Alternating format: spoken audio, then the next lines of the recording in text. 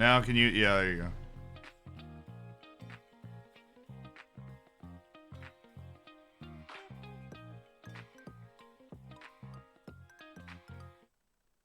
All right, now we're good. Yeah, the game is on, by the way. I just need to... It's a minute 12 in. It started while we were live, but... Need to make sure we get this... let's get the clock up first. Sorry, I went to sleep like right when I got home and just woke up. That 2 hours of sleep to make sure that the live stream stuff was ready. Completely caught up to me.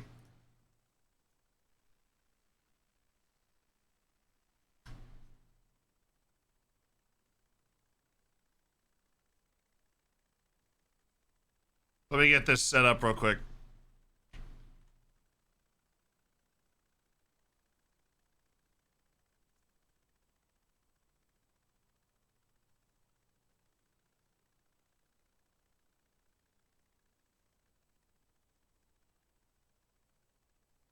So, what are your guys' predictions for this game? You gotta have a day off? No. I need to go to sleep that early one more time and I'll feel absolutely fantastic. What's the game? My sincerest apologies. It is being set up right now. You got Australia winning 1-0. I've got Tunisia winning this, actually. I've got a Tunisia 1-0. That or a 0-0, but a 0-0 helps nobody. I think somebody's going to score a goal in this game. I've got Tunisia going 1-0. That's the wrong side. Oop.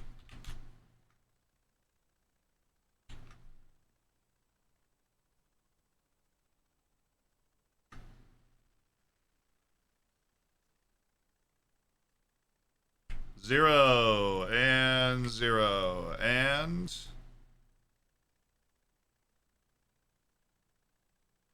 get rid of that and get rid of that. Awesome. Got that. I'll get the group set up next.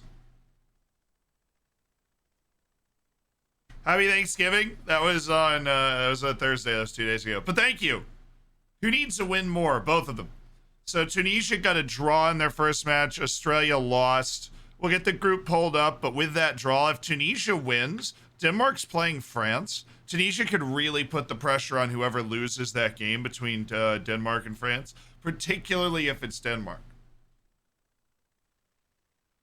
Now, Australia is essentially eliminated if it does not win this game. So, unless you back Australia to go pick up a win against Denmark, you know. Ready for Tunisia to qualify? Their draw against Denmark has opened the door, you know, because they have France in their last game. So Tunisia desperately needs 3 points to make it spicy before they play against France. And Australia could maybe test Denmark, but I don't know if you'd want to rely on that if you're Australia. You want to maybe just have to go in there and get a draw. Craig Goodwin. That's not a bad ball. Bill Moy just got hacked. That's a foul. That's a foul.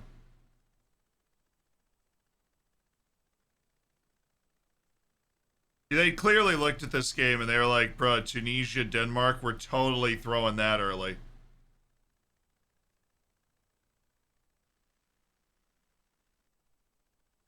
What a waste. This will probably be the best game of the day.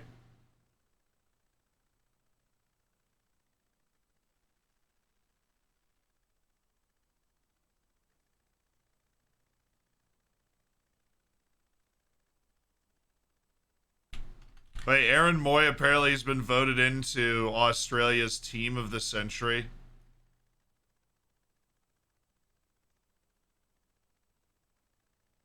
Respect.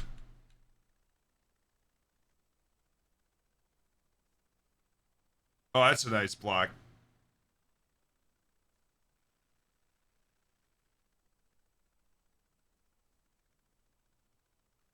The flag's not on point today. We'll do that at halftime. Although tomorrow I am confident finally that we will be able to do this before the game actually starts. I guess we'll finally be well rested tomorrow, having caught up from the 2 hours of sleep that nearly ended us yesterday.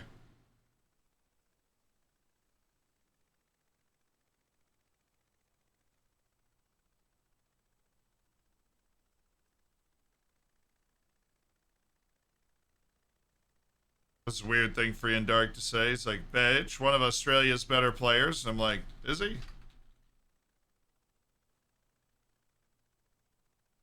Is he, though? Is he one of Australia's better players?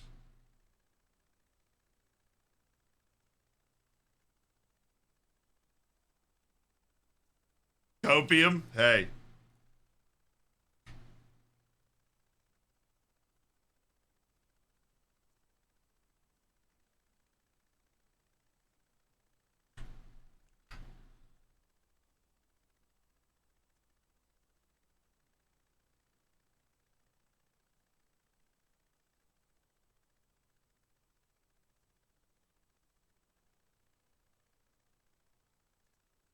The Tunisian fans are... If Tunisia's gonna pull something off, it's because their fans are outrageous.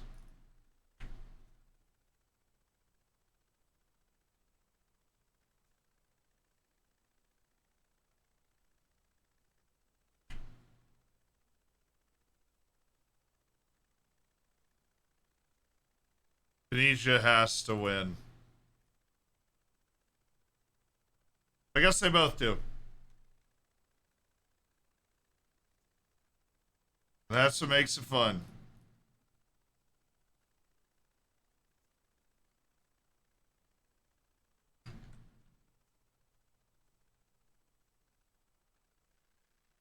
There you go. That's what the matchup is.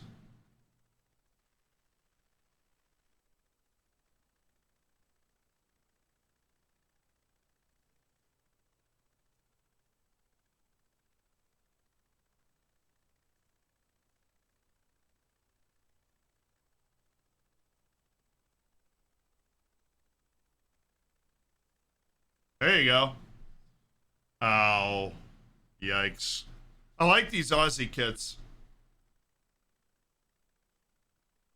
Do I play FIFA? Not a lot, honestly. Not a lot. I have played FIFA before, obviously. I've probably put thousands of hours into FIFA, but I don't play it a lot.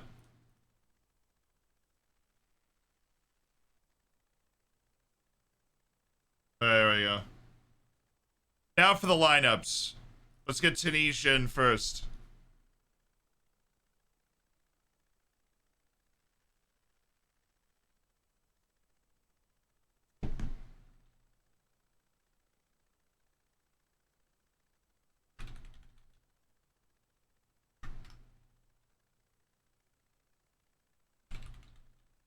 What if Australia beat a team that Denmark failed to beat? How does that change my opinion of all these teams?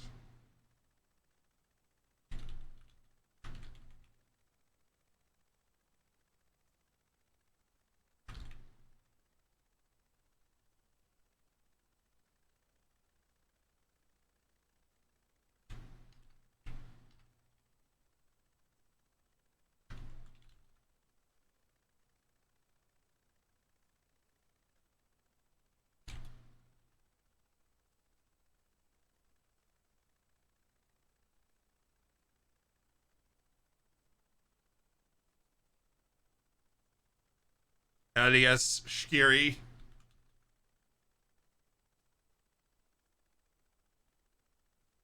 Mohammed Drager. You didn't come home for the holidays, and I'm mad about it. You're right, I did not. I'm going home for Christmas, but the World Cup was going on during Thanksgiving. There was no opportunity to go home. If you don't see all of your head, I am going to move in a second. Although I appreciate your concern about being able to see all of my head. Now, all of my... it is glorious, and you deserve to see it in all of its beauty. But after sleeping 3 hours yesterday, I slept for about 12 last night and miraculously woke up just in time for this. But we gotta we gotta get the lineups in. In order to do that, I have to sit here for a second. But once it's done, we will move back to our normal watching area. You don't hit me up, I'll fight you. That checks out. I do believe you. What are you doing awake right now? You stay up?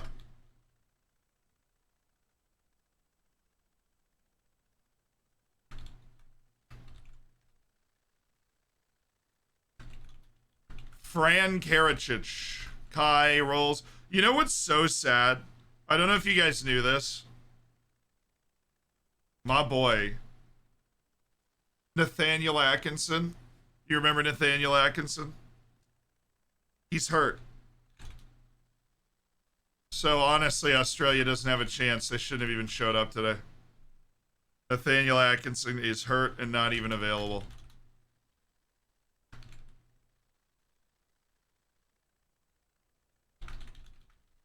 I know.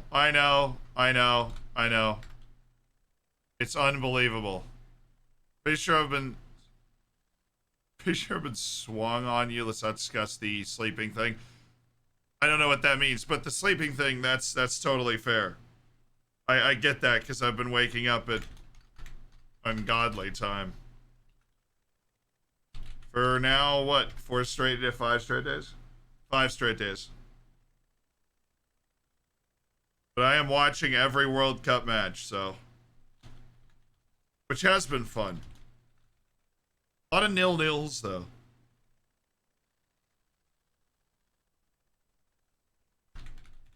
You spelt Matt Leckie wrong? Oh, I did. Yeah. That's a typo. My bad. Nice catch. Anybody else that I typed the wrong letter that I was obviously not trying to type? Craig Goodwin. World Cup goal scorer, Craig Goodwin. I think we're good. Was that the 5th 0-0? Yes.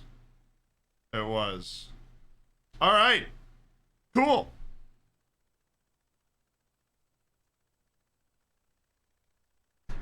All right. And we will get the scarves fixed up later. Okay. Let's watch some World Cup matches. Get this screen all the way out here. I'm so close. Don't do anything yet, please. Oh, no, I paused it. Oh.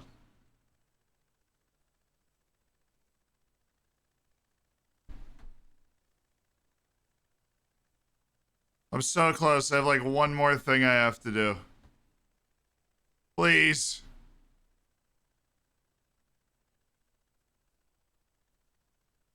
All right, guys, I've got chat up. I've got the game up. Everything's updated. Clock is accurate. Oh, these things are such different sizes. Oh, that'll annoy me. Australia, fancying themselves. They're fancying themselves a little Iceland.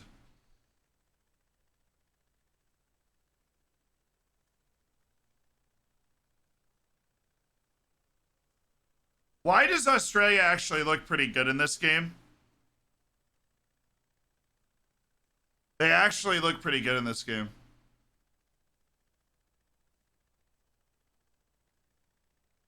This will be the 6-0. No, both these teams have to win this game. Both these teams have to win. There's going to be goals in this game. Cosby's not playing. No, apparently he's not the guy. I was just wrong. Oh, forgot the player to watch.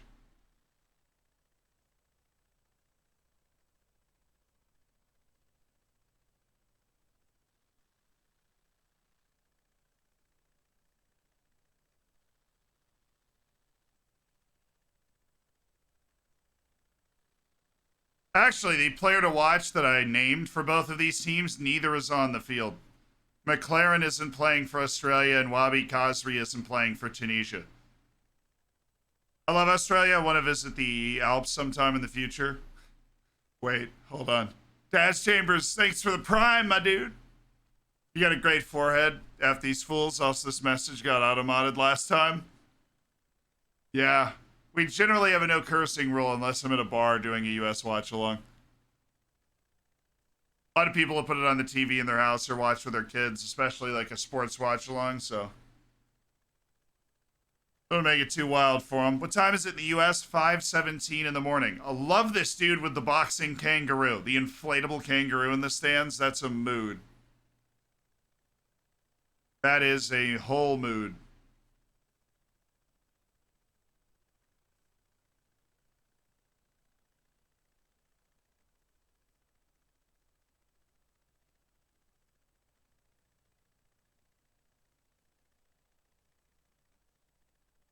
In Australia, it's 8:20, so it's prime time for us down here. That's awesome.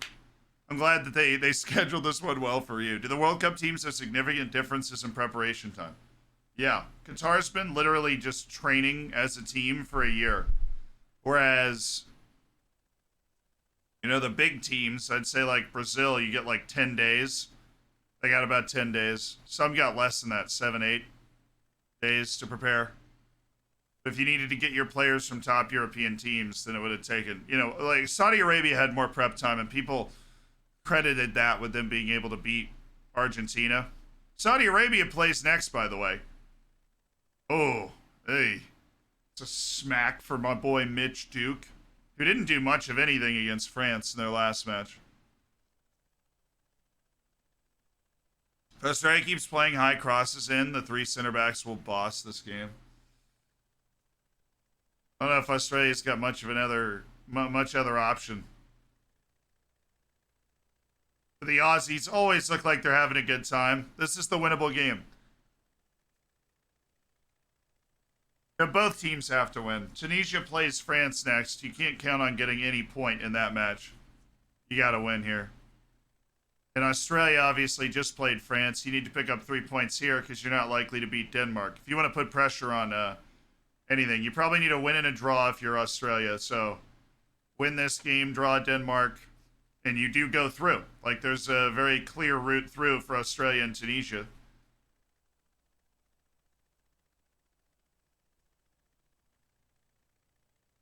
Bye. Tunisia doesn't look as good as they did against Denmark, honestly.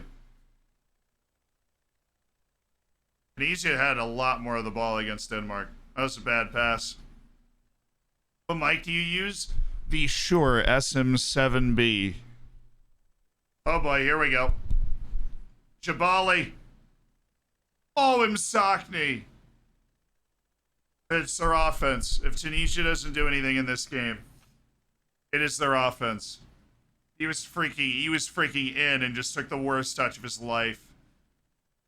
Just atrocious.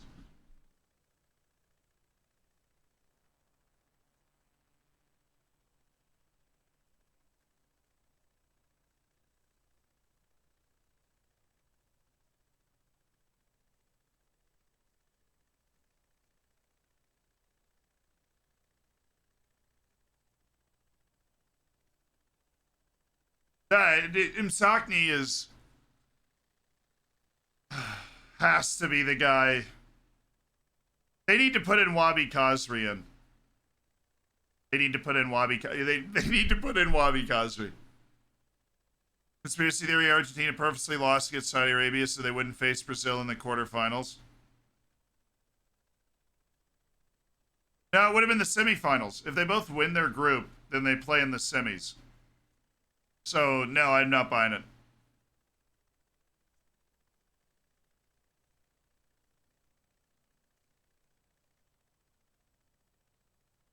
Despite the U.S. performance last night, something about the Iran game worries you. It's how well they played against Wales. That's what's worrying you.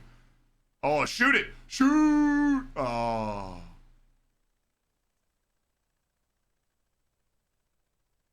No Mohamed Drager. Yeah, no McLaren and no Mobile in a must-win game is wild. Or Garang Kuol. Australia doesn't have Kuol, Mobile, or McLaren on the field. Like, they just went with the same team. Kazri can make the final pass and he can finish as well. Like, he can make the final pass and he can finish.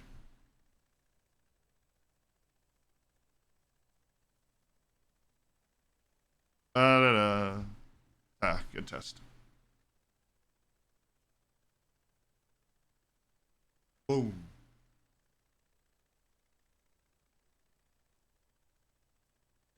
U.S. match was the most awesome 0-0 I've seen in a while. I think a lot of neutrals found it pretty boring. But for me personally, it was really engaging, and I thought we played really well. I was really impressed with the way that we played.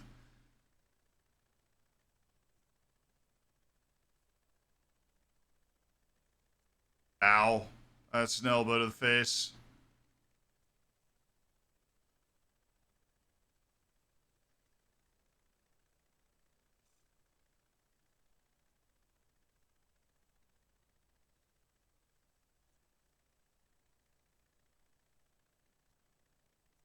Bar I was at for, yeah, I know, we were, the bar I was at for the game that I took you guys to was fantastic for the game. He's my favorite U.S. player. Tyler Adams was the best one in that game. He was all over it.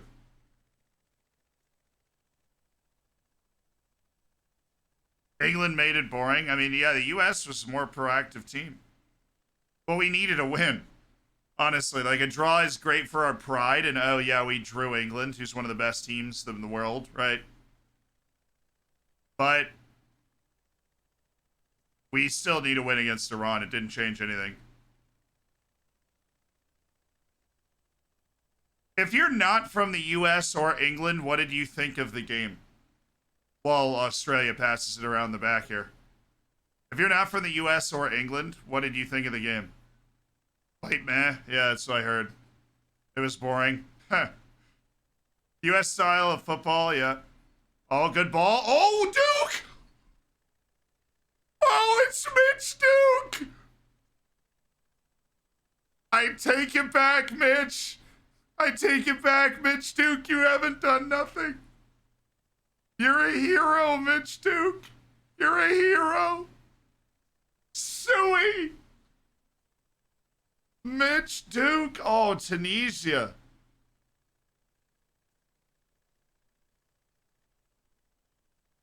I put 1-0 Tunisia. I didn't think Australia was going to... Dude, Australia is...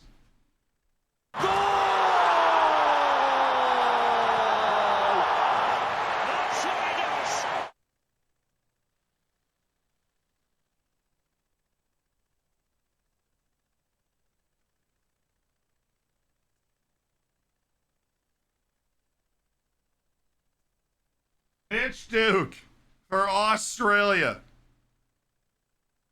Oh, a deflection. That's a great header. That is a stupid header.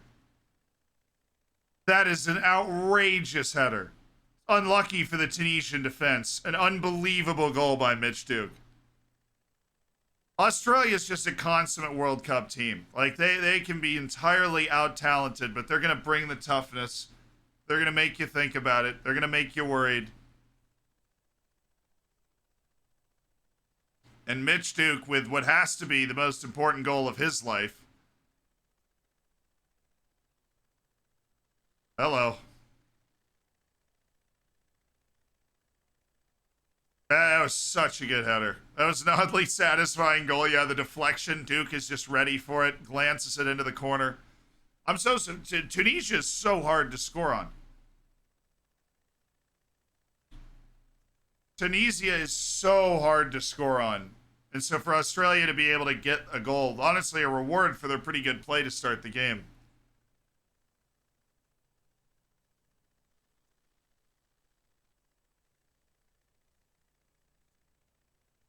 Okay, that little kid is cute. Doing the same thing as Duke.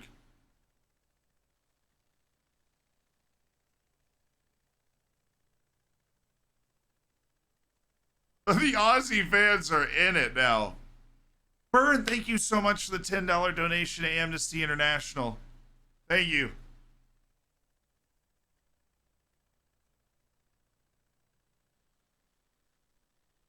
Now, I know the cross was deflected. That's why I said it was unlucky for the Tunisian defense. But Burn, thank you so much for donating to Amnesty International. I always forget what corner it's in. Dude, check that out.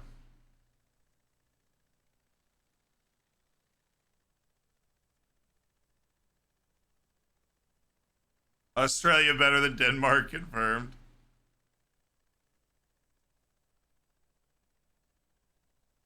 I mean, if that's true, then Australia's through to the knockouts because they played Denmark in the last game. Oh, that was a good ball, too.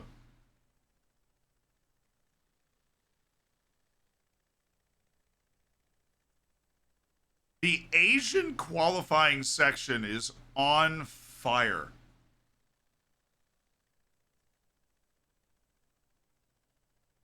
If Australia wins this game, there's only one Asian team without a win, and it's South Korea, who went out and drew its opening match against Uruguay.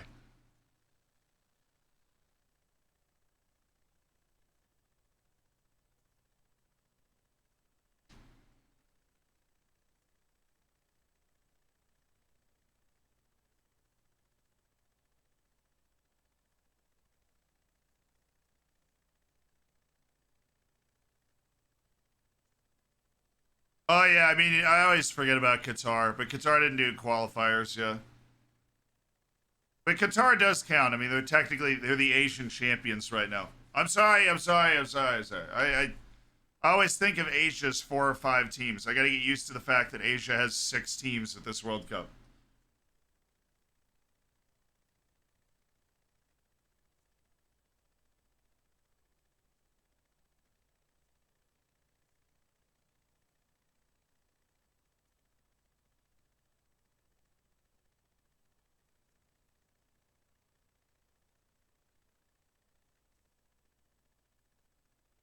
Ow, that hurts.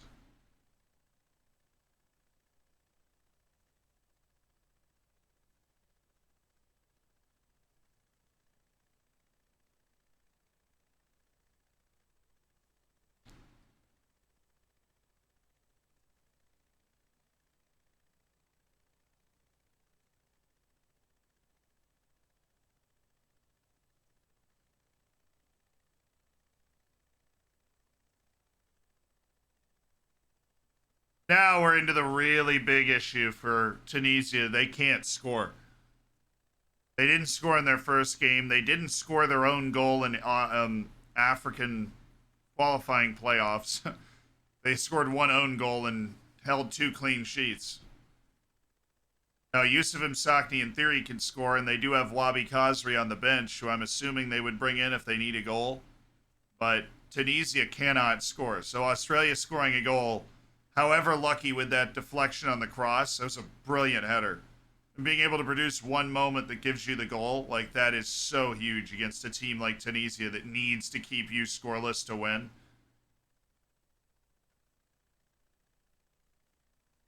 You look fed up? No, honestly, I think this is the outside of Argentina, Saudi Arabia, this is the earliest that somebody has scored in a 5 a.m. match. I'm actually not tired. I went to sleep at like 6 p.m. and woke up at 4:30 today, and then didn't get out of bed until 4:55, so I couldn't drag myself out. But that was because of the residual because I'd slept 2 hours before yesterday because I had to stay up and all these different things were breaking that I had to get fixed. Yeah. But starting tomorrow, I think I'm going to be fabulously well rested, which I'm excited for.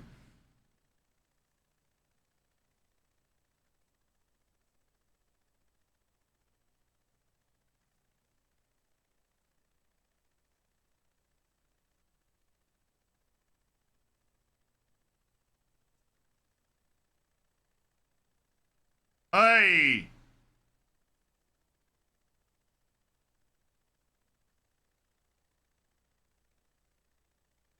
Tunisia's still rattled going for useless long balls. They need to cool it a bit. Tunisia doesn't know how to build an attack. I mean, it's clear.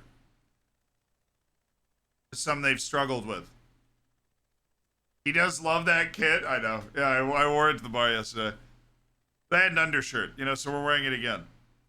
What Aussie players do you rate? Like, I think Matthew Leckie is the best Australian player still. But that goal by Mitch Duke, I did not know he was capable of a goal of that quality.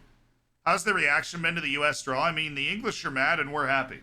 But other than the fact that the draw is fun for us, it doesn't really change what we need. But we still just have to go beat Iran.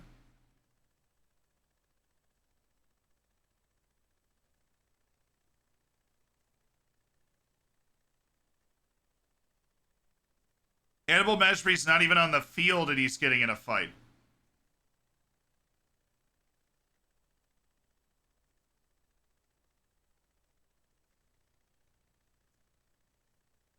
Mitch Duke was about to fight Hannibal Mejbri, dude.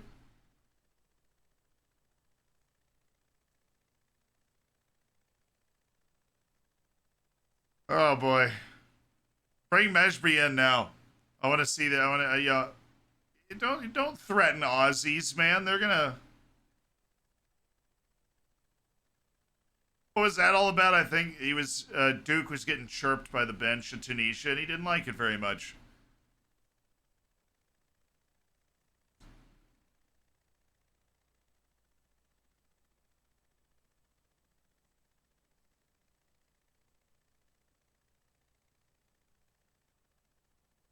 Hannibal is still on Man United, yeah. He is.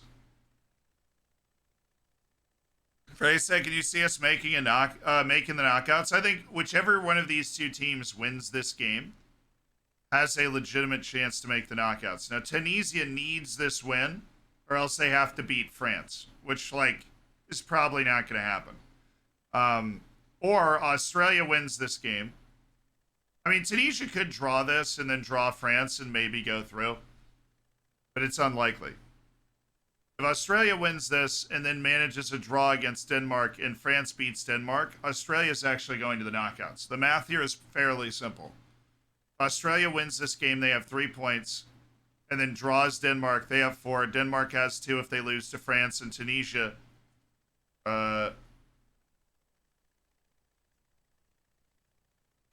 Tunisia would likely have 1 because they would probably lose to France.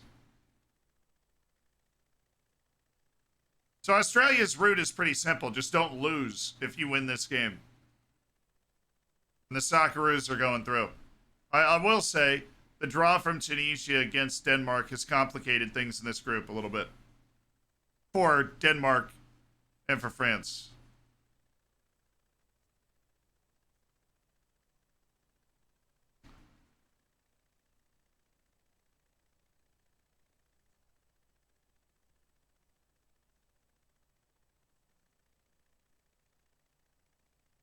As a Dane, I really hope that doesn't happen. I mean, obviously, I'm just saying.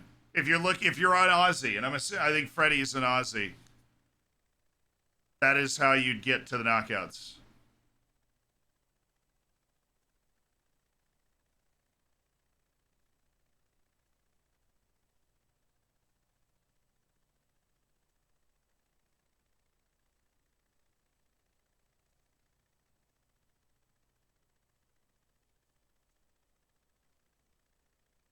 Denmark's record this year against France is 2 wins in 2 games. Yeah. The interesting thing is, if Australia wins this game and Denmark draws France, a huge result, Denmark is in this exact same position the United States is in. They still have to go and win their last game to go through. It doesn't matter if they draw France. Denmark would have to win against France for it to matter. Oh, that's a foul. Oh, that was yeah, advantage. Okay.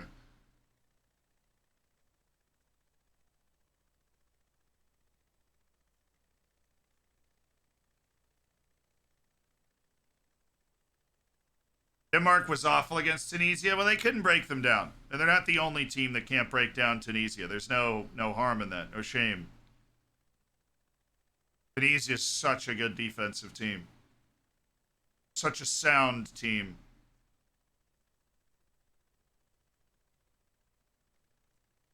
Can't see it, but Australia in the knockouts would be cool. I think they've made it one other time. Australia's a very weird team when it comes to their national team. Australia has made 5 straight World Cups, but they've needed the Intercontinental Playoff to make it 3 out of those 5 times. So, Australia never qualifies convincingly. They never have a particularly good team. But they've never been shut out. There was some stat, they've always gotten, at least a point. They always find a way to annoy somebody. That header is so good from Mitch, dude. Yeah, no, Australia has made the knockouts one time. I knew that from the preview video.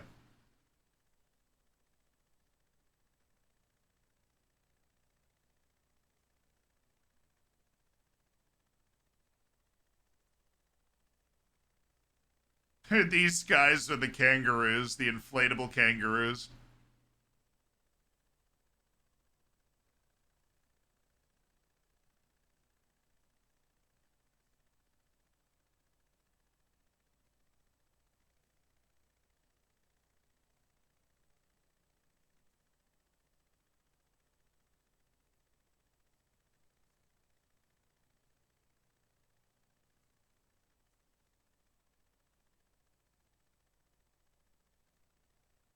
There you go, Lecky. That was a nice touch. Oh, well. Huh. Or not.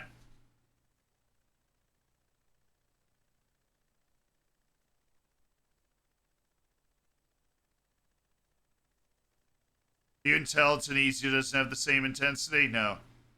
I mean, second game, Australia's certainly not the big brand. They would have thought they were going to win this.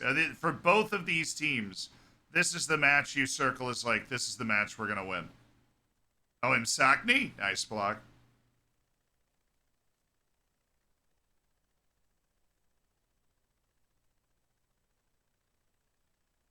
All right, my clock's a little off. Let me see if I can fix it.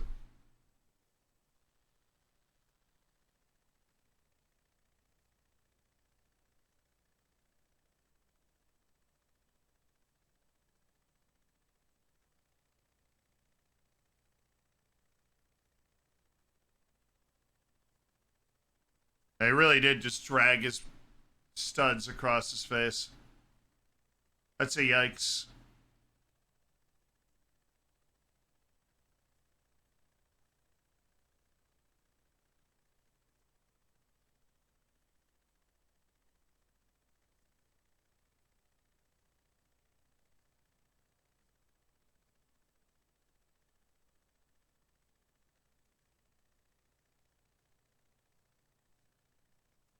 No, the clock doesn't tick too fast. It's off because I accidentally refreshed the game a little while ago. It's off by like a second and a half.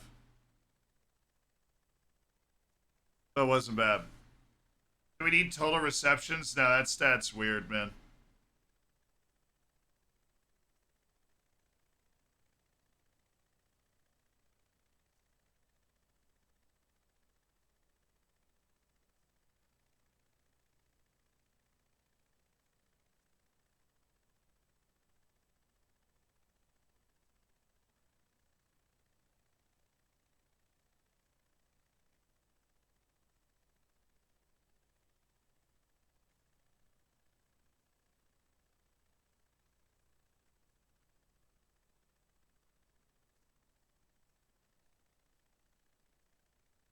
How do I feel about US England?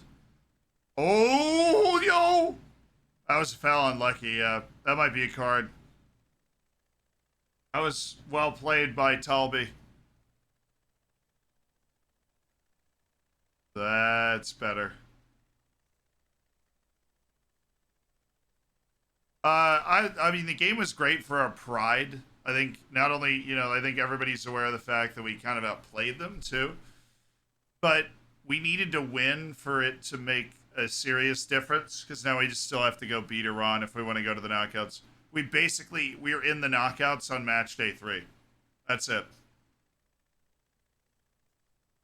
Oh. Oh. Oh, Jabali. Somebody shoot. Oh, there it is. Oh, what a block by Harry Suter. Oh, Suter.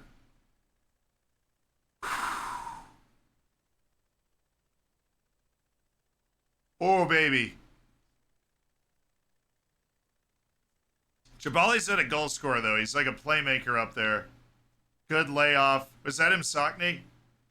Gotta get... Oh, that was Sleety. Gotta get this ball up. Gotta get that ball up. Up in the air. Away from Suter. Throwing his body around. Getting in the way. Mad lad. It's a fabulous block by Harry Suter. Oh, that's easy, Matt. Easy, Matt. Oh. They call the foul or not? Okay, they called the foul.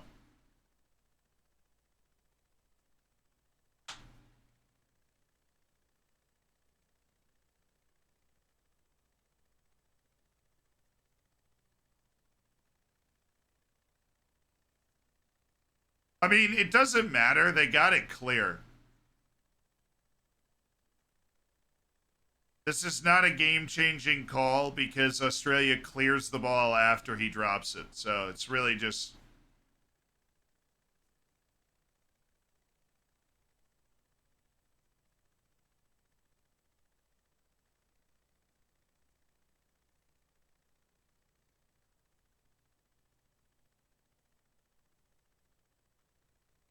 Oh! What was that from Duke? That was like the most flexible ball over the head I've ever seen from Mitch Duke. I mean, that was a yoga move.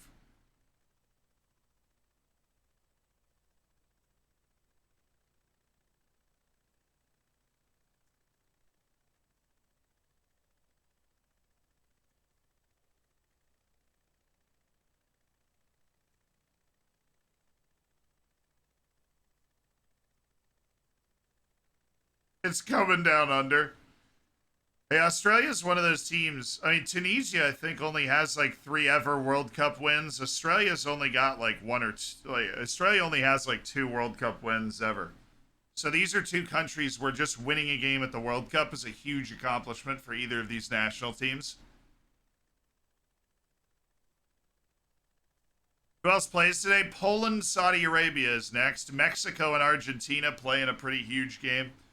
And the other match in this group is Denmark, France, which is obviously great. The afternoon games are Argentina, Mexico, and Denmark, France. Those are going to be fabulous. Saudi Arabia and Poland is... I mean, if Saudi Arabia can find a way to get 3 points there, they're like going through to the next round. So, oh, that was really simple for Damen.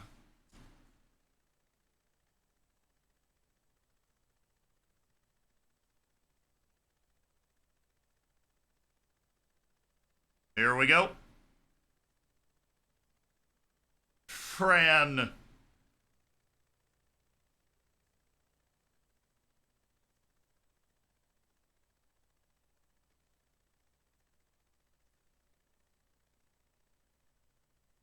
Oh.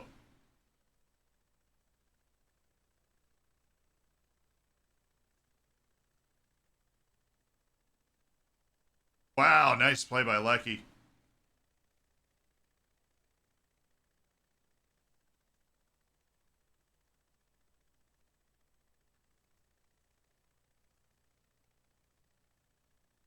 That was such a bad clearance to tee that up for Karacic.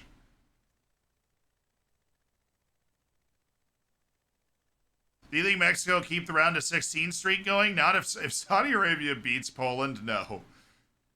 Because then the group is an absolute mess. But Saudi Arabia beating Poland is weirdly actually good for Argentina. If Saudi Arabia beats Poland and Argentina wins against Mexico, Argentina controls its own destiny with a match to go.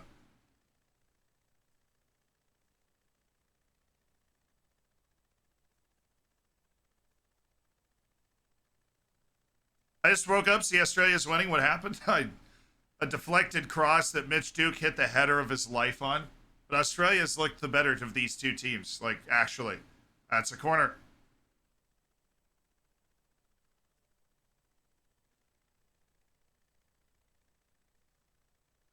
Yeah, this is more fun. Well, 2 of Poland, Mexico, and Argentina are going home if Saudi Arabia wins today.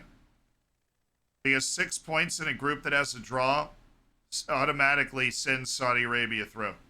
Like, mathematically. There's no chance that Saudi Arabia gets eliminated with 6 points.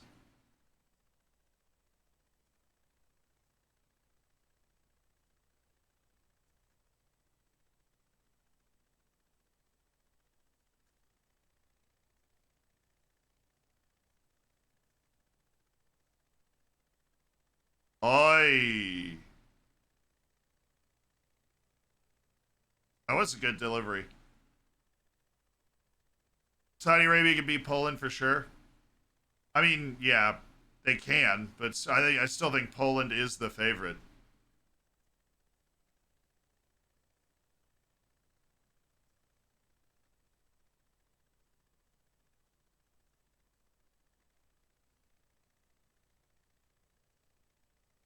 Dude, do you hear it? If you're watching the U.S. broadcast, you just heard that story. Fran Karacic Fran Karacic, his dad is Australian. He was born in Croatia. He's literally the Australian Ben Brereton Diaz because he goes and starts playing for Australia. His first time ever going to Australia is when he makes his home debut for the national team. Those stories are hilarious to me. He like barely speaks English. He's trying to learn English so that he can relate to his teammates better on the national team.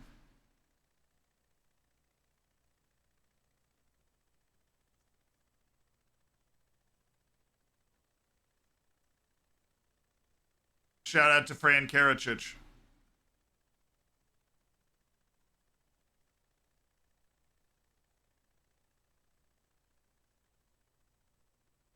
All right, Tunisia. Yeah, and nobody knows Ben Brereton Diaz's story. They like figured out he was nice pass. Oh, Sockney.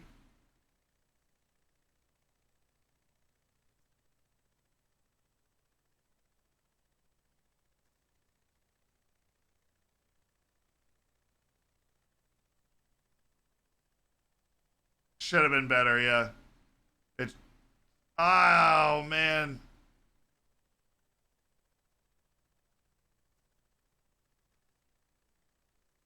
That's their best chance. And that's their captain, their star. That's the guy that has to put that ball in the net.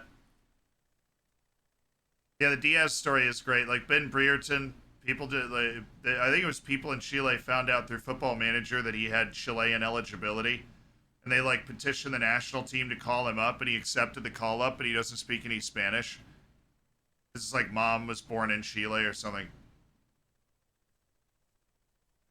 That's more XG than a goal. Wouldn't go that far, but it's definitely like a .4 XG sort of play. All he had to, I mean, Matt Ryan wasn't moving. He hit it too hard. All he has to do is put that ball inside the post instead of the outside. That's an insane story. And then Ben Brereton Diaz becomes like Chile's new star striker in qualifying. It was wild. But they're saying Fran Karacic was pretty similar to that. He doesn't really speak English. He'd never been to Australia until he made his home debut, but his dad was born in Australia.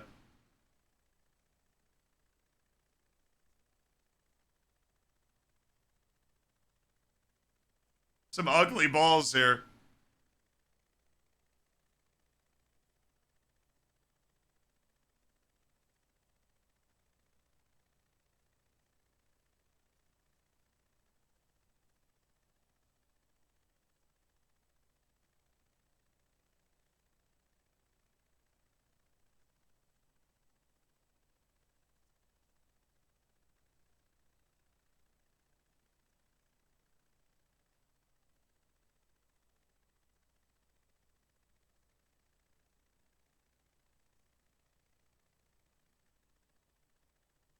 You get any sleep during this guy? I actually got a lot of sleep last night.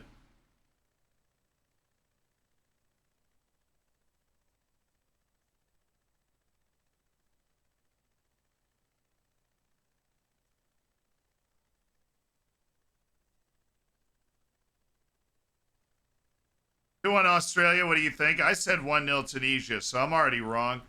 I think at this point, though, I think Australia wins this game. They're playing better than Tunisia. Tunisia just started to open up chances those last 10 minutes, but halftime.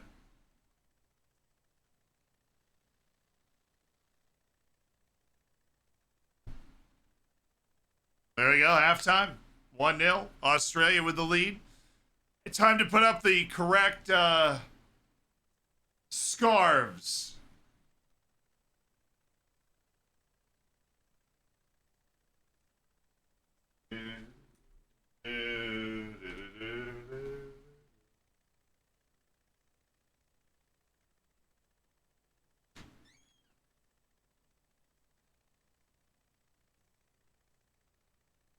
Okay, the lady that does the Fox stuff literally just said Robert Levin. She said Lewandowski. Tell me how awful that is. She said it all tournament, and nobody's been like, "Hey, it's a V. Just pretend it's a V. You'll be all right. Just pretend it is a V."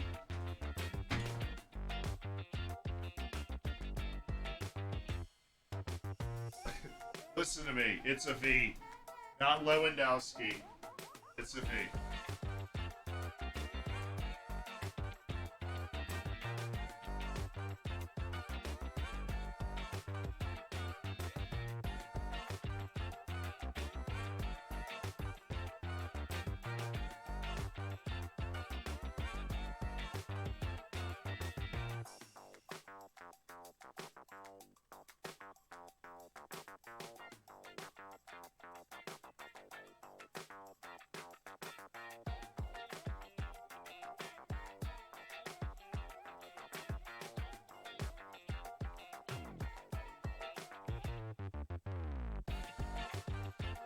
Mexico, got it. Argentina. Denmark. Saudi Arabia. Asia.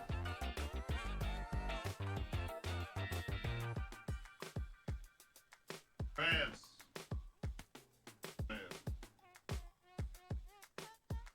Poland.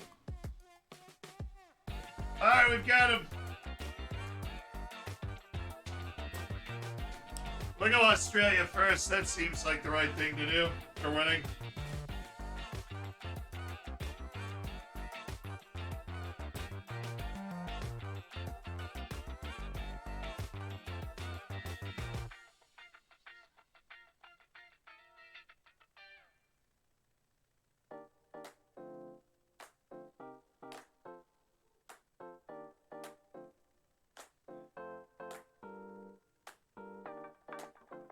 Australia. Tunisia. It's about to be a very disappointing day for Tunisia, I think. Such promise after drawing against Denmark.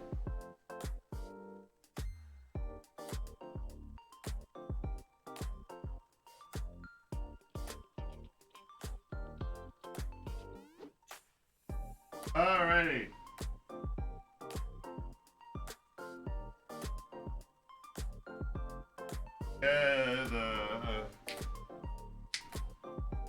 Hey you.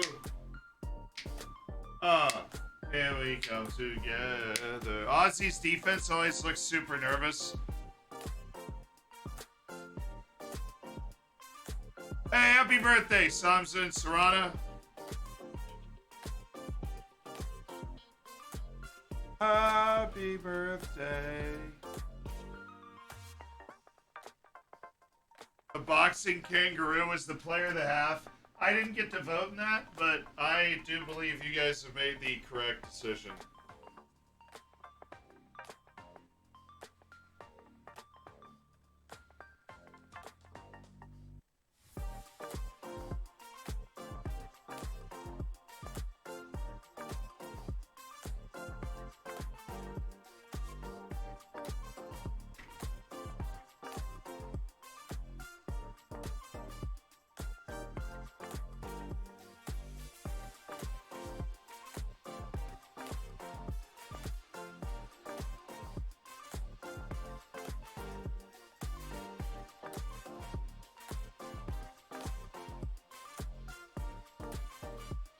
Saudi Arabia. There you go.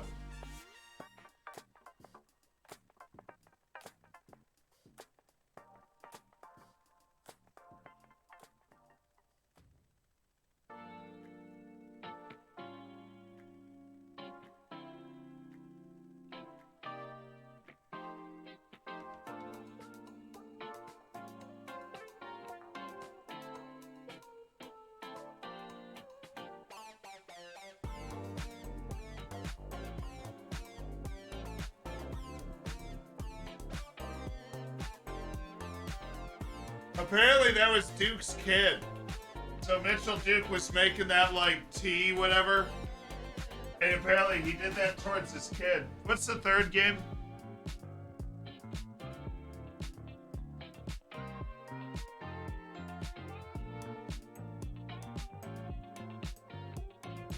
France, Denmark is next.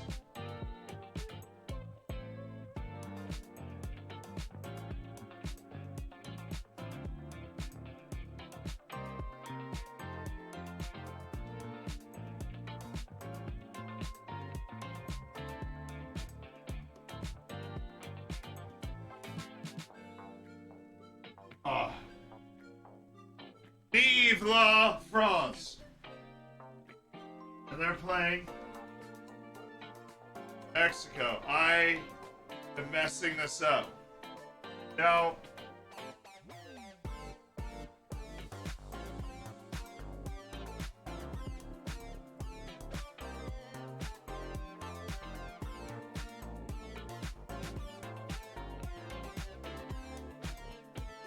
Don't say anything.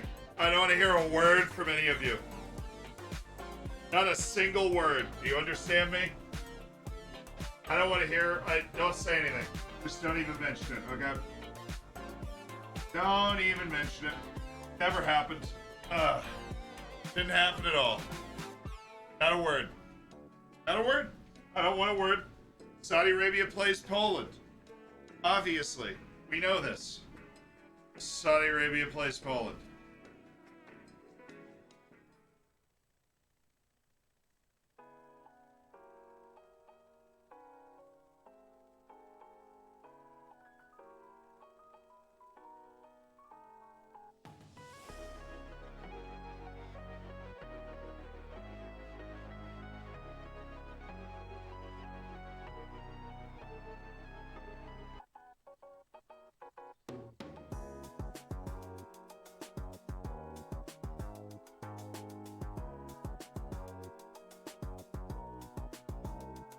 Good.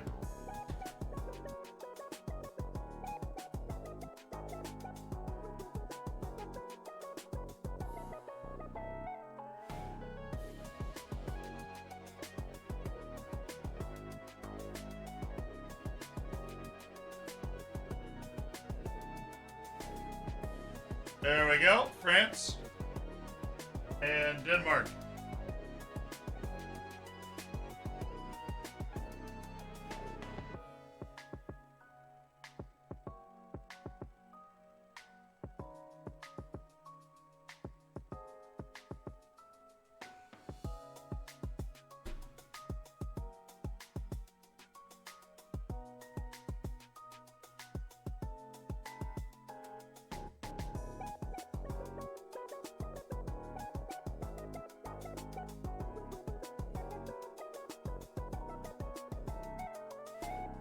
Denmark.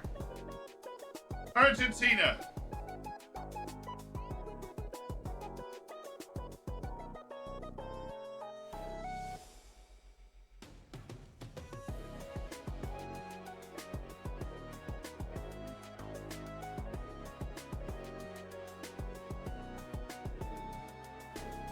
All right.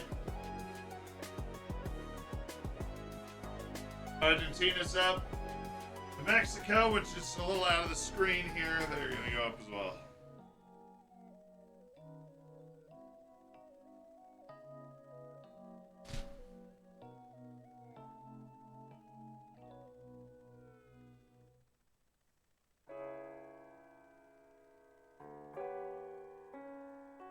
Avatar? Really? I like Avatar. Avatar's pretty solid.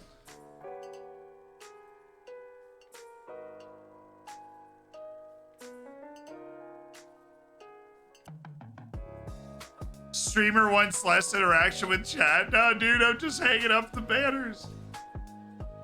That's all I'm doing. I was just hanging up the banners, man. It's a lot of green and red. Yeah, I know. Very much Australia, Tunisia, Saudi Arabia, Poland, France. How dare they not have a green flag in Denmark? Argentina and Mexico's off. Off that. Should probably get some water before we get into the rest of this. I'm gonna do that. Everybody get hydrated, get to the bathroom. We're coming back. Gonna have the game on in a sec.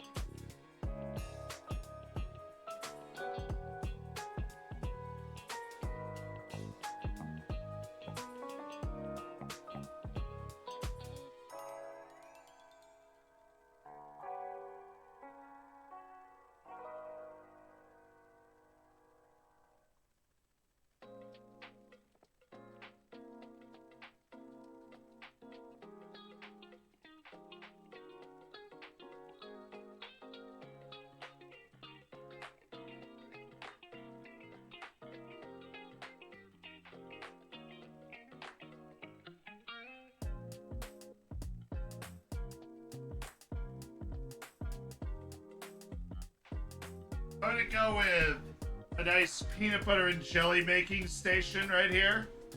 Oh yeah, you're jealous. I can tell you're jealous. A little peanut butter and jelly making station. What is this hair sticking out right now? There we go.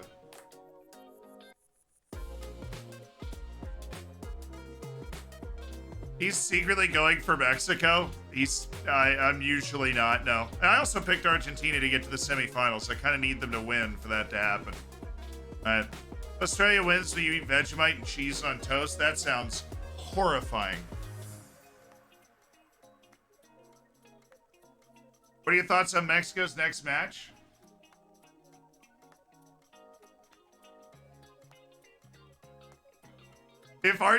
Mathematically speaking, if Argentina lose, they're out of the World Cup, which is interesting.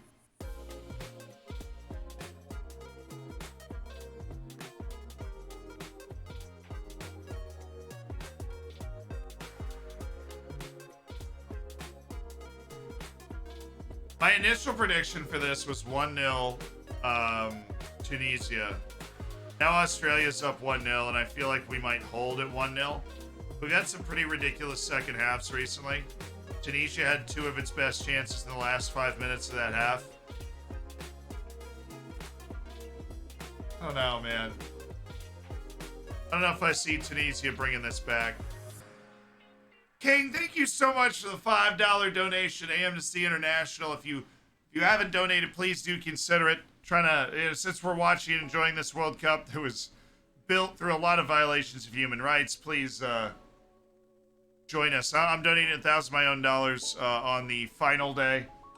The World Cup final day, I'll be donating $1,000 of my own dollars to Amnesty International as well. But obviously appreciate everybody that has donated to a very good human rights organization. How do you donate? Should be available on like the Twitch overlay thing. I think they use PayPal. I don't even touch the money either. Twitch takes it and hands it straight to Amnesty, so there's no like, if that's a concern that you have. So one of the better ways to do it on the internet.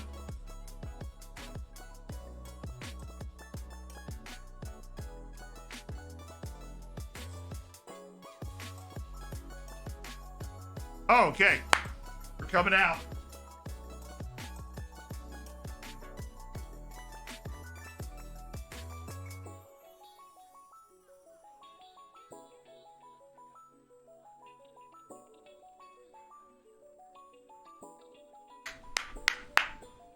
Oh, a little substitution action? Okay.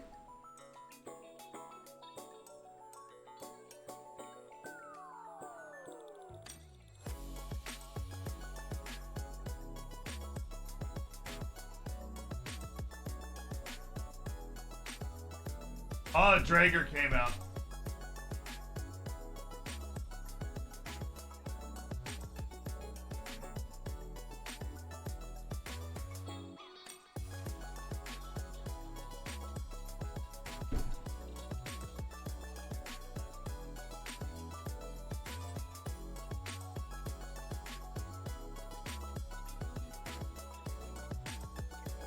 For Johnny Saucy, and we just kicked off as well.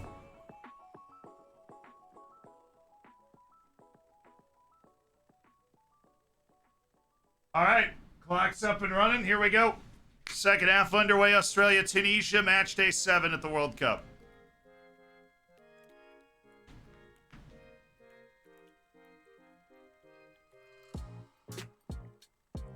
Andro, thank you so much for 10 gifted subs. Look at Andro throwing down 10 gifted subs. Andro, thanks for making 10 people's days, kicking it off strong for the Aussies here in this second half. Appreciate your content, bro. I appreciate you making 10 people's days. That was very kind of you. Oh, music. Right. Sorry. Ah. Hi, Andro. That was awesome.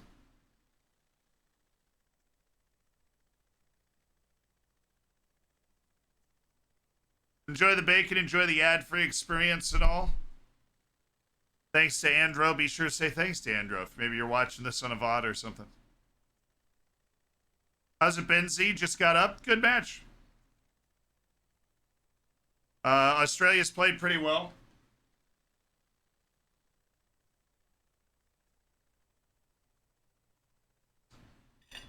All right, I've got my water. I've got a peanut butter and jelly making station that I have brought from the kitchen. I will be making peanut butter and jelly foldovers as a snack. Just go for Mexico next game. Mexico actually doesn't play until 2. They play in the last game. So, you know, I do root for the underdog. I do root for chaos, so I could find myself, especially if Mexico's hanging around, I could find myself hoping Mexico just ends Lionel Messi. But it'd be like...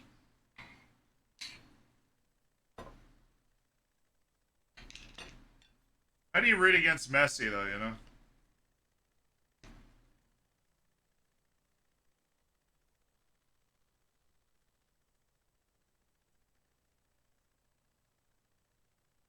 So this is the first time that Australia's ever had a halftime lead at the World Cup.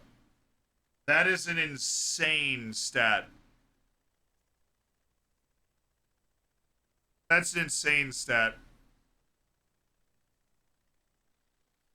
Iran got the first World Cup win yesterday. It was like 99th minute. That's not their first World Cup win.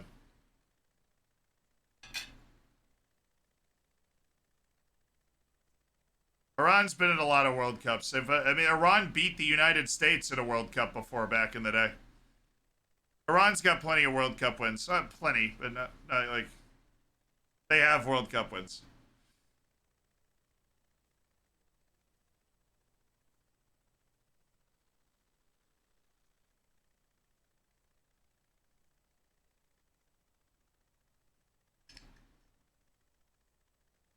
Asia's just the best qualifying nation, dude. Best continent, Asia. Oh, there we go. That's good stuff.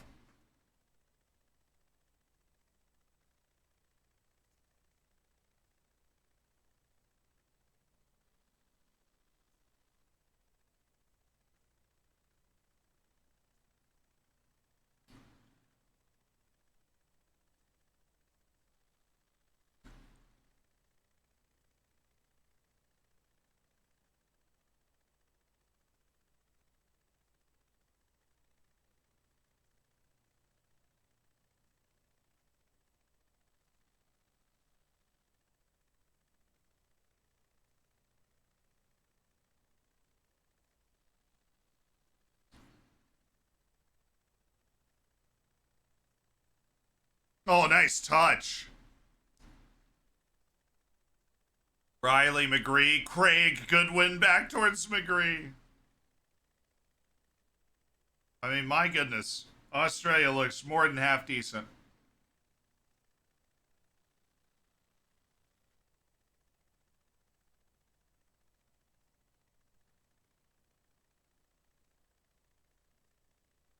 Why do I get a feeling Wales would beat England? That'd be so fun.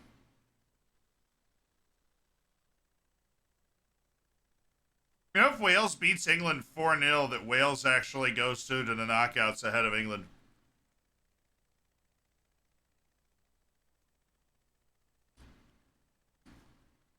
We got next stage, like next match. I've got a draw between Poland and Saudi Arabia. I would pick against Saudi Arabia, but clearly they're a lot better than I thought they were.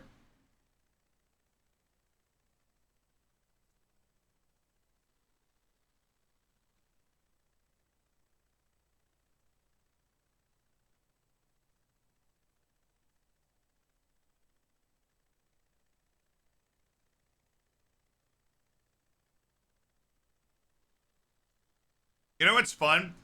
I'm rooting for Wales so hard because if Wales beats England and we beat Iran, we win the group. So come on, Wales.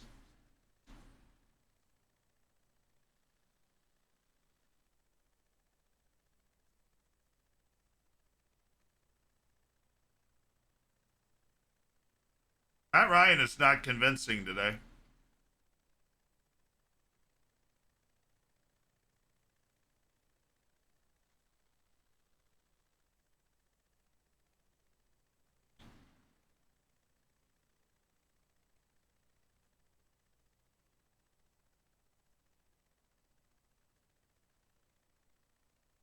This match is like a fever dream. Why, Lazarus? I'm quite enjoying this match. I think these are two teams that aren't normally able to play with this amount of freedom at a World Cup. And then playing each other gives them that chance. I knew this was going to be a very important game for both of these teams. Right when we were going through the draw the first time. This was such an obvious swing game. Like, if one of these two teams is going to make the knockouts, they have to win this game. Yo, what's going on?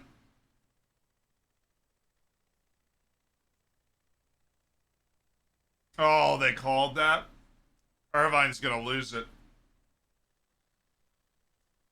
Oh, he took it. Oh! Did the referee blow that back? Oh, he blew it back. Okay. They tried to play it quickly, and honestly, Imsakni's lucky the referee blew that back because he absolutely bungled that. Enthusiastically bungled that.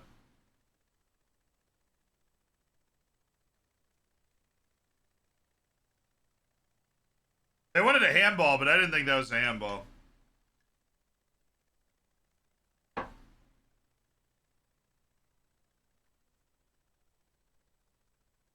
Second peanut butter and jelly fold over acquired.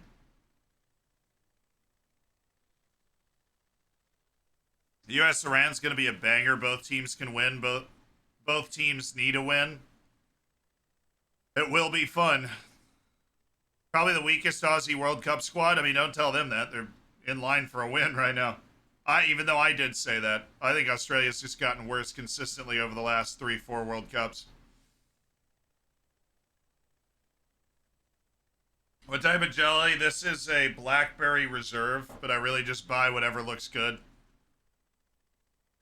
How's Irvine playing? Haven't mentioned him too much, which is weird. I feel like if Australia's doing well, I should be mentioning Jackson Irvine more. Ooh.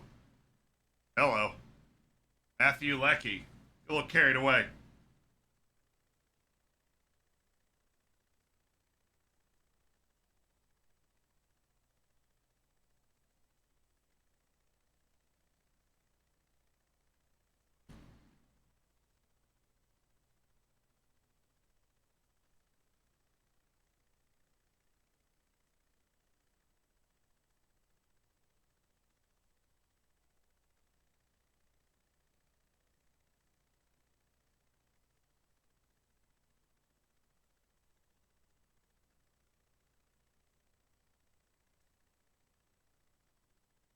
You think Tunisia can get a comeback? Look, Tunisia's strength is you can't score on them. Tunisia's weakness is you can't score. Once Australia scored, this whole game changed. Tunisia maybe gets one goal, but they struggle so much scoring.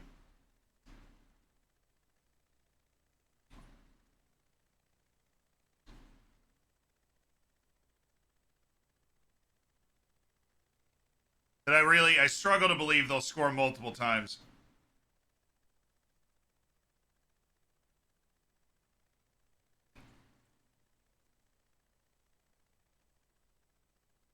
Sounds like Z at the bar.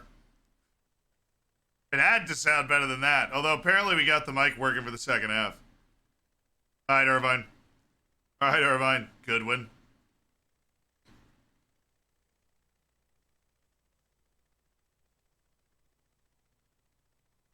That was a good ball.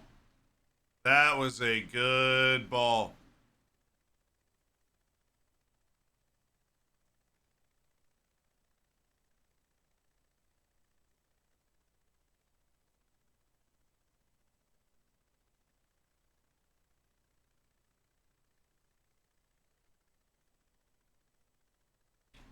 How's the game been going?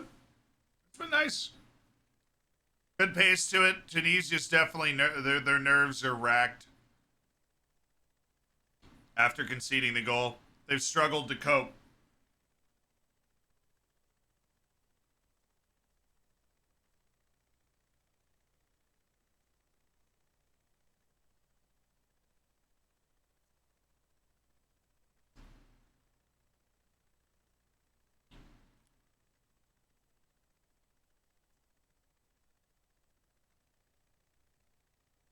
Oh, nice ball. Wow.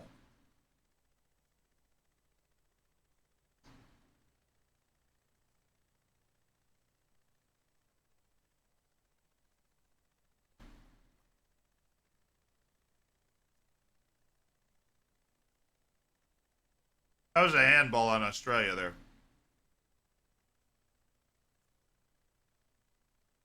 Oh, offside. Yep.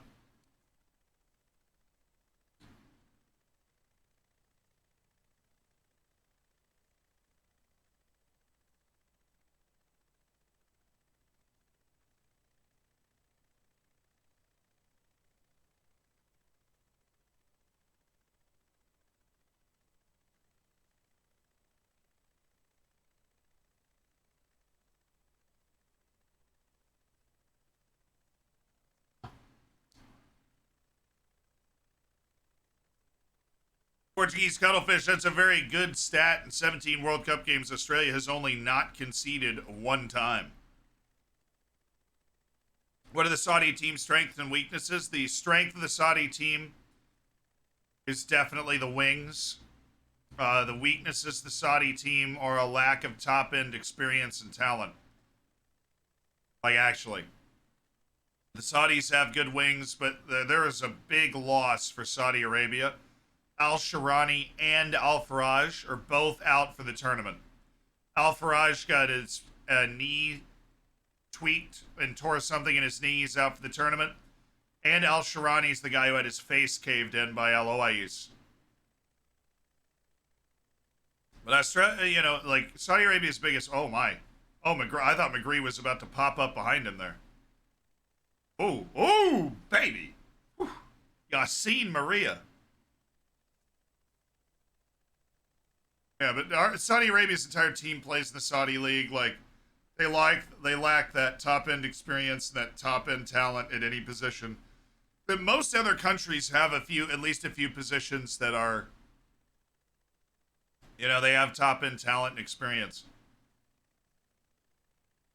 Australia's not one of them, though. I mean, Australia, I said, was arguably the weakest team at this tournament. They you know, obviously struggled to cope with France, but they've done themselves very proud in this game. Oh, nice cut. Nice cut, Ali Abdi. Okay. Oh, Matt Ryan. That was weird.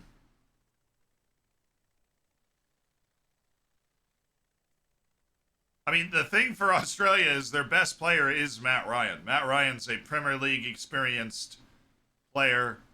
The rest of their team is a random assemblage of second tier leagues from Scotland to Croatia to the Championship. I mean, they've got like a player from Burton Albion in their team. This is not your dad's Australia, where they had a couple of really high-profile players. They don't really have those guys anymore. But obviously, they can still play. Oh, good one. Terrible giveaway.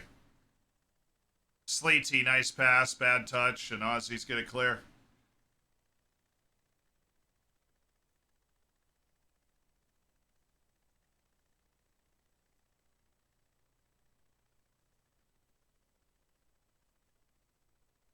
Moy was a quality Premier League player. Yeah, I know. A while ago.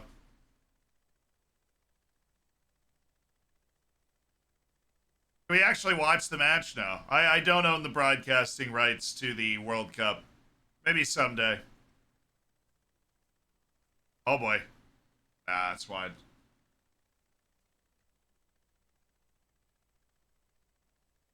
But the strengths and weaknesses of this Australian team are like the strength for Australia is World Cup experience and toughness. And I think we're seeing that here. Like, we're totally seeing that in this match. Australia's been to 5 straight World Cups. So even though their team is deteriorating talent-wise, the guys that are there have been there before. They've gone through the wars before. They know the entire experience. They know what it takes. They hung with France at the last World Cup, right? They made the last World Cup very interesting. The issue for Australia is that their talent pool has just deteriorated. They just don't have the guys. They don't have enough dudes to really do something. Hey Andrew, thank you so much for the gifted sub, by the way. Andrew's gifted 11 subs this morning.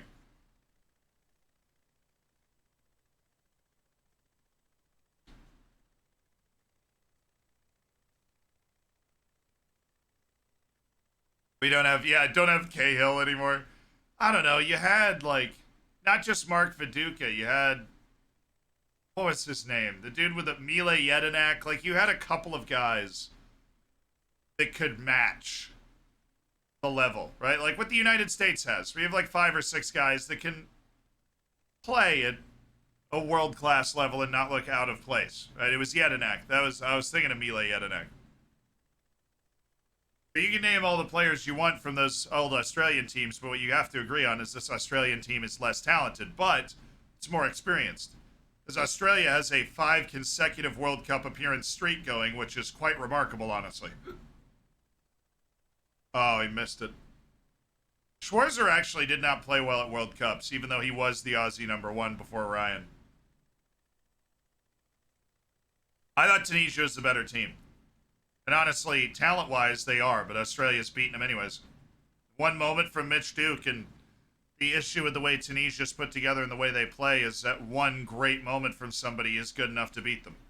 Oh, that's a tough call on McGree.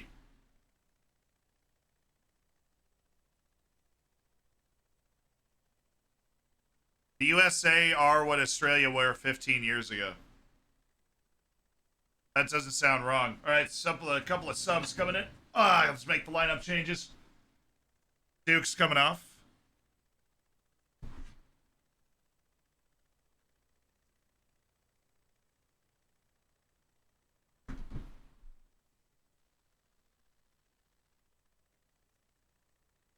So Hristich is coming in.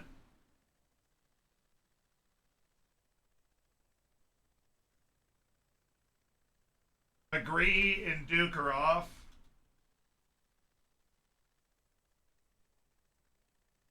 Aiden Hristich in. Oh, and my boy Jamie McLaren. There's actually my player to watch, so I'm going to change the...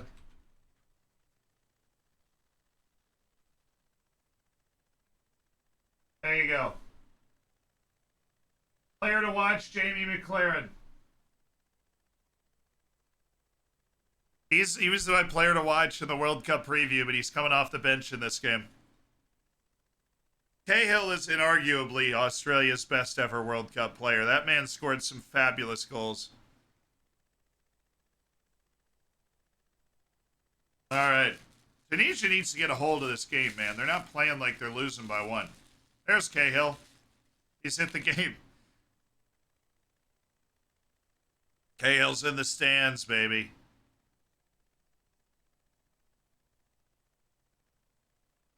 Hristich, if you're looking for a player that delivers the flair for Australia, honestly, I feel like Australia doesn't start its best players a lot of the time. Because they have Awer Mabil and Gurong Kwol and Aiden Hristich. There he is! Australia be very afraid. Because the Eagles of Carthage are about to use their secret weapon, Wabi Kazri. My player to watch for Tunisia and the guy that just always scores the big goals for them.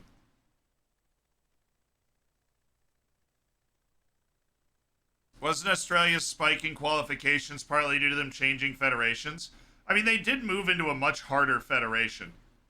And their first, like, Australia's qualified every time they've qualified out of Asia. They've qualified out of Asia 4 times now. The first qualification of the run was out of Oceania, but Australia dominated Oceania. The thing about Asia is it has automatic qualifying spots, but it's obviously harder to qualify out of there. But Asia does have automatic spots. The funny thing is Australia doesn't even use them. Australia, the last 2 World Cups, has gone through the international playoff anyways, and in Asia, they've actually added an extra round. So Australia's had to go through the Asian playoff and the Intercontinental playoff for each of the last 2 World Cup qualifying runs. And they've made it work. They beat Peru, who is objectively the better team, to get to this World Cup. They beat them on pens, thanks to Redmayne in goal. So Australia's wild. That's why I said they're just a weird national team, because they're on a great streak of making the World Cup, but...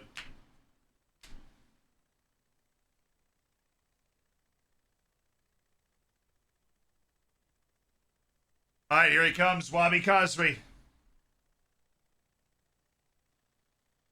Lyduni's coming off. This is a very offensive sub.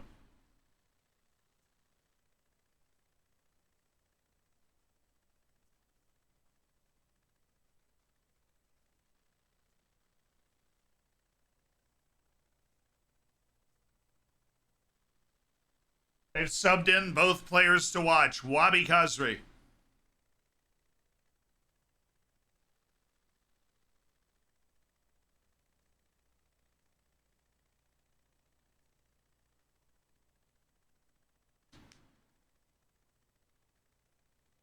Why is the hair guy not playing? Why is Hannibal Mejbri not in there? I actually don't know. Lyduni clatter anyone? No, he didn't. He didn't set the tone the way he did in the last game.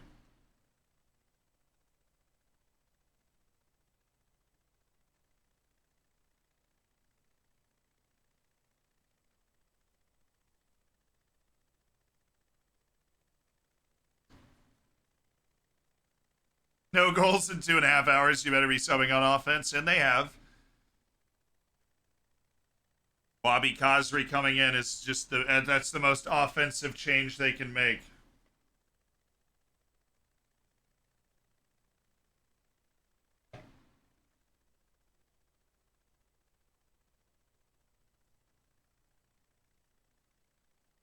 Oh. Only just.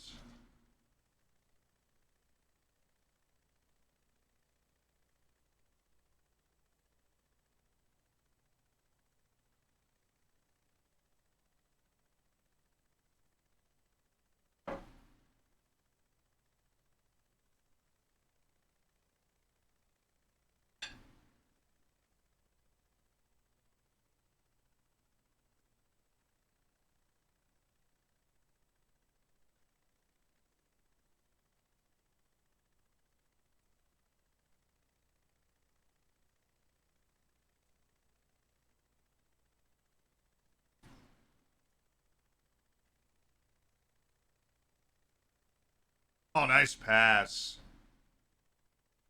Oh, Hrustich.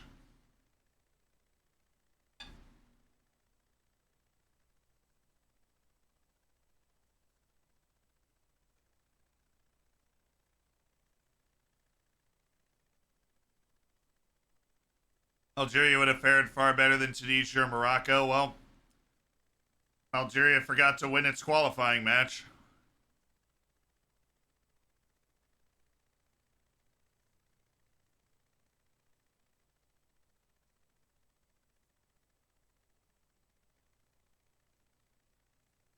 Oh, Kazri.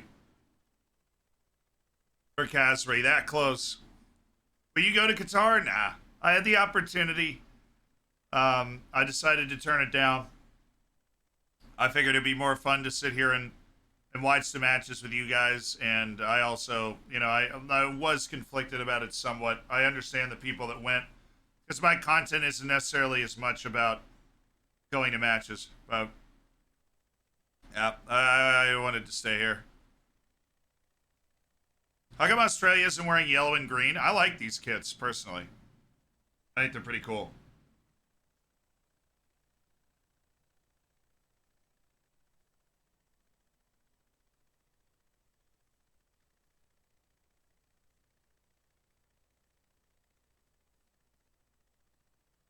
Giveaways.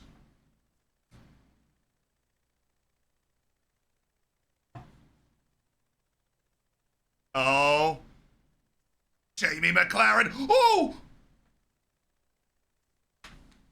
Oh, that would have been it. No shot. Tunisia scores 2. That would have been it. It would have been over.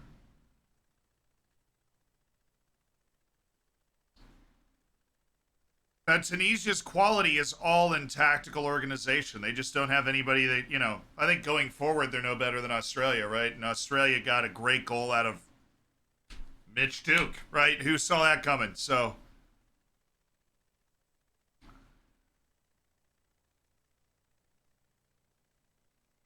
Oh, nice passing here. Nice passing.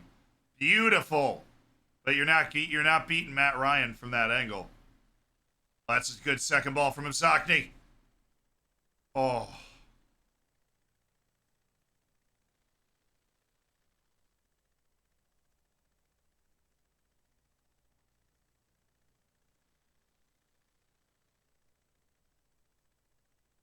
What's your first World Cup memory?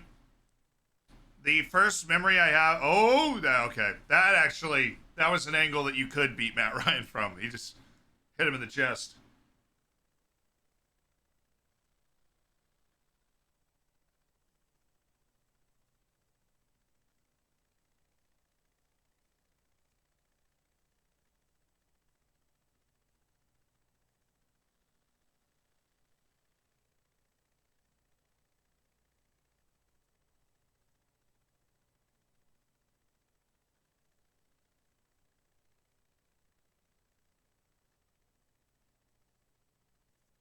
Oh, that cross is going to haunt Australia if Tunisia comes back.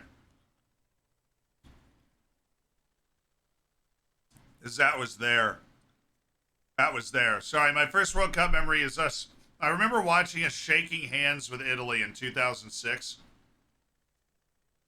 And I was like, wow, so that's it? We lost? I guess it's over. They're like, we've been eliminated.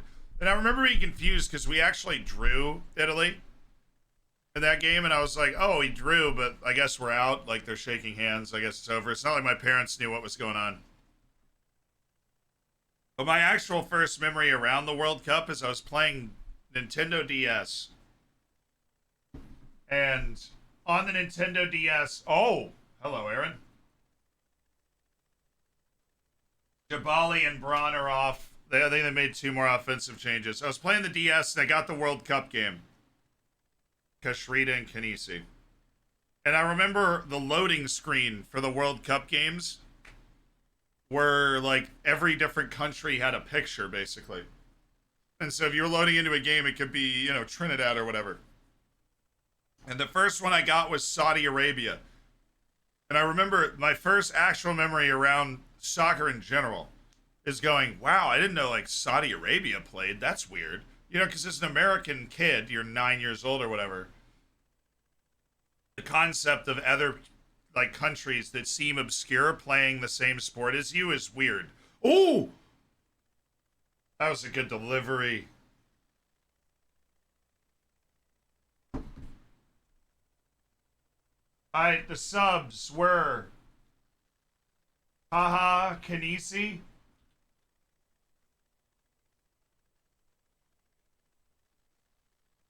and Wajdi Kashrita.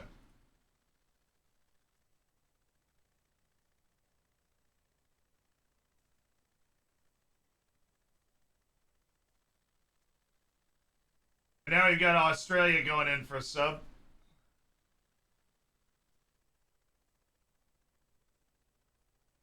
Dagonek coming in for Fran Karacic.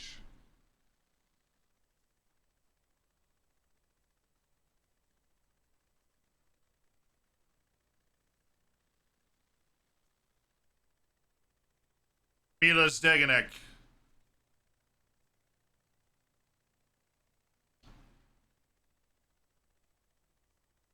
Does that mean it's a big four all have world champions, even though it's actually just American champions? I mean, they call it the championship of the world or anything, but I mean, it's. I feel like, and this is an observation as somebody that gets to interact with people around the world through this all the time. You guys call them world championships a lot more than we do. I mean, announcers will say it every once in a while, like they've won the world championship, like. But I don't think I've ever really said that in my colloquial. Like, and we know, but also it is technically true. There's not a better baseball team, American football team, or basketball team in the world.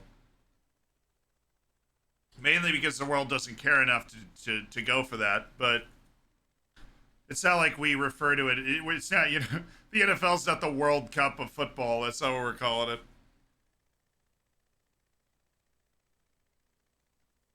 But yeah, so when I was playing that DS game in 2006, and I saw a loading screen with Saudi Arabia, I was like, wow, Saudi Arabia plays soccer? That's so cool.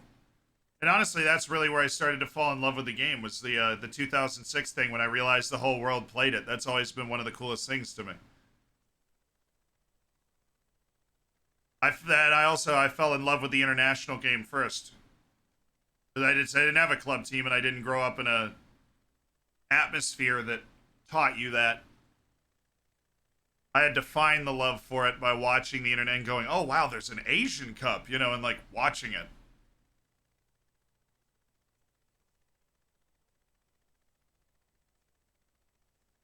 Lecky, stay on down there. If you're an Australian, you're like, Lecky, you're hurt. Don't move. Not a fan of the Rowdies? Now they play in St. Pete, man. They play an hour and a half away. Basketball is very popular outside the U.S. I know it is, but the NBA teams are still the best teams, though. Like, you know, it's there isn't like a big five leagues. There's the big one. Like Real Madrid and Barcelona are pretty darn good at basketball, though. They might be able to beat an NBA team every once in a blue moon.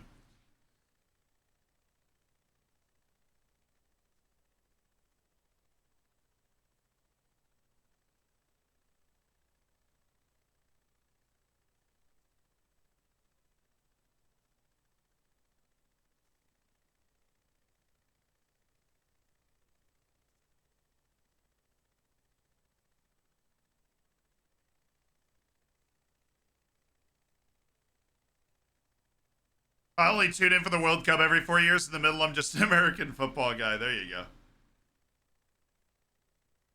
I do know about Oscar Gluck. How am I doing today? I'm doing well. I got like 11 hours of sleep last night. I was incredibly tired because I did everything yesterday on about 2 hours of sleep the night before because we had to fix a bunch of things for the stream. But I think the stream really did really well. I think it went well. I think the quality was good. We had the overlay and everything, so I do hope you guys enjoyed that. Apparently, I was a little too close to my face, but it should have been fun.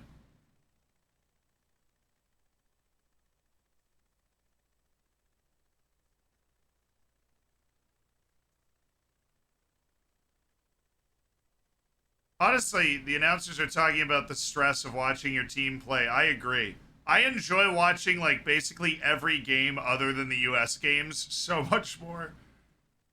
Because I'm like, if Tunisia scores this game, I'll be like, wow, what a good game, you know? But if I was Australian, I'd be like, oh, dude.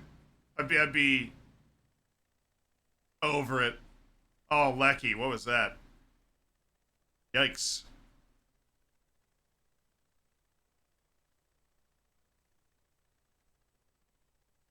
I didn't sit down at all during the US game. Yeah, I stood up for like 5 straight hours yesterday.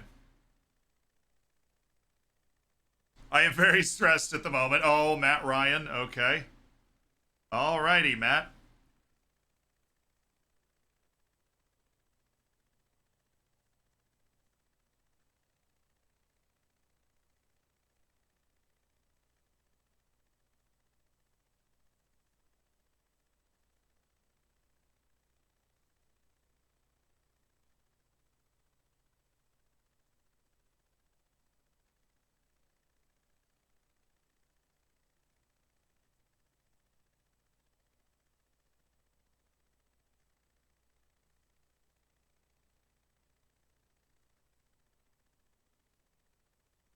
This would be such a big win for Australia.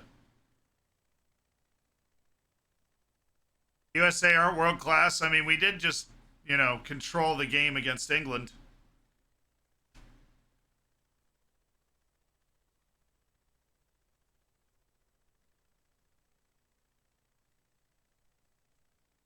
We're in pot two, which is not quite the world class teams, but pot two is like, you know, us, Croatia, Mexico, Germany, uh, Denmark. That's pot two. We're in pot two.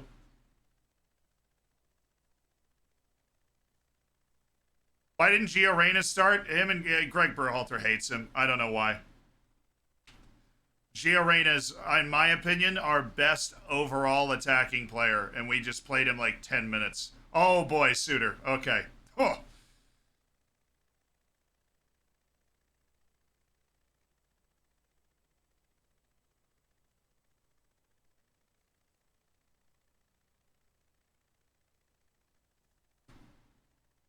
If Tunisia is going to go, it has to go now. Honestly, we were. Oh, they're gonna look at. They might look at that. It get all Flapposaurus Rex there. Sockney. The passing standard just not high enough there.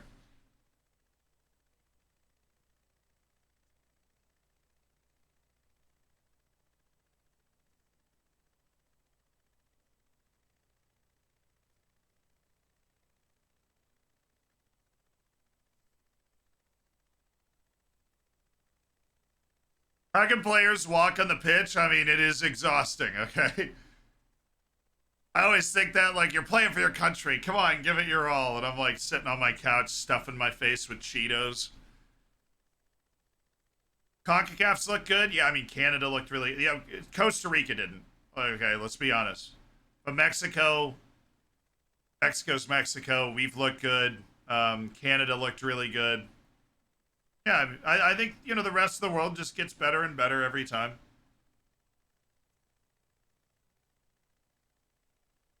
Oh, there you go. Wabi.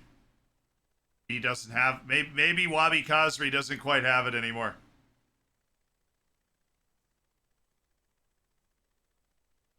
That was a little window for Wabi Kazria. Yep. Mm-hmm. Who are the dark horses in this World Cup? Number one answer to that was Denmark going in. I think we'll learn a lot about Denmark today. If Denmark just goes and loses to France... Oh, what a hit!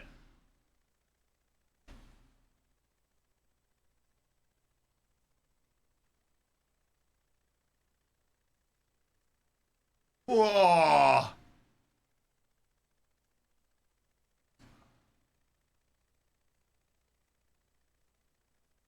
Iran and the U.S. will pass the group. That's not possible, unfortunately.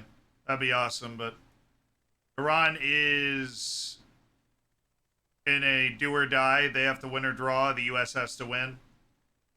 And Wales has to win by multiple goals.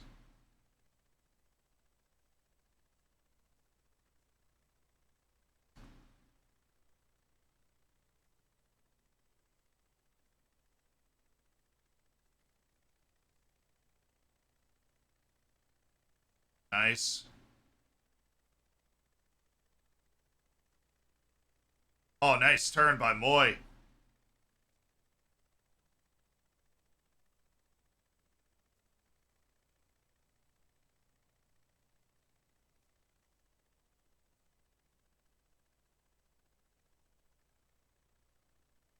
This result is perfect for the Danish team? Not exactly. Because Denmark then has to win against Australia. Aussie's making 2 subs. Kinu, Bacchus, and Our Mobile.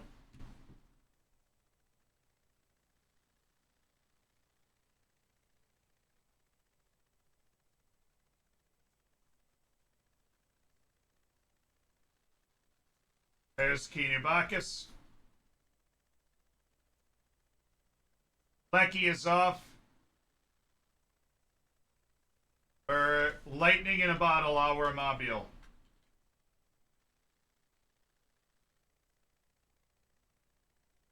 If Denmark can't win against Australia, they should not go through. That's fair, I'm just saying. Anytime you go into the last match needing to win, that's a tough spot. And that can create some dicey situations.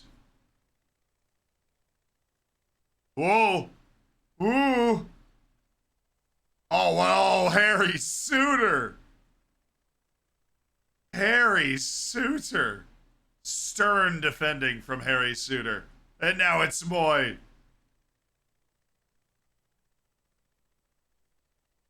Oh, Moy. Harry Suter. He looks like Harry Maguire out there. Oh, hello. That's a challenge and a half from Kai Rolls. Tunisia just can't get up the field. Irvine cleans it up. Now Bacchus. Australia's just winning the tackles right now.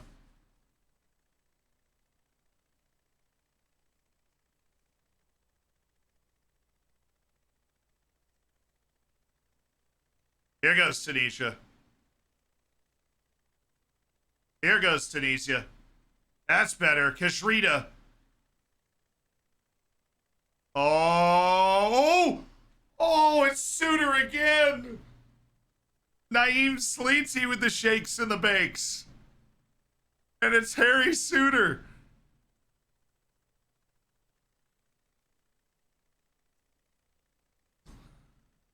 Oh, the match has got some energy here. This is gonna be a fun finish.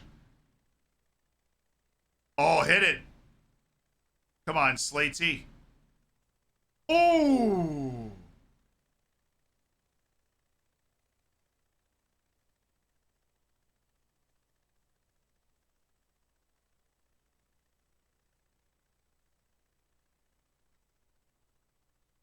Great touch by Kai Rawls there.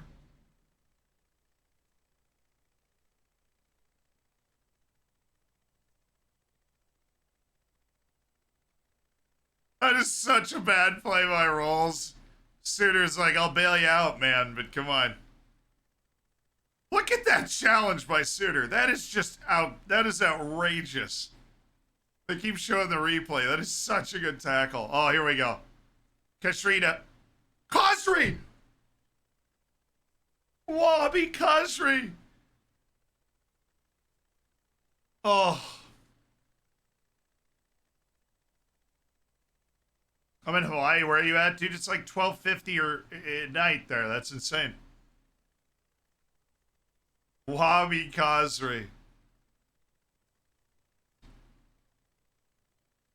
Oh, Wabi.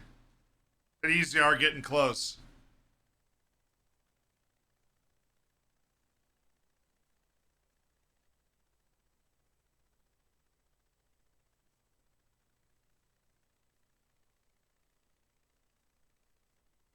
Nice work. Nice work by Tolby.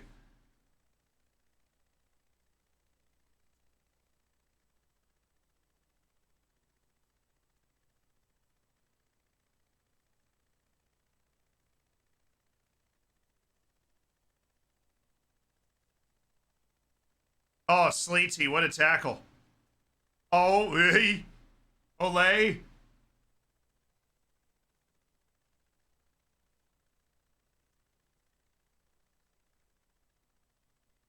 This is going to get wild. Oi. Oi. Aaron Moy is there. Our Mobile's the sub. He can run. Huh.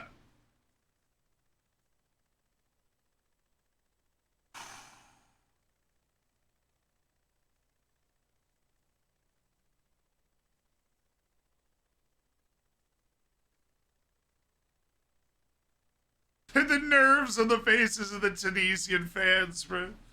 They're going through it right now.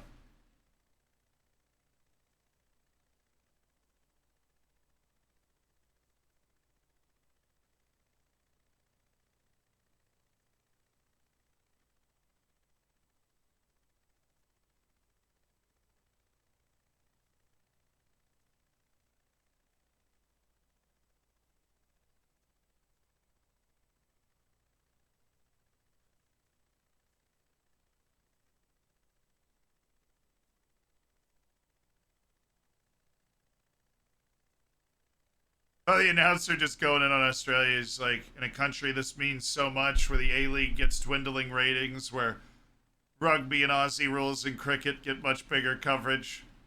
But they're talking about it like they talk about the U.S., dude.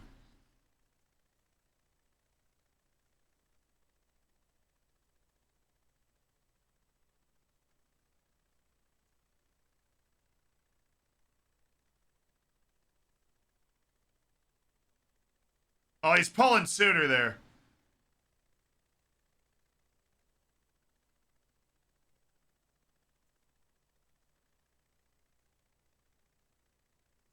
How does Australia manage to qualify in a nation of 25 million people where soccer is the fourth biggest sport? That's what's amazing to me. No, soccer's huge in the U.S. Soccer's the fourth most popular sport in the U.S. It's American football, basketball, baseball, and soccer. And hockey is actually behind soccer now. But yeah, I mean, the U.S. really is into soccer now. That's where all the good players are coming from.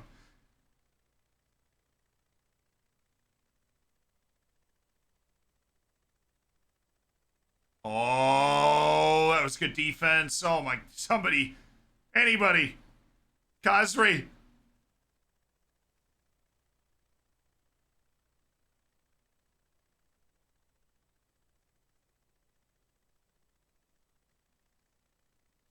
Hey, isn't that a handball?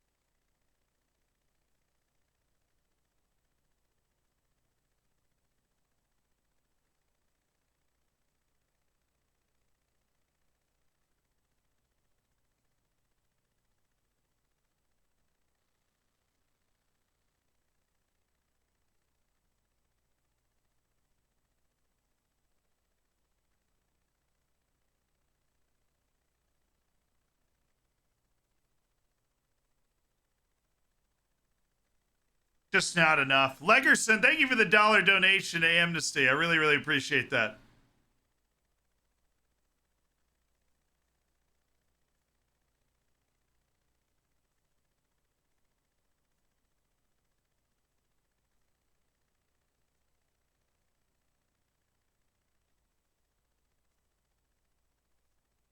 Oh, Ryan. Oh, God, Ryan.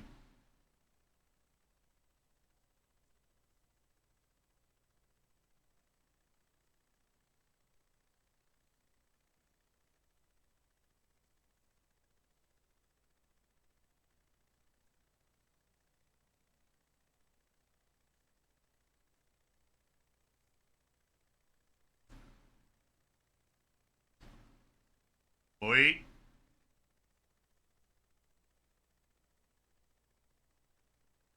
Wait.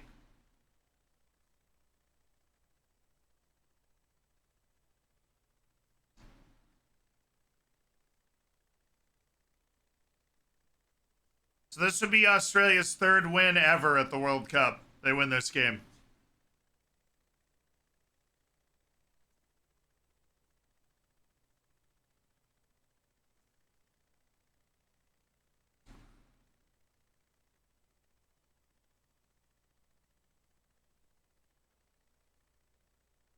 Oh, nice ball. Oh, nice pass and a great defensive play.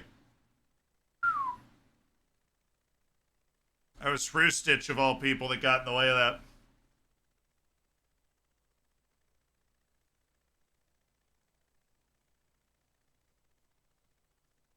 Desperation now, Tunisia. Talby, no shot. You're actually shooting that, dude. That's Mariah. Wrong center back. Oh, good ball. Oh. Oh, dude, Tunisia. Oh, that's a handball. That was an obvious handball.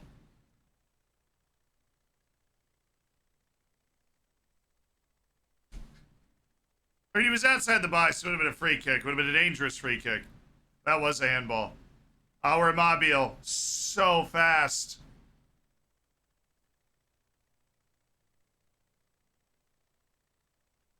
Oh, our goodness.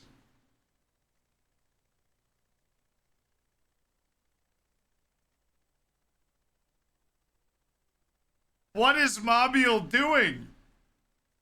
All he has to do is hold the ball.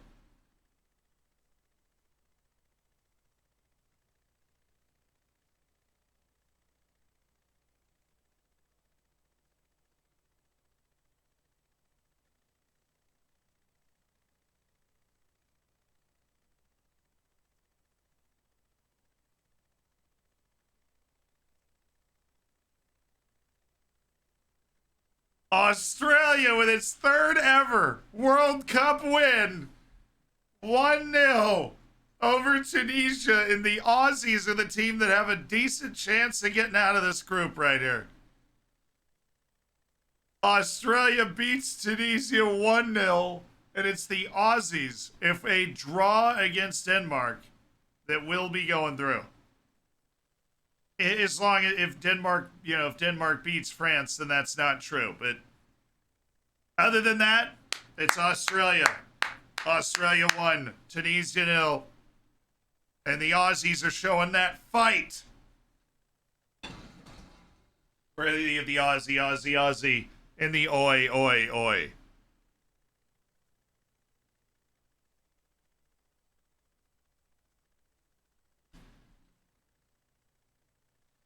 So who is your player of the match, chat? Who are we thinking? Player of the match for that? I'm going Mitch Duke. That or Harry Suter? The Aussie fans, dude. Mitch Duke or Harry Suter? Duke with the brilliant goal. Big Harry Suter getting in the way. Moy had some timely challenges.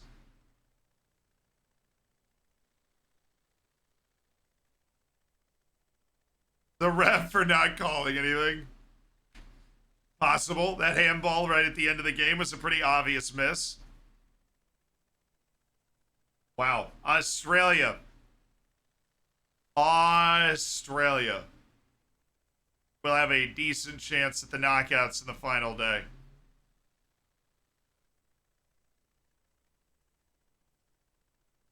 Saw some cologne commercial with a dude in a full-blown suit sitting in a pool. So, that looked fun.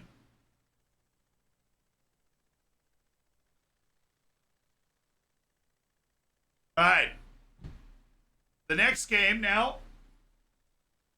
Poland and Saudi Arabia, chat. Poland and Saudi Arabia. Where the beer does flow in men chunder. How many points do they get? Well, they get 3. So Australia's on 3 points now. Which means if Denmark fails to win against France, Australia will have more points than Denmark going into that match, which means an Australia draw sends them through. As long as Tunisia, it's complicated. As long as Tunisia doesn't win. Australia's got a decent shot at this now.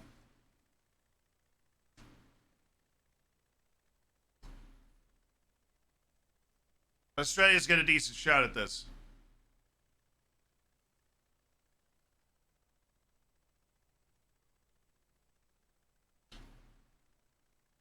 I just want Poland to destroy Saudi Arabia. I don't know if Poland's destroying anybody right now. I don't think they're playing particularly well, Predictions for a Poland-Saudi Arabia match? Well, let's get it set up first. Let's get the match set up. We've got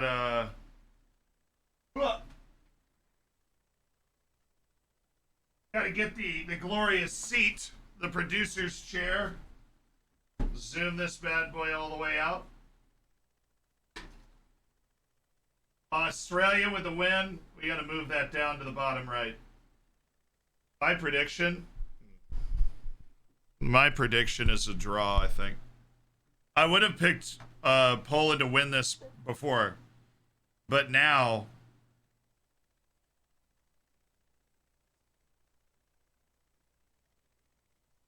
There we come together.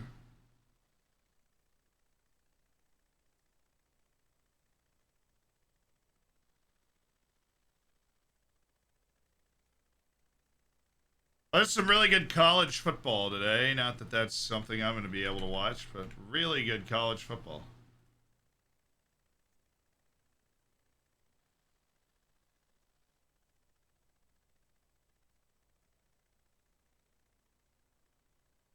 All right, we'll get the score into the bottom right first so people will know what happened here today. Andrew, thank you. Andrew's gifted 16 subs today. 16. Thank you for the 5 gifted.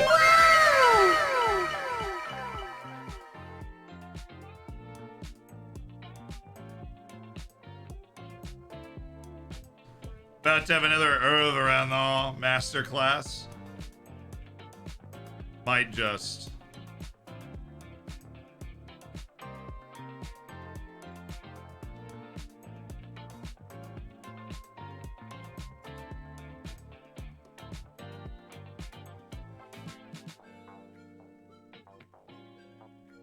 Da, da, da, da, da.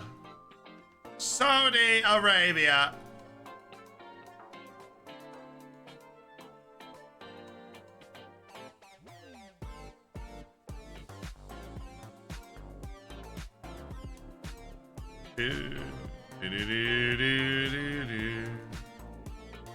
What a win for Australia. A World Cup win.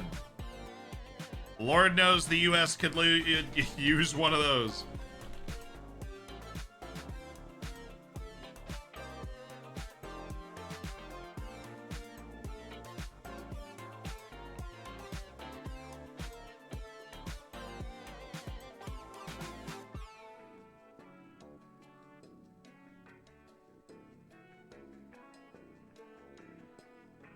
Andro the Pog, there it is. Mexico will rock Argentina back to South America. Love the energy there. Why does Tunisia have a Polish flag? Because we are in the process of changing our graphics over to the next match.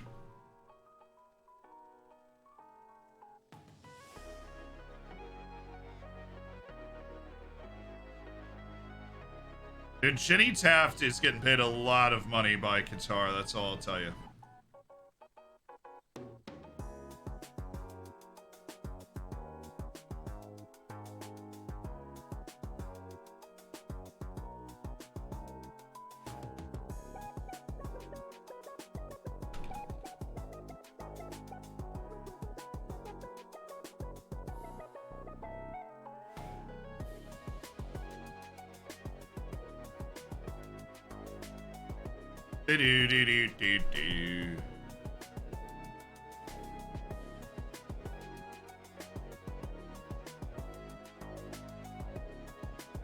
Yeah, actually, that is wild. If Saudi Arabia wins this game, they will be the first team to clinch qualification for the round of 16. The first team.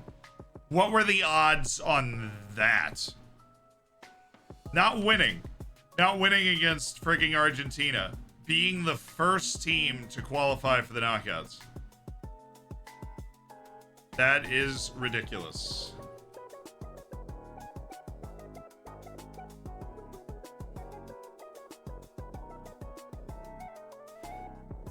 Never. The odds on that were never. Gotta be honest, if I'm not like a betting man myself, but if I have that bet on, I'm cashing it out before this game. I am cashing it out before this game. I'm not dancing around with the madness that's gonna ensue.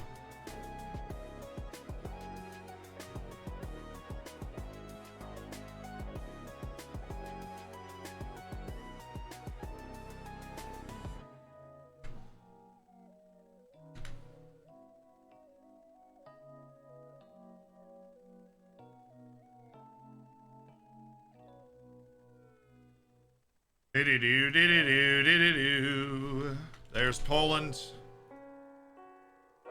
Those teams drew each other, so that makes perfect sense. And then the bottom team in the group, Argentina, just like everybody predicted.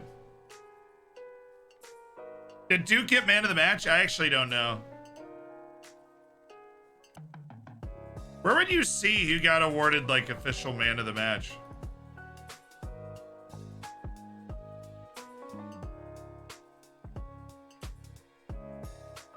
On the way that people normally do it, it should be Mitch Duke. Even though Suter was great.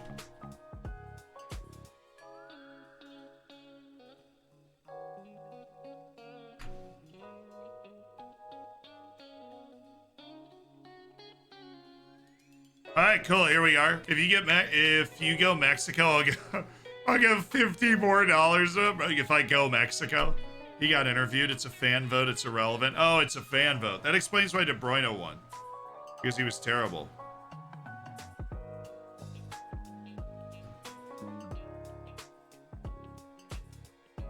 Ew.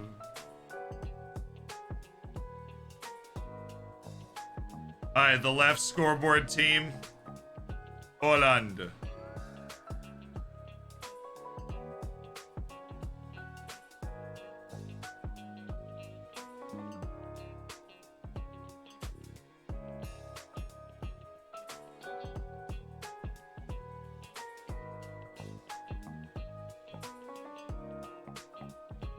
Yeah, they're showing the U.S. watch parties around the country. They're looking hype.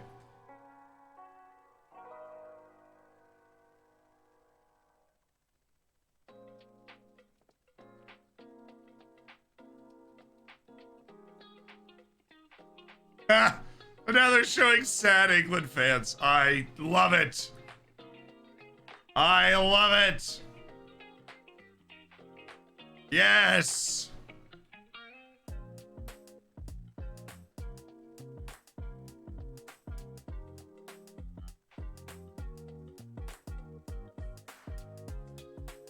What is Saudi Arabia's?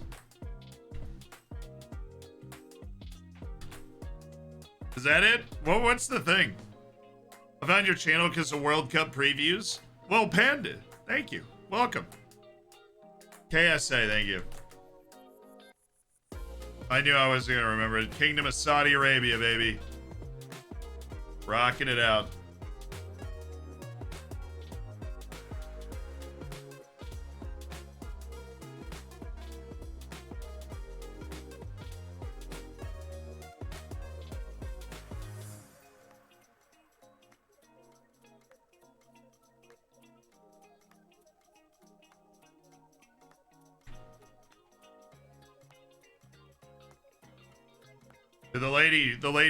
The main host lady doesn't just said the sentence, he just sprinted from half field. She doesn't know ball.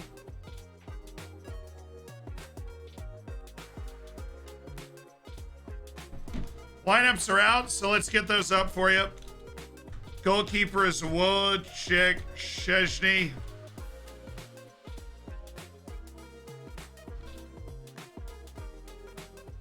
Matty Cash, baby.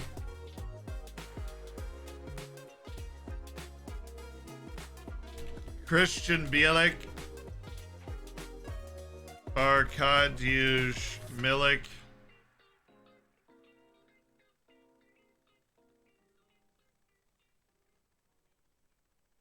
Arkadiusz Milik. Boom. Kind of crazy you're doing all this manually. Really isn't that bad.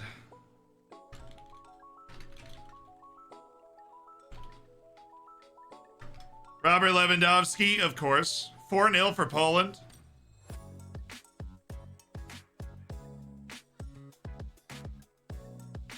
Oh my god, wrong spot. You're right. Oh no. What is he doing, bro? What is he doing, Chad? Oh, no.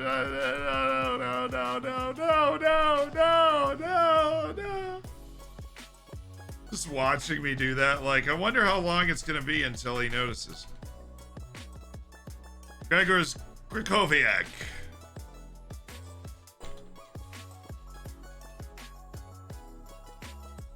Jakub Kivior, Kamil, Glick.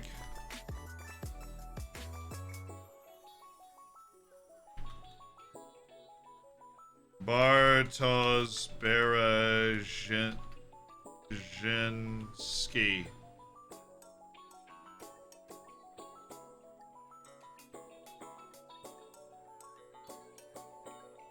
Piotr Zielinski.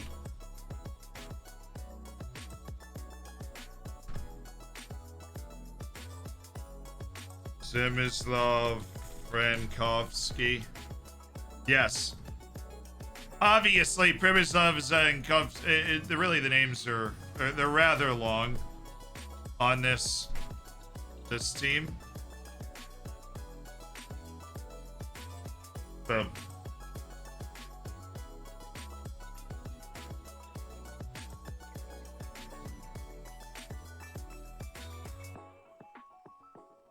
The professionalism, though. Yeah, I mean, if there's one thing, I'm a consummate professional.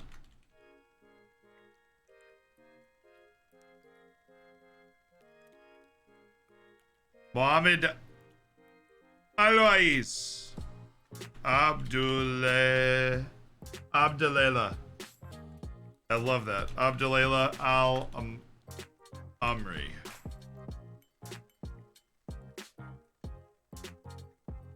Ali Al-Bulai.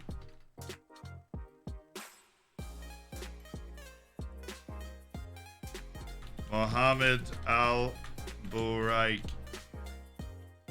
First look at lineups is coming up on Fox. Well, guess what? Ours are already up. Abdullah Al-Malki. The real question is who's inserted because of the loss of Salman Al-Faraj and Al-Shari. Or, Al-Sharani, sorry. So this is the captain, Salim Al-Dawsari, who scored the all-important goal.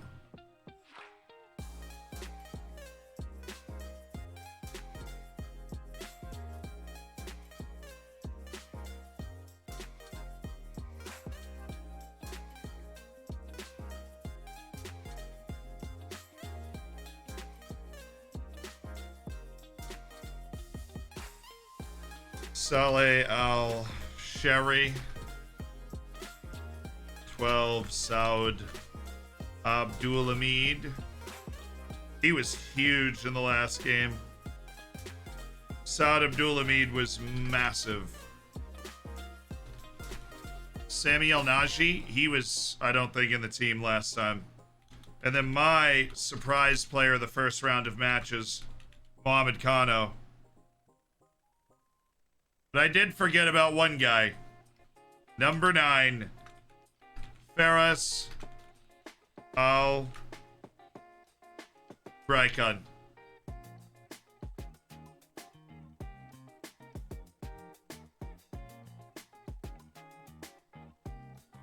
Yep. That's the team, lads.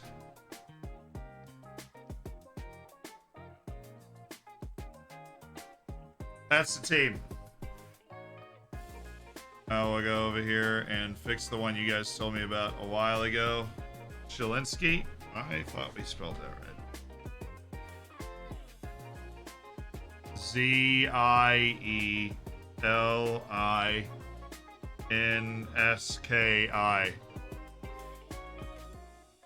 Oh.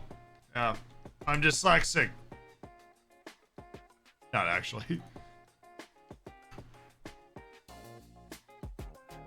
I'm dyslexic in the same sense that Gianni Infantino is Qatari. You know, I am dyslexic today. Today I am dyslexic.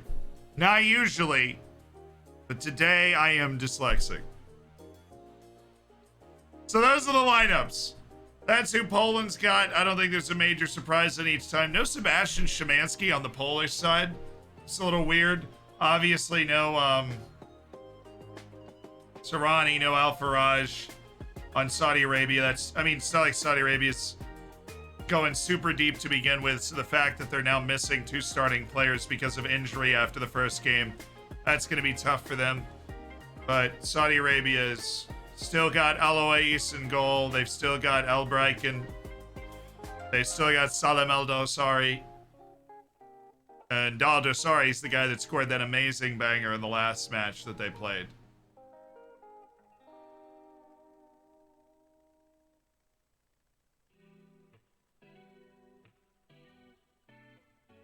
Feeling a Saudi win today. So my actual projection here is a draw. I think Poland really struggles to score. I think 0-0's not out of the question.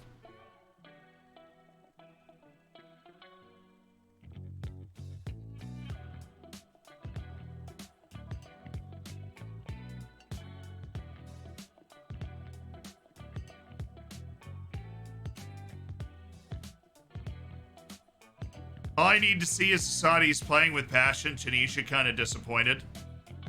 That's harsh on Tunisia. That's harsh on Tunisia. I think they played with they probably played with too much. You know, they seem to overcook a lot of their attacks, force the ball up the field too quickly. I like learning to pronounce names. I've always liked weird names. I hope Derek Ray is calling this game because he's going to give us like some fabulously accurate pronunciations for the Polish team and the Saudi team. Does the draw put Saudi Arabia through? No, it does not. It does not put Saudi Arabia through. They have to win to qualify for the next round today.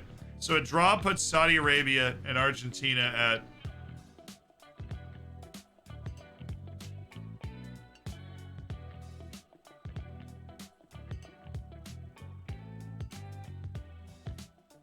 So Saudi Arabia would be on 4 points. Poland would be on 2. If Argentina wins, then it's 3-1, which means going into the last match, anything can happen. If Mexico wins, then Saudi Arabia has to do better than Poland. And Poland will be playing Argentina. So that, yeah, that's solid. Mexico and Argentina with a draw means that Saudi Arabia is playing Mexico, Poland's playing Argentina. Yeah, this is a really weird group. This is a really weird group.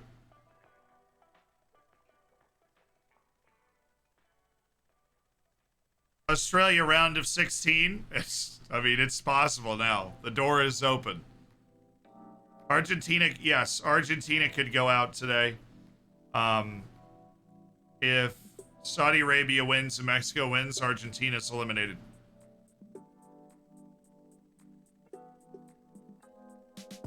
Yep. So if Mexico wins, all you need is a Saudi draw to knock Argentina out of the tournament. Can't believe Lewandowski missed a penalty, dude.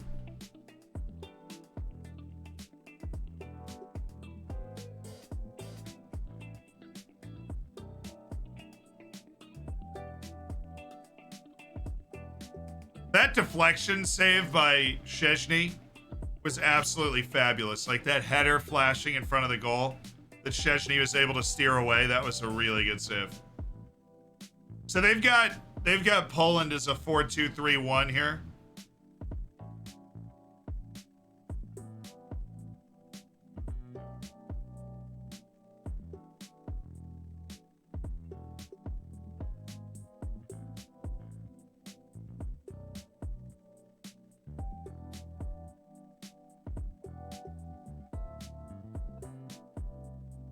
Arkadiusz Milik.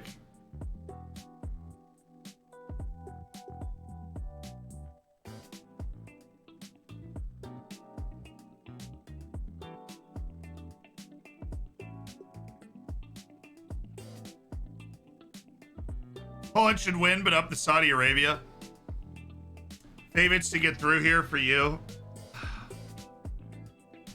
Look, I mean, Saudi Arabia is not as good as Poland. They're not. Now, it depends. You just don't know how well they're going to play today. Are they going to be fat and happy after being celebrated as heroes after that result against Argentina? Or are they going to be bolstered by that? Are they going to be incredibly confident now and come out and look to dominate and take it to them? I just don't know. This is such an interesting game. I have no idea what the flow of the game is going to look like. I just do not know. I don't know. Like, really, I have no idea. Because on paper, it's Saudi Arabia that should be losing this game. But they just beat Argentina. Right? Like, but they just beat Argentina. So, who knows? They're showing the Saudi goals again, and I do want to watch Salim Al-Dosari.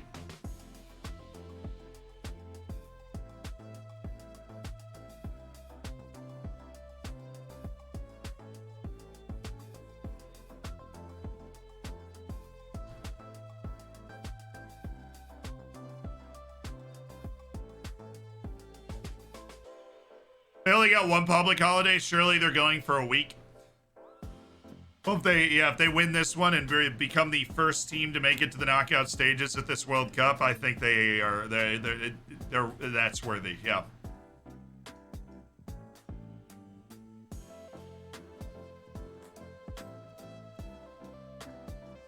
Phil, we actually we have changed the scoreboard in the bottom right. We put the previous match's score down there, so that's Australia beating Tunisia 1-0. There's a lot of people wake up and get on, you know, especially in the US and the Western Hemisphere, are, you know, to watch this channel. Wake up, get on, see the score down there, and be like, oh, that happened this morning. Okay. Thoughts on the ref in the Canada-Belgium previously being suspended for corruption and match fixing? I didn't know that. I don't think that he was match fixing for Belgium. I think he was just a bad ref. I think he had a bad game as a referee. I think he had a bad game as a ref. Like, straight up. He just didn't do a good job. Canada got really unlucky with it.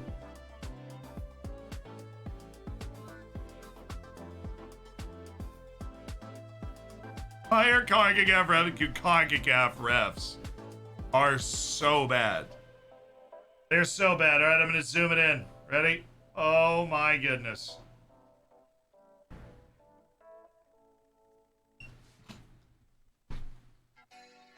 Dude, they're going to show that halftime speech by Renard. I want to listen to it.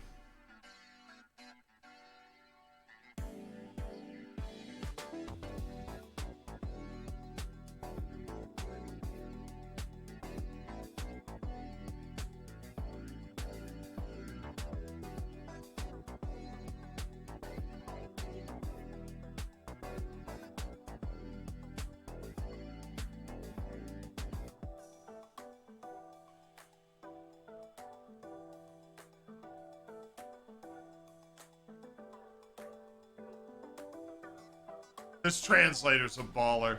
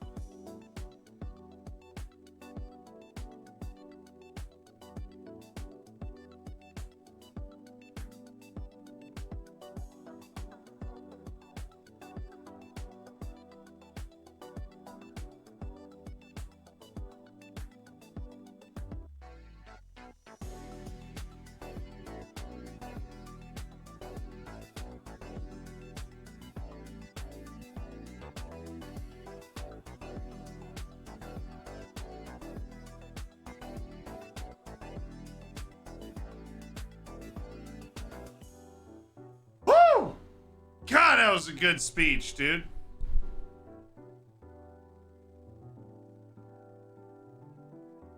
That was a good speech.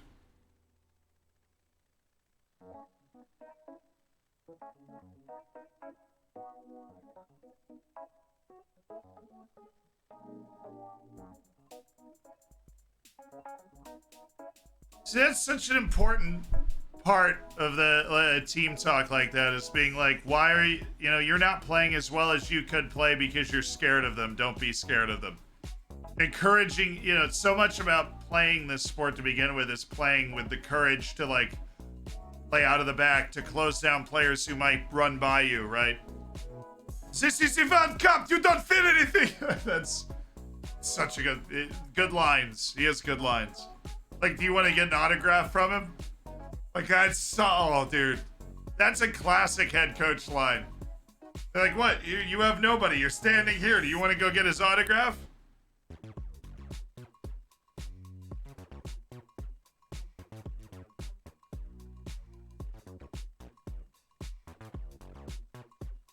Thoughts on Neymar's ankle? I mean, I think it's him and Danilo are out for the group stage. I don't think it'll matter at all. I think that Brazil is too good for that group and too good for basically any group, and will get out easily. And that's it.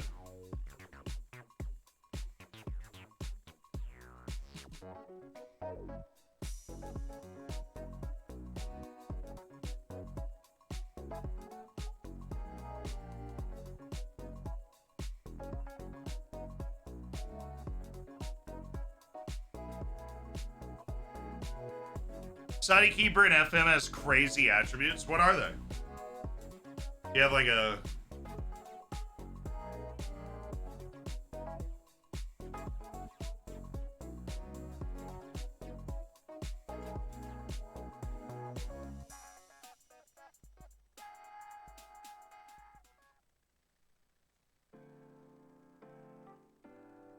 Yeah, it's not like Brazil lack depth. Everywhere... Except apparently for at fullback, where Dani Alves is there and now has to play the next two matches. He should get that stupid ball of hair on the top of his head haircut back.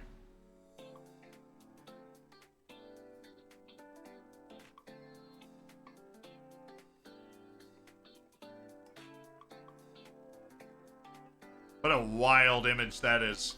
On the top of the Fox thing where they're doing the like pregame stuff, they have it. It says Saud Abdulhamid versus Robert Lewandowski.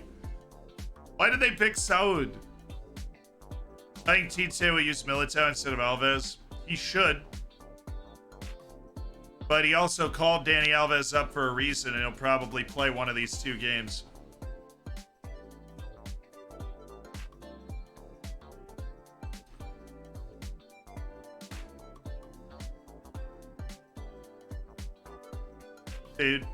Dude. Does Militao play a lot of right back? I feel like they could just one of their midfielders to be able to play over there well. I don't know if Militao plays a lot of right back.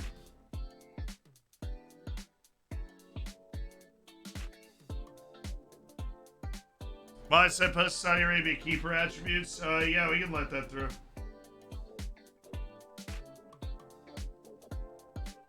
Fabinho. There you go. Play Fabinho at right back. Okay, Militao's also played it before. Let's go Poland and Argentina. I need Argentina first in the group. If Poland wins and Argentina wins, this is a ridiculous group. Oh no! Oh, debilitating stretch. Oh. Oh, that almost knocked me out. Oh. Ugh. Ugh. Is this a World Cup for the Asian teams? It would seem.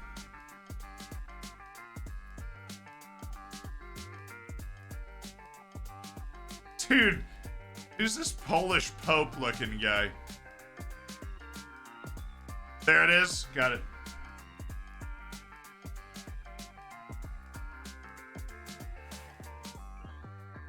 Mohamed El-Oais's stats in FM. Oh my, they are actually good, dude.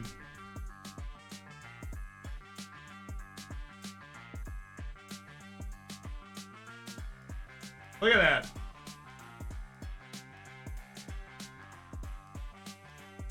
Look at that, dude. That's 16 one-on-ones, 18 reflexes.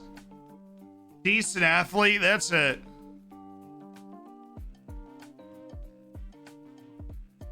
It's a very good rating.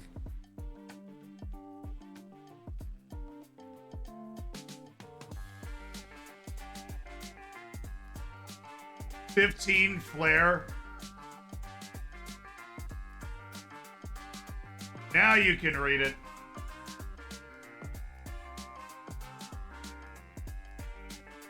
I mean, that's really good.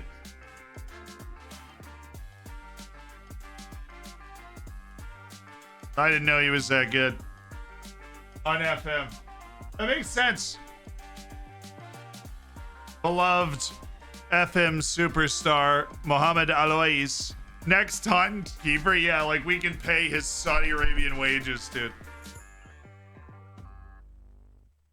Taunton could really use that guy, but the amount of money it costs. Those guys never leave Saudi Arabia. They don't leave because of how much money they make.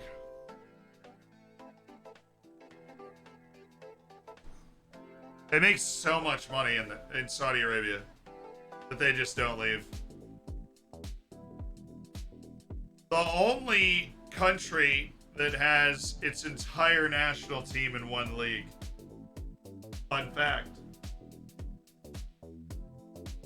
The only one at the World Cup, I should say. I'm sure there's other random small countries that have their entire team in one league. Is it Prem comparable? Not on the high end, but He's making 21,000 euros a week, which feels low for Saudi Arabia. Normally, players in Saudi Arabia are making a couple million a year, you know? But there's also a pretty big culture shock going out of Saudi Arabia.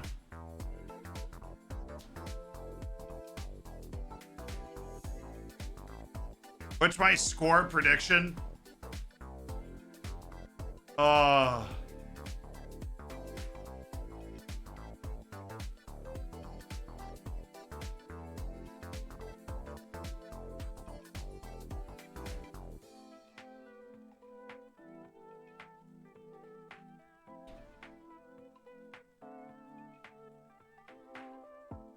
You know what? I'm riding my 2-0 Poland. I am riding my my pre-tournament predictions. I'm on 2-0 Poland. I think Poland grabs it. And they give Saudi Arabia all the respect they need to give them, and I'm going 2-0 Poland. Now, I think Saudi Arabia winning would be wild, but I'm riding strong on my pre-tournament predictions, so Poland's going to win this game. And they have to. Surely Poland's going to win this game.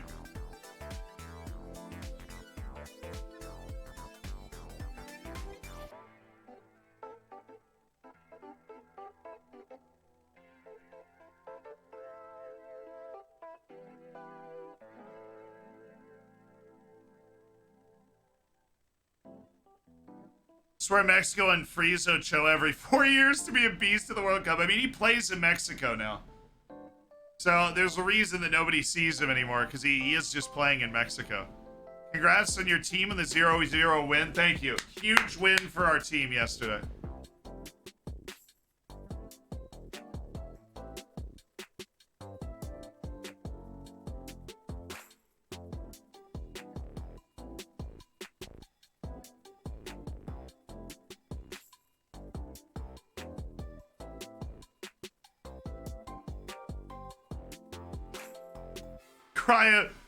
There's like this cryogenic chamber in Mexico City.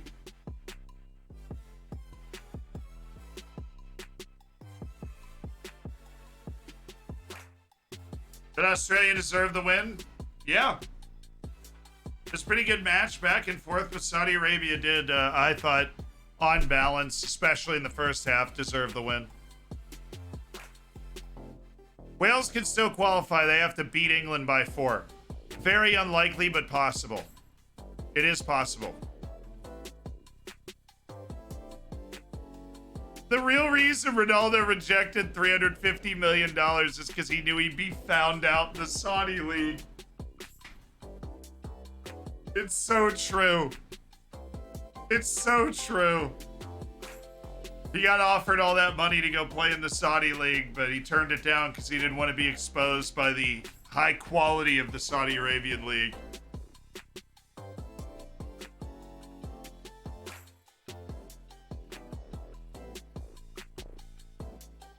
Oh, the U.S. God. They're going to be talking about this Iran game for the next 4 days. It's on the 29th, so we have... Oh, yeah, I guess.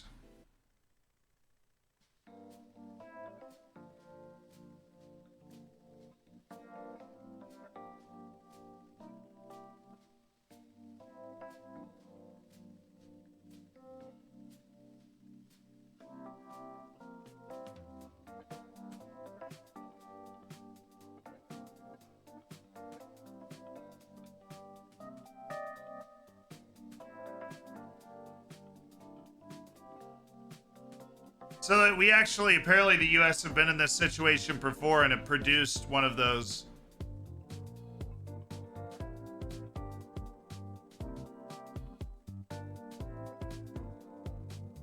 In 2010, we scored in the 91st minute to beat Algeria and go through to the knockouts after drawing our first 2 games. So we've now drawn our first two games again, and we're going up against Iran this time.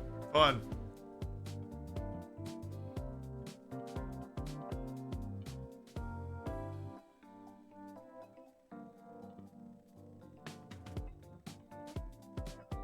We haven't started hyping up England v Wales yet.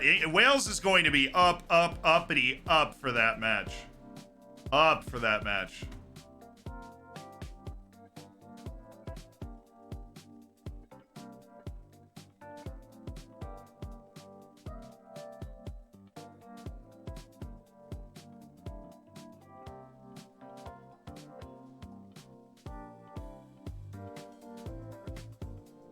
US probably favorites for second. Do you think Iran's going to win or draw? Or do you think the US is going to win? That's the question you have to answer for yourself. Tim Howard was better protection than Factor 50 sunblock in that Belgium game. What was it, 16 saves or something ridiculous like that? Favorites to win it all outside of the United States, you mean? Outside of the US, I'm still on Brazil.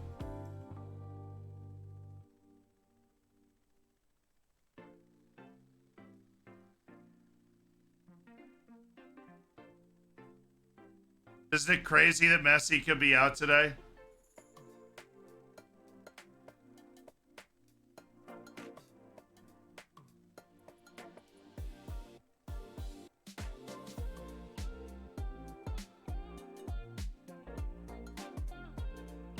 Oh, wow.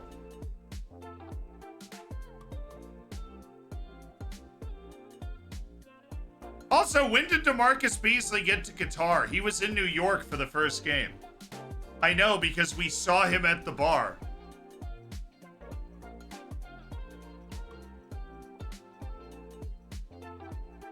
When did DeMarcus Beasley even get there? He was literally here for the first game. We saw him at the American Outlaws bar. He was standing outside being interviewed. He just told planes are fast. I know, it was like 4 days. I didn't know he was part of Fox's group. So what just happened is they were talking about the broadcast, and Clint Dempsey walked in to tell Landon Donovan and DeMarcus Beasley that they had been inducted into the U.S. Soccer Hall of Fame, which is cool.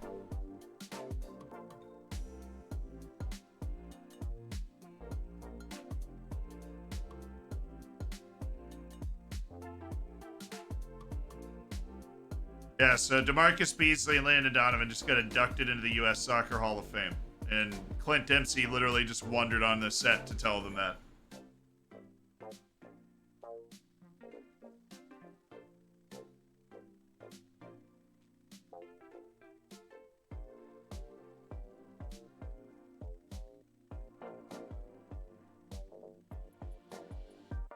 DeMarcus Beasley's the most NFL name of all time, yet he's a soccer player. Yeah, darn good one. He played at like 5 World Cups, didn't he? I legitimately think he played at 5 World Cups. Wampus, thank you for the $10 donation. Thanks for $10 for Amnesty International. I appreciate it a ton.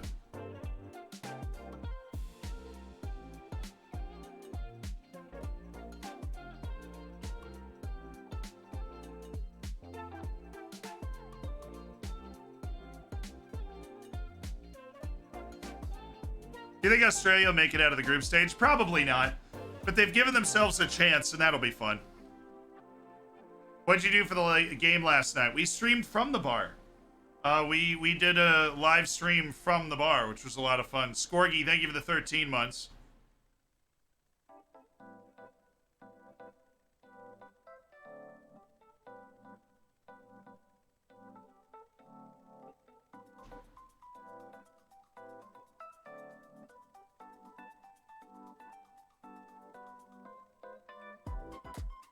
Andy, thank you for the $5 to Amnesty International. I appreciate it. Thank you very much. We're, what, 15 minutes from kickoff now? Between Poland and Saudi Arabia, you got your lineups on each side. Nothing super surprising. Saudi Arabia is dealing with 2 injuries to starters. Captain McClutch, thanks for the 100 bits, too. Appreciate that. What's the bacon symbol mean next to your name? That means you are subscribed to the channel.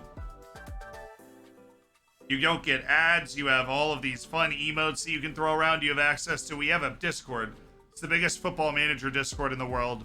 And there's a subsection to that Discord where the subs can hang out. There's a lounge that when I'm playing games by myself, I will sit in.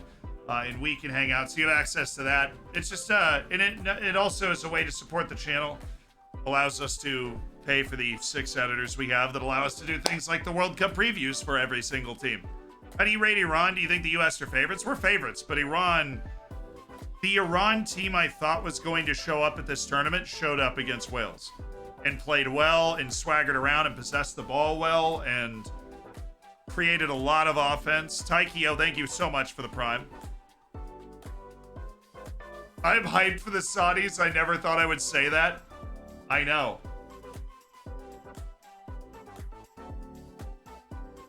I'm excited that I don't think this game's going to be a blowout now. Blissett got man of the match yesterday. Agree or disagree? No. Should have been Adams. Should have been Adams. Or honestly, Maguire. Harry Maguire was fabulous in that game. There were a couple of times where we would have had a really obvious chance if it wasn't for Harry Maguire. But I go back to that chance in the first half with McKennie where he leaned back and put it over the bar. I thought that was probably our best chance to get a goal. I know I said Adams or Maguire probably should have been the player of the match.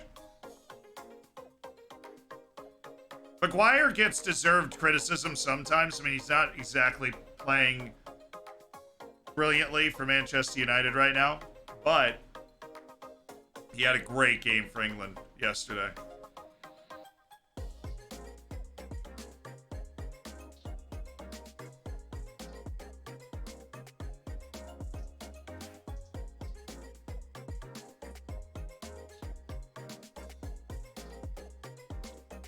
When Maguire's bad, he's really bad. But when he's good...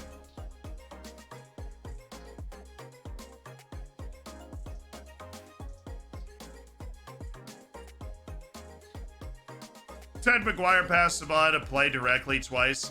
He's also the reason the U.S. didn't score. Do you agree that Southgate doesn't know how to tactically change the game back in his favor? I would agree with the criticism of him not using Phil Foden, who I consider to be the best forward player outside of Harry Kane for England.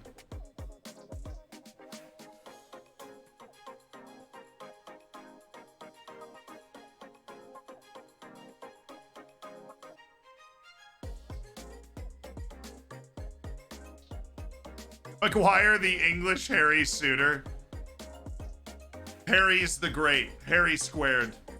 Your name is Harry. You're going to have a good World Cup. Unless it's Harry Kane. Apparently.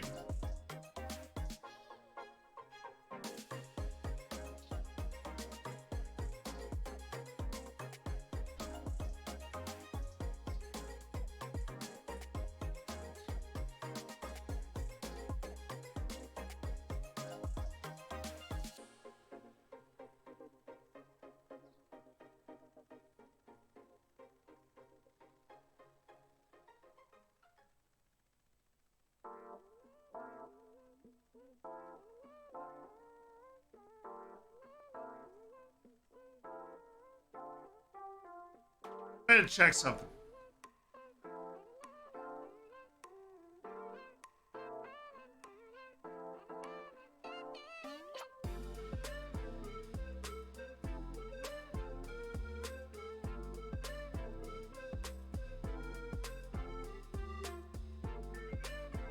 Chesney's 32.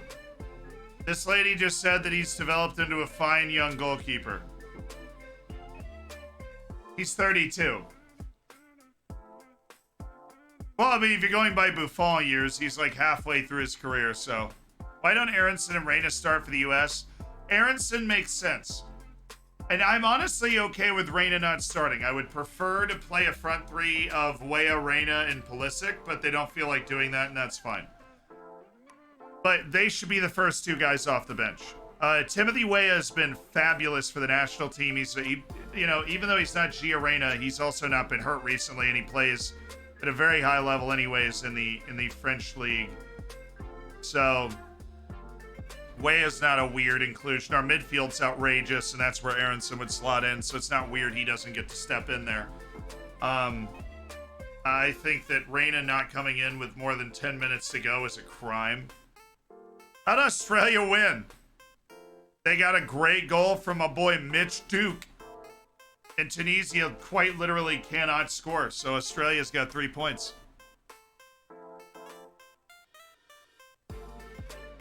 do you think of France's chances of winning the World Cup even with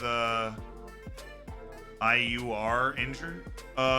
With a lot of injuries. Luck ain't on our side? No, but come on. You're France. You're going to get out of the group easy.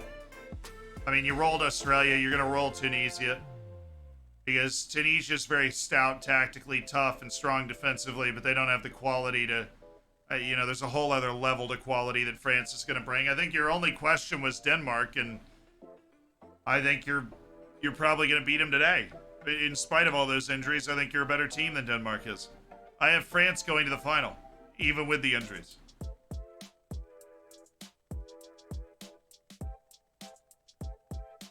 You think Cameron Carter-Vickers should start?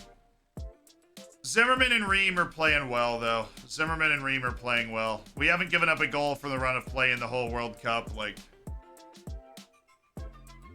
you think Tunisia's going to get a goal? Honestly, now, probably not. They need somebody to produce an individual effort because tactically and team-wise, they're not opening up actual chances.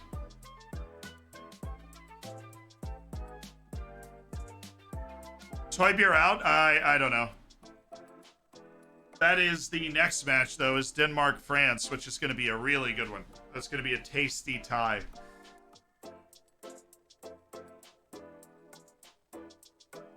Zimmerman's going to stop turning the ball over.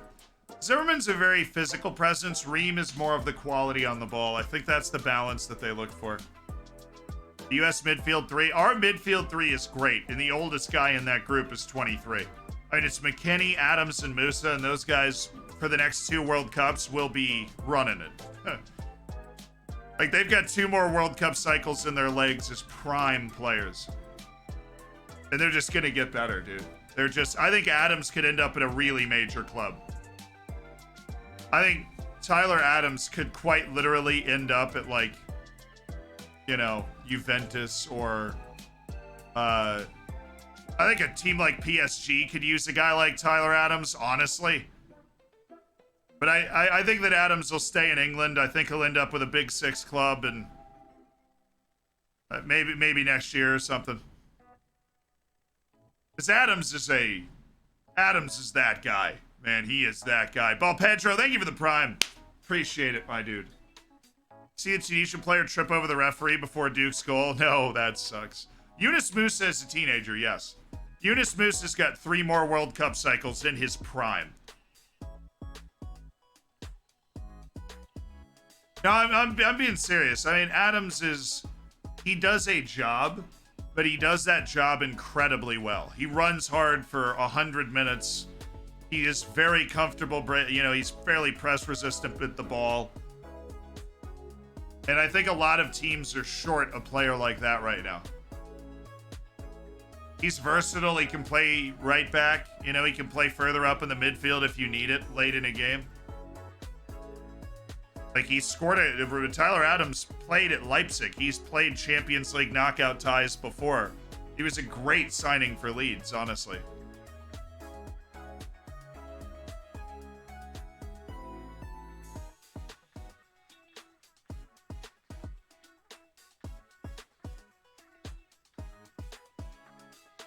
He's already at a big club. Yeah, but, I mean, Leeds is also in danger of relegation consistently right now. And I think somebody like Tyler Adams fits into Champions League type squads because of the job that he does. Where Yunus Musa, I don't think he's there yet. I think he needs to add more to his game. But Yunus gets a lot of time with Valencia, so he's been good. Teams are walking on the field now. And Weston McKennie already plays for Juventus. Like, he's already kind of made it to that top level.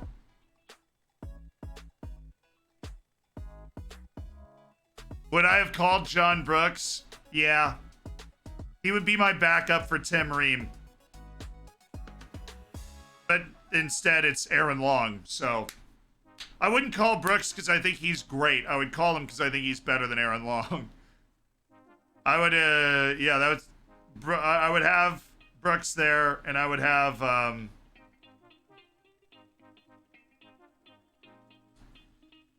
to think of who else I would have in the team. You know, we haven't seen at all is De La Torre. We haven't seen De La Torre play a minute yet.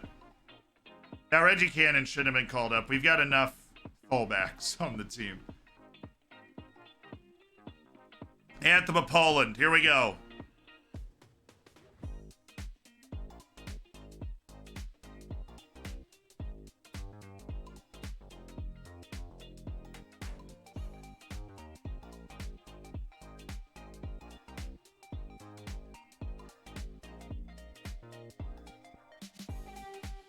Will you be singing along with the Polish anthem? Look at Matty Cash. Matty's learned all the words. Attaboy, Matty. I love that. Matty Cash is belting it just along with everybody else.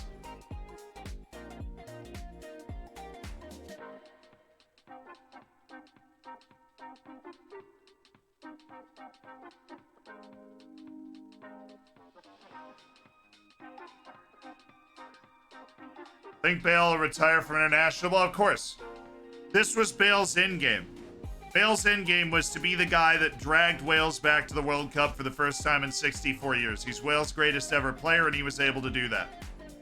And he's accomplished that, and I think a lot of guys in the Welsh national team are going to retire after this World Cup.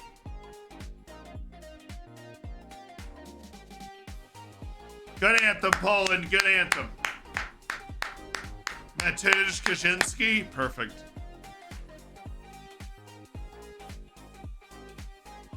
Each of the Saudi team are being gifted a Rolls Royce. Now they denied that story,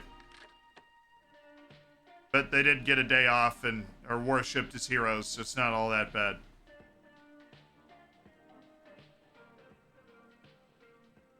Yo, Al Balai, who's at the front of the Saudi line, looks like he's wearing eyeliner, and I love it.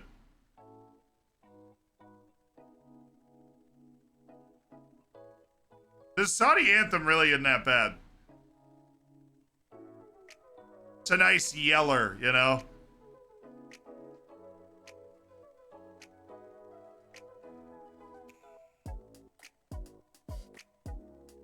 The Green Falcons.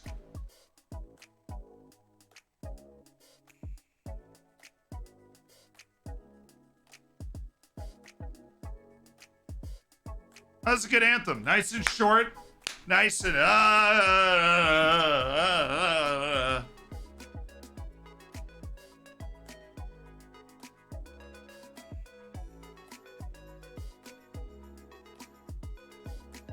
Dee. Oh, players to watch.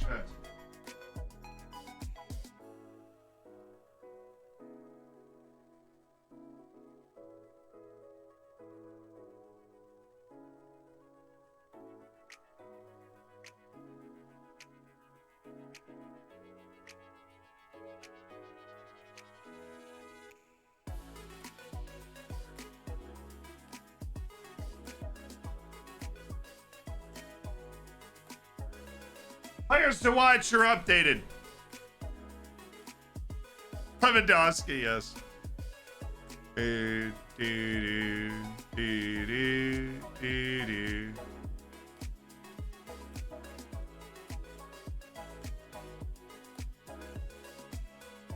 Bit random, but Chinese for the night before for breakfast, yay or nay? I'm saying yay. I'm saying yay. I am saying yay. Yay. Yes. All right, you guys ready? This is going to be a spicy one. Poland, Saudi Arabia. Match 2. Match day 7. Let's get after it.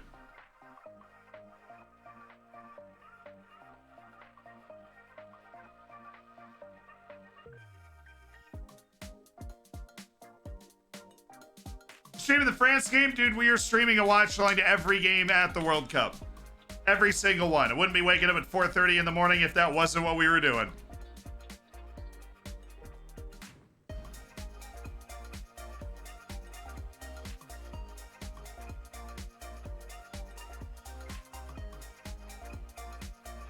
Easy dubs. I have Poland 2, Saudi Arabia 0. I'm going off my, you know, look, I would love Saudi Arabia, that story, that match, that first win, but Poland's a better team. Saudi Arabia, I am willing to wager are going to come out a little fat and happy and all smiles and not work as hard. I mean, goodness, Poland's got to get a result in this game.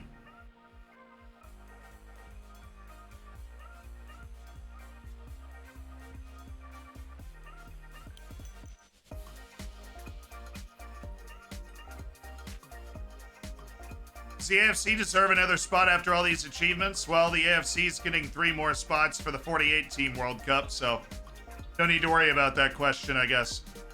But I do love to see it not just be Europe and South America, right? You saw Canada show up and play well. We drew England, right? Asia's got a bucket of wins. Africa needs to probably turn up a little bit more, but them and us are not doing too well. I'll stop the music now. But the match hasn't started yet, so. Do you want Polish letters? Yeah. Any other Polish names that I got wrong?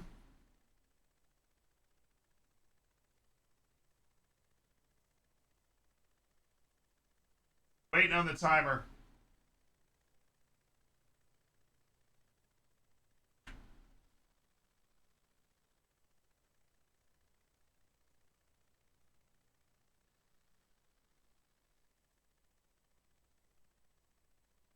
Hey, kickoff.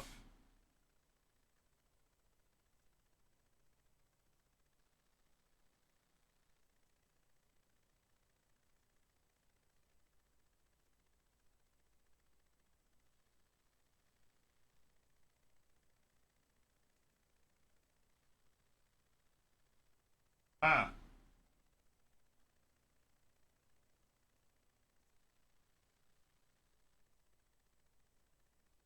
All right, let me get these Polish letters in.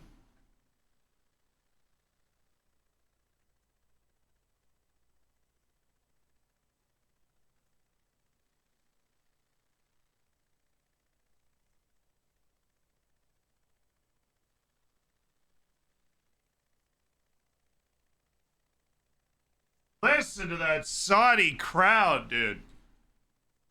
Thank you for the letters.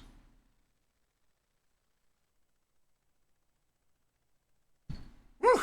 It's going to be a great atmosphere for this match. Home match for Saudi Arabia.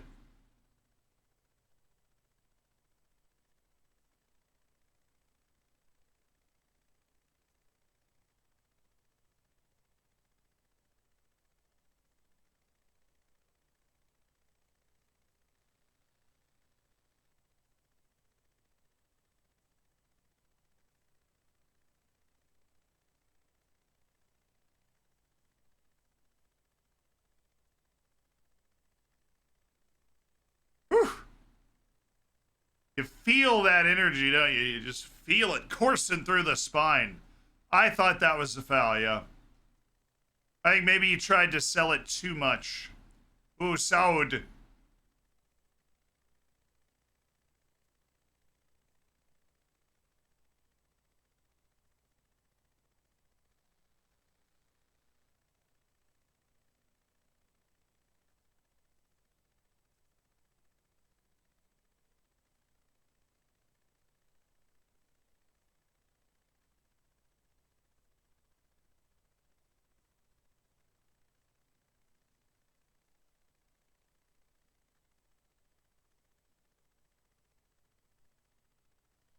What a terrible play that was. Just wandered forward and passed it straight out.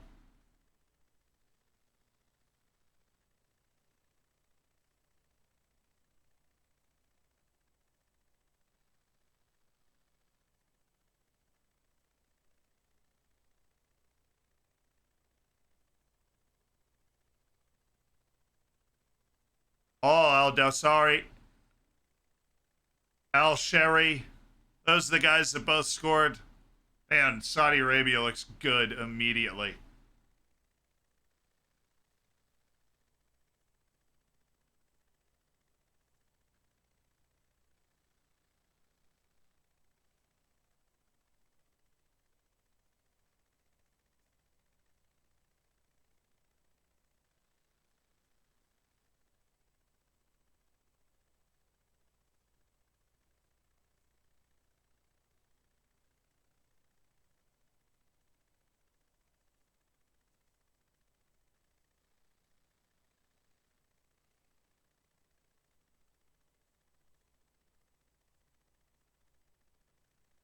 Yeah, Saudi Arabia's got a ton of confidence.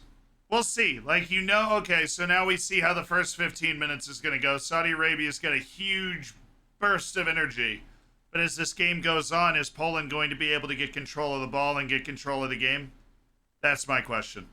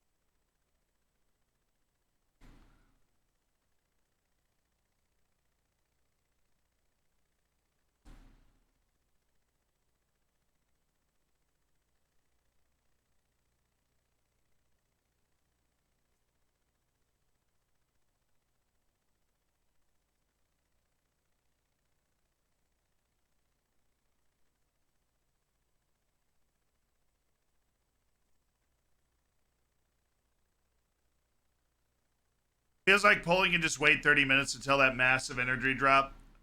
I think that's what we'll see. I think we'll see the energy ratchet down 15, 20 minutes into this game. The question is, can Saudi Arabia get like a goal from this burst of just enthusiasm?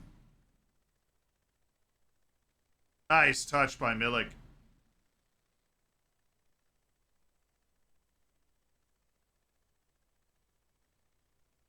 This is better now.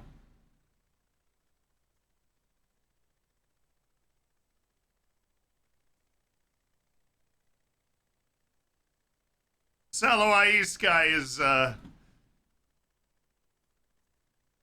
good and inspiring. Yeah, that should have been a much better ball from Matty Cash. But Alais definitely has the cult of personality for Saudi Arabia.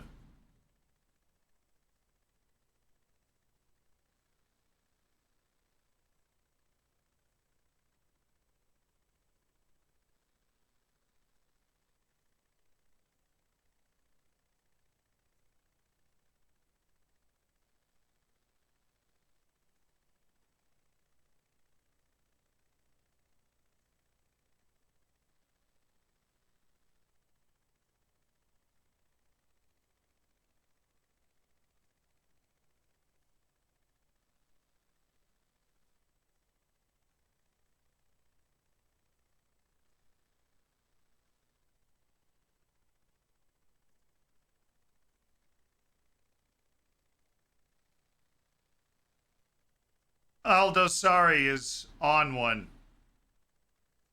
Al-Buraik? I don't think so. Chance to shoot. The green kids on the pitch. It's nice camouflage. Yeah, you can't see those guys out on the wing.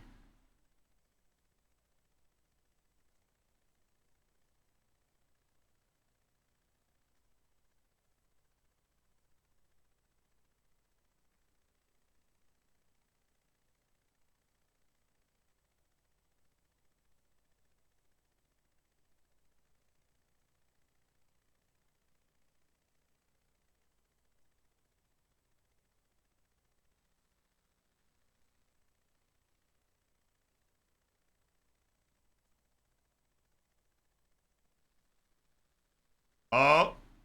Oh.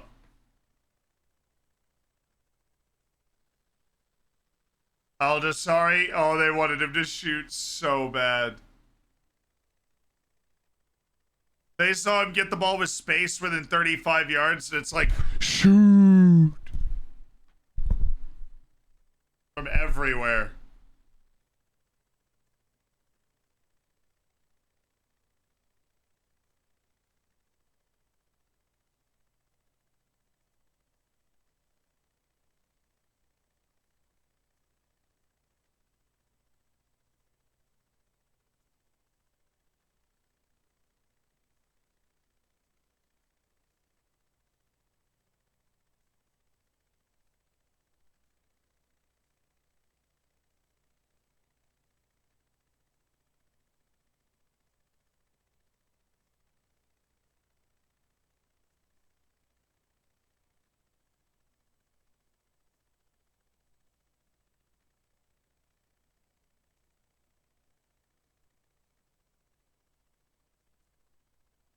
What a weird take.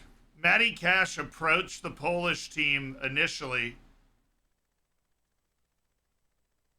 and the Polish FA turned down his proposal to play for Poland because they quote unquote weren't interested in the diaspora.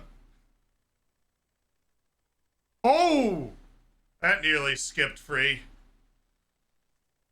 That's a good play by Al-Balai. Yeah, why not take a guy from the diaspora if he can help you win, you know? But to me, there's such a big difference between somebody from the diaspora and naturalization, right? Somebody from the diaspora is, like, of your country, you know? What is diaspora? It's like, let's say you're born in England, but your mom was born in Poland. And, like, grew up in Poland, you know?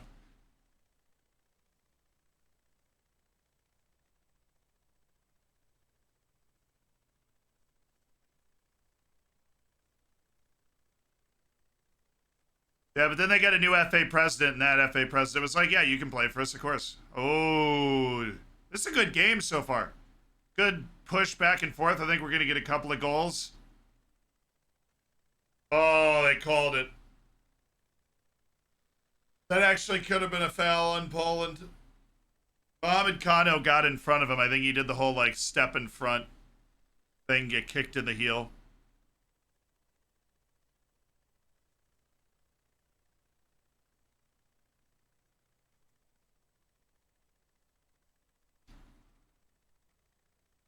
Yeah, it's a foul on Poland.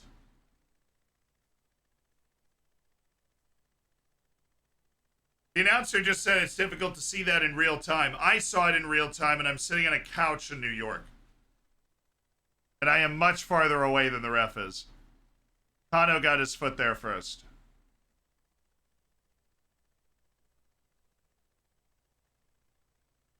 Oh, what a pass! Oh, what?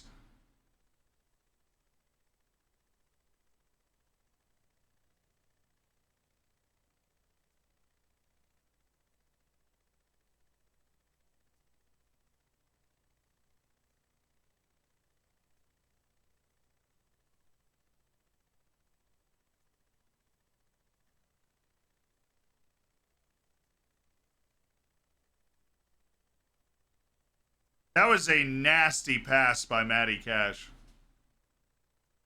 I think he played a little advantage on from that challenge and then brought it back. That pass from Matty Cash was nasty, and that was Lewandowski in on goal there for a second. Look at Mohamed Kano. Holy smokes. Kano! Woo!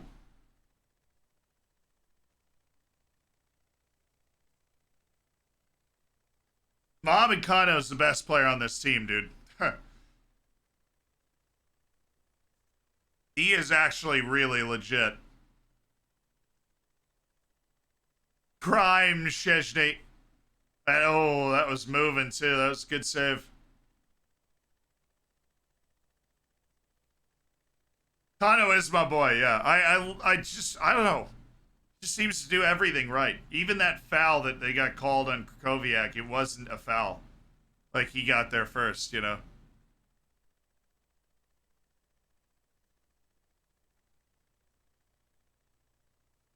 He has a great name, too. Yeah, it really sticks out. He's one of the two guys in the lineup that doesn't have an Al in front of his name. Mohamed Kano. Oh, good ball out wide. Oh, ball in. Good defense.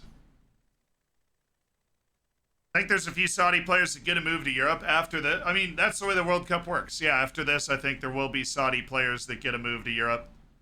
I think Mohamed Kano and Salem Al-Dosari are the guys that are going to get the biggest looks. I think Alo Ais, this goalkeeper, is going to get some looks too. Because this is a huge stage. But then again, the Saudi clubs have a ton of money. And they'll throw some massive contracts at their national team superstars.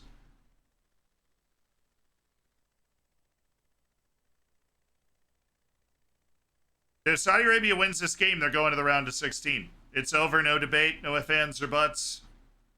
They win, they're going round to 16.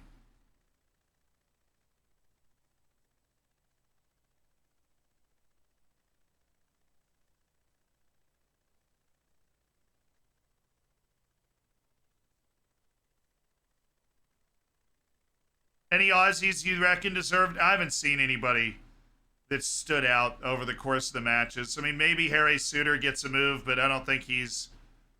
I think just in the way the matches have gone, he's ended up being somebody that's really influential.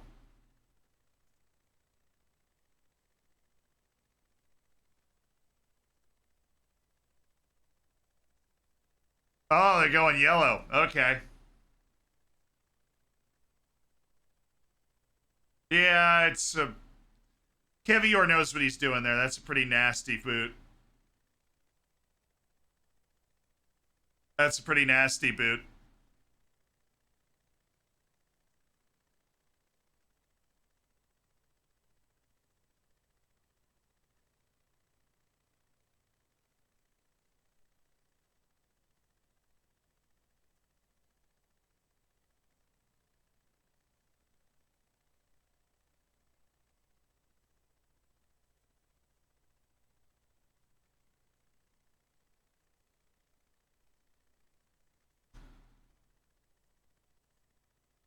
Oh, hello. Maddie, calm down, Mateusz Kaczynski. Calm down. Oh, boy.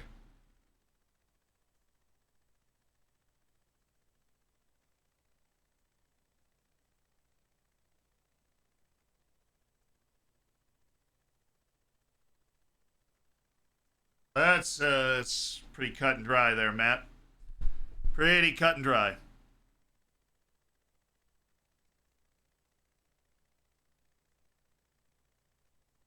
Two-points drop for America. I mean, shoot, if we've given up one goal in 2 games, if we knew how to freaking score, we'd be we'd be on 6 points. But if ifs and buts were candies and nuts, everybody would freaking eat for free. So, but we need to know we need to score. Scoring is our problem. We control the game well. We defend well. I do feel like we missed opportunities. I don't feel like it was 2 points dropped. I felt like the Wales game was 2 points dropped. That would have made life a little more comfortable against Iran if we'd beaten Wales.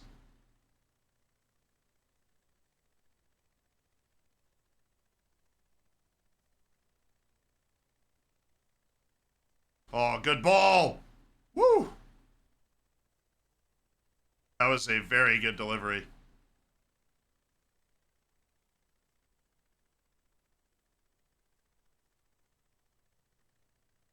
Your midfield really surprised me. I mean, Yunus Moose is an easy guy to overlook. He plays in La Liga, so you don't get to watch him as much for Valencia. But boy, he's like my preferred midfield for a year has been MMA. McKennie, Musa, Adams. That's the midfield that's the U.S. engine. McKennie, Musa, Adams. Who's down? Krakowiak again?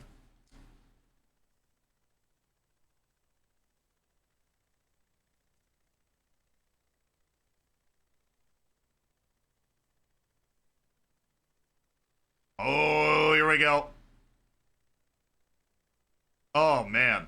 Saud is spectacular.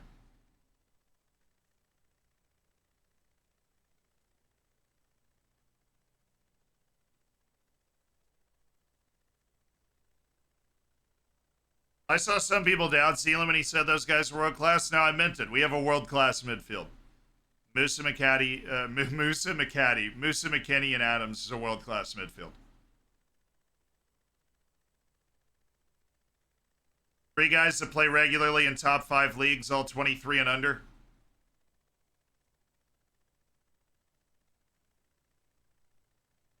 Play well, you know.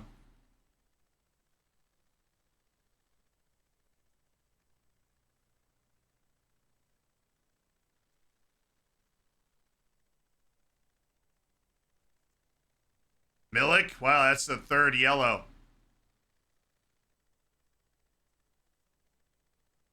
I mean, he fouled him twice. I get that. He fouled him twice. 3 yellows, though. This is getting dicey for Poland.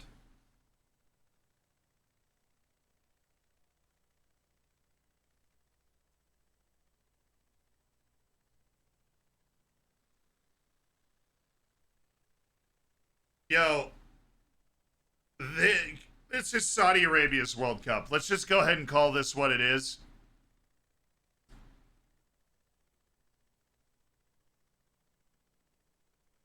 Is he okay? What happened? Oh.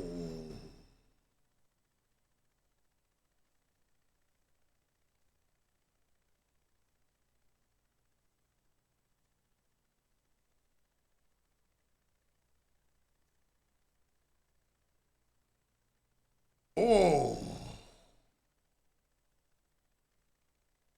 That was pretty wicked right there. Abdullah Al Malki with the yellow card for Saudi Arabia for arguing.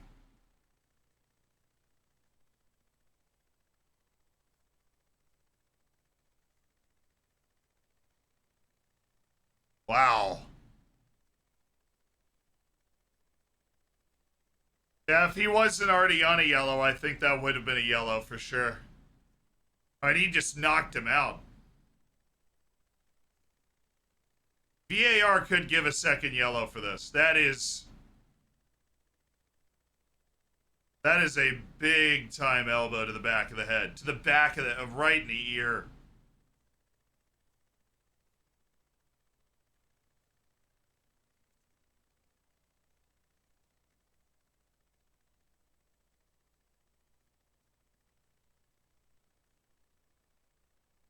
VAR can't give yellows. Oof.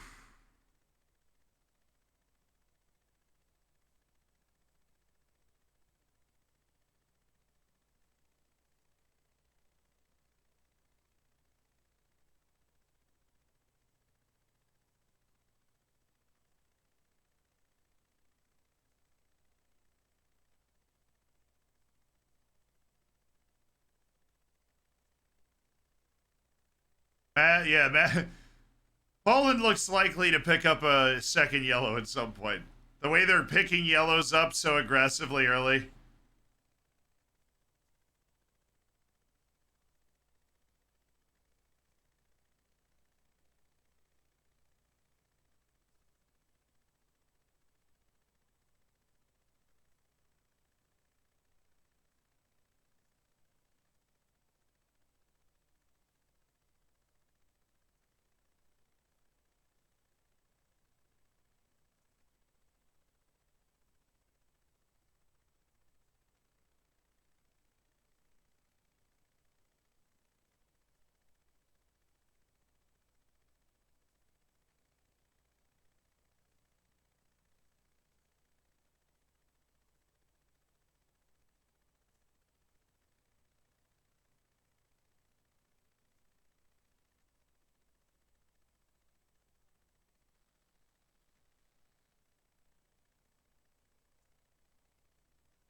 Aldo, sorry.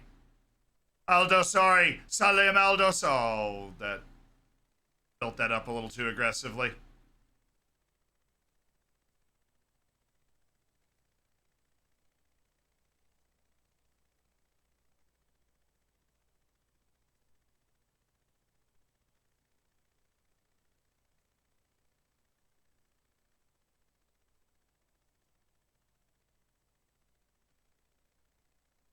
Man, Saudi Arabia is keeping it well.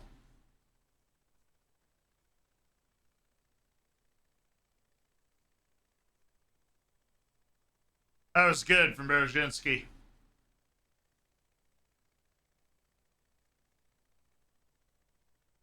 If Mexico beats Argentina, or Argentina out? Yes. Mathematically, Argentina is eliminated with a loss to Mexico. A draw keeps them alive.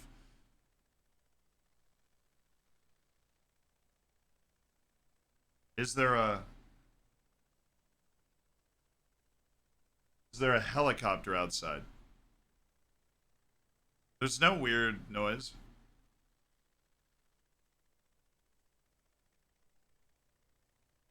I just muted the oh goodness. I muted the game. Yeah, you can't really hear anything. It's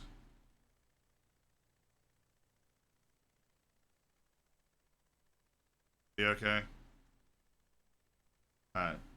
That freaked me out. I was like, I figured that some sound was going on. Oh, and the mic. We had so many issues with the mic at the before we had the new stand for what we were trying to do here.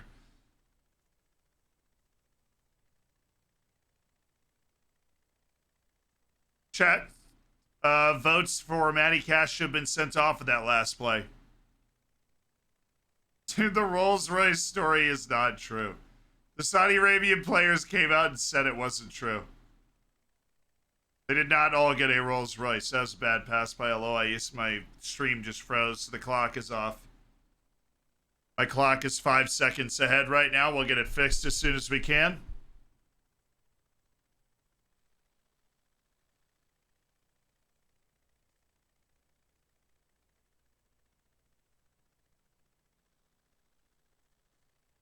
It's now accurate again.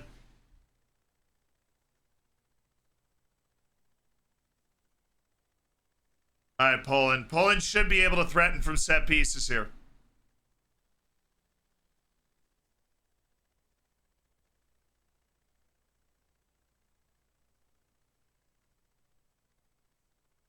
Yo!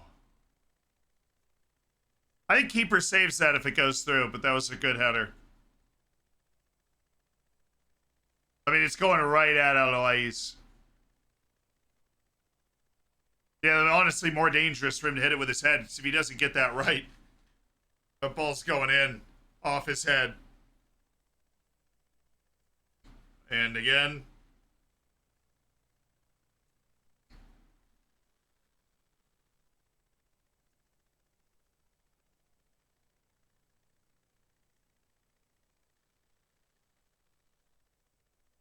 What I was saying earlier, like,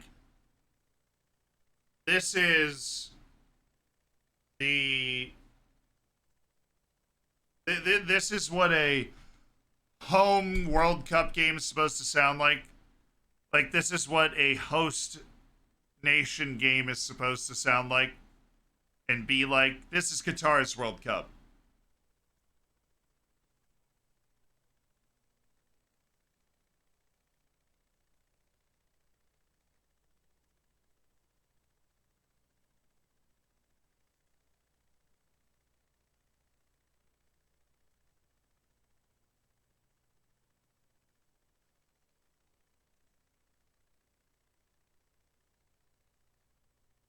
Qatar's matches never at any point sounded like this, even before they were getting run by Ecuador.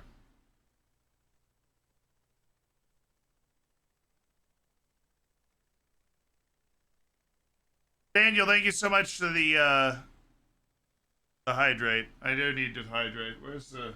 There it is.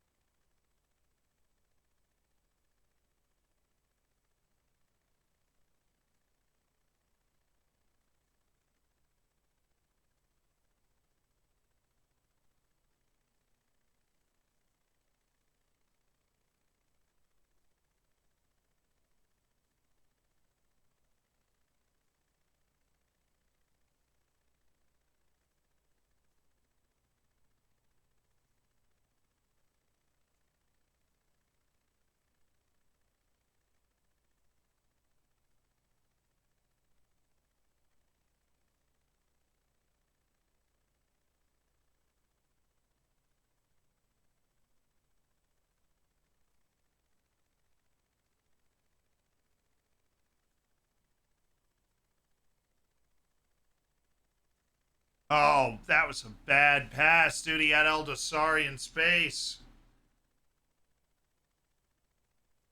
I still just get the feeling Poland's going to pop up with a goal here.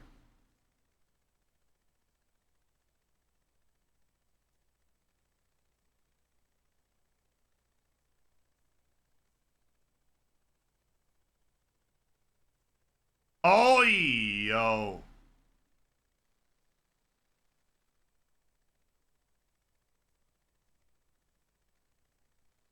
There is definitely a decent play on there somewhere.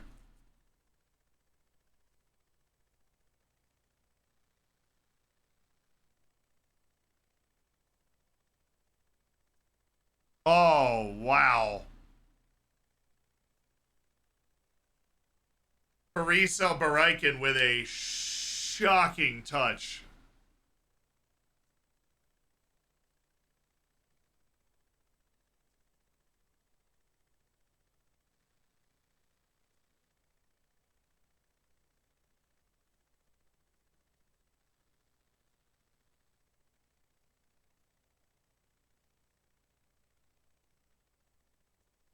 Poland just can't, man, Poland can't build play against anybody. They can't build up play against literally anybody.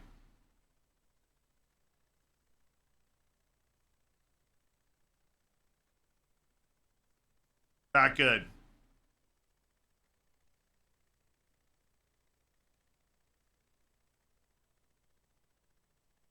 Saudi Arabia is comfortably outpossessing them. I was assuming once Saudi Arabia lost the energy to press, Poland would be able to hold the ball more. Got to build their play up, but it's just not happening.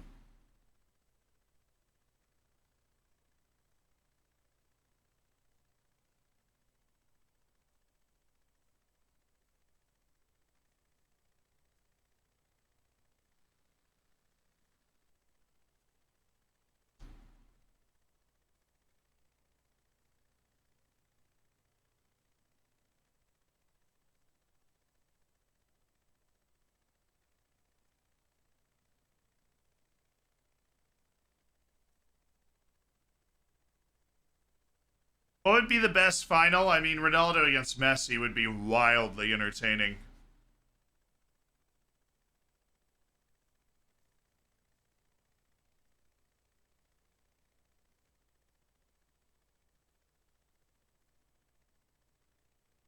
Good work from Saud. Oh,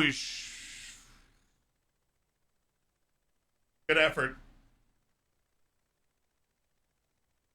I don't know if it was actually a good chance, but I mean, you probably should have attacked a little more. They had the 2-for-1 on the wing, and they didn't have anybody really closing it down. He just had one person to aim for on that.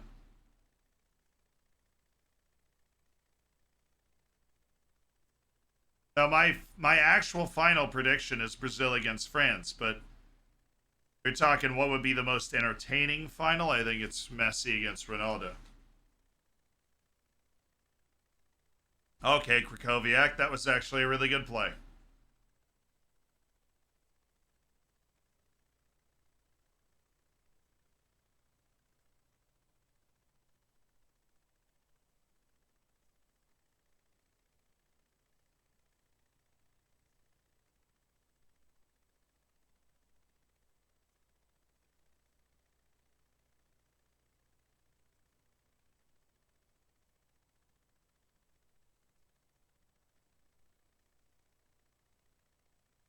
So that guy's sock got like 8 holes in it, or am I just imagining things?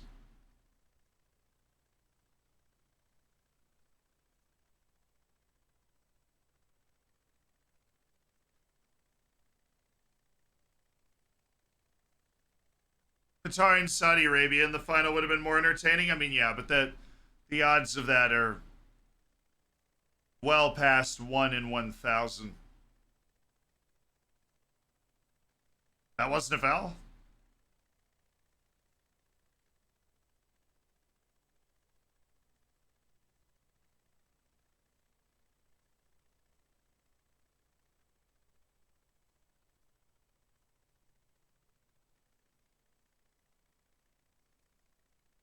Speed holes to make him run faster. His sock did have a bunch of holes in it.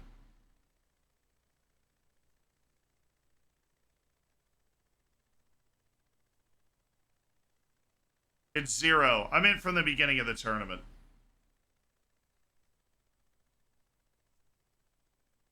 Oh, Robert. Robert.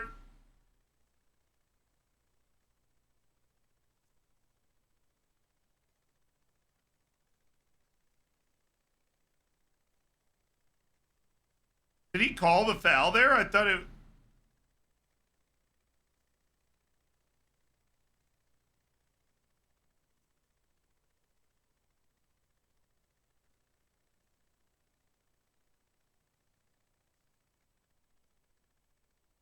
I thought I saw him get his arm stepped on. That would hurt.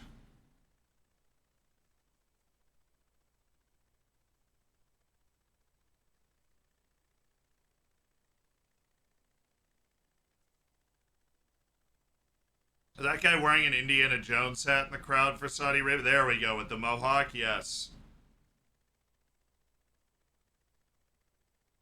And a flag with the king on it, okay.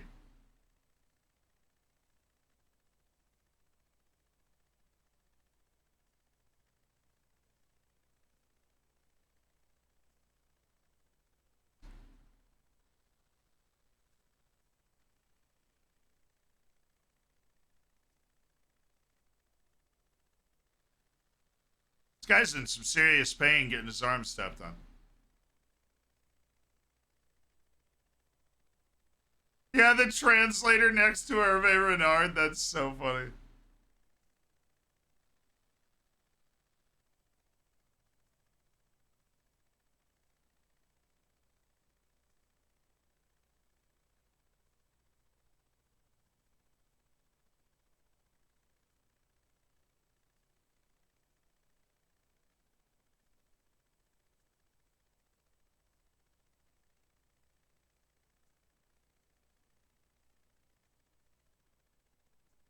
Man, what are they doing right now? They're wrapping his arm.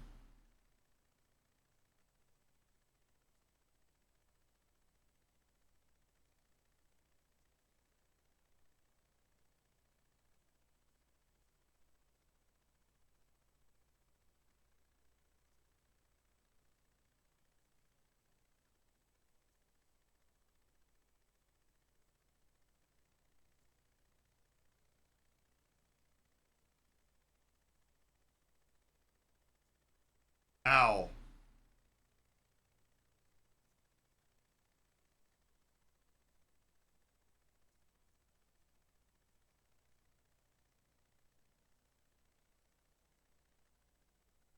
Why the stretcher for an arm? I mean, it's like stretcher for everything.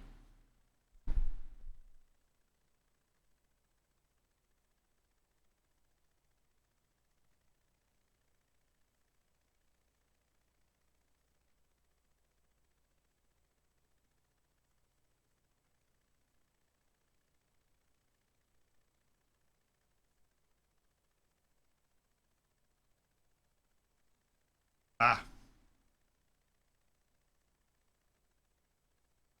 It's only one Ronaldo, Will, actually. Who said there's only one Ronaldo? Any dark horse this World Cup? I still think Denmark can beat anybody in the world. Saudi Arabia apparently is like a top 10 team in the world now, the way they're playing. It's kind of ridiculous.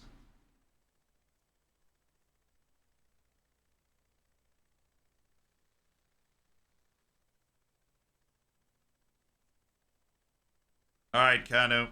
Mohammed Kanu.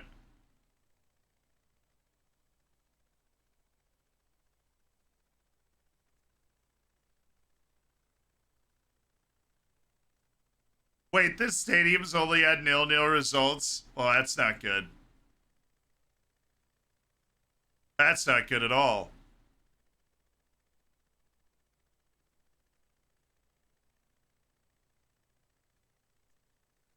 And cash. Oh, there you go. Oh.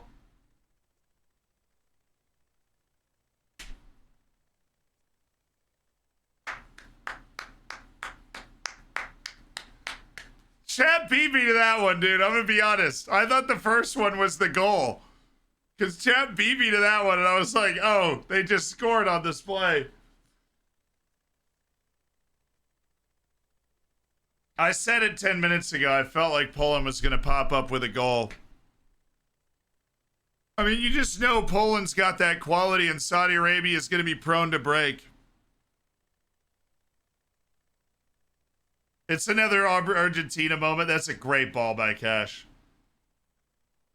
And another, I mean, the defense is just out of position here. They're just not even close to marking Lewandowski. He gets it back.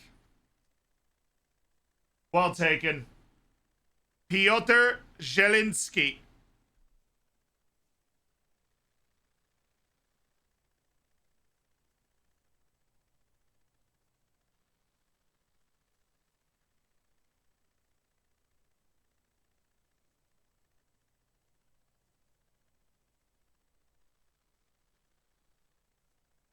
Now they're going. Now they're flying. Lewandowski. Oh baby.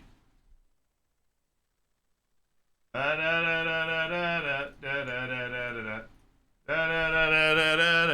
that makes this group tremendously interesting. You guys think Saudi Arabia is going to come back in them or not? I honestly think that might have just sapped the enthusiasm. I don't know. Hervé Renard is going to have to give another fabulous halftime talk in order to turn things around. Because Saudi Arabia started this game much better than they did against Argentina. I think they only get one, and it's a 1-1 draw. I said 2-0 Poland. I think the quality eventually shines through, and it has so far. Oh, wait. I actually did first name, too. Just Zielinski. Piotr Zielinski. First World Cup goal assisted by Robert Lewandowski. We're going to get a bunch of videos on Twitter like, yo, did you see Hervé Renard's halftime talk against Poland?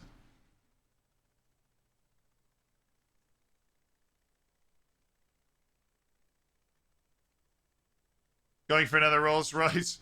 For the umpteenth time, the Saudi Arabian team denied that they had received Rolls Royces. They don't know where the stories come from. But they didn't actually get Rolls Royces for the win. They just got a national holiday instead.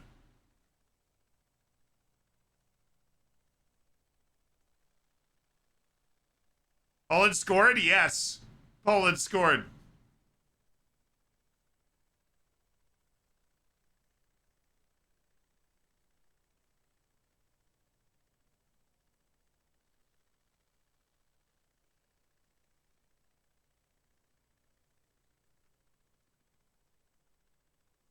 Lewa doesn't score in the World Cup, at least he assists. Yeah, well, you knew he was going to be, if they do anything good, you knew he was going to be involved. Oh, play it wide. Play it wide. Come on, sub. You got Feres Albayrak in the middle.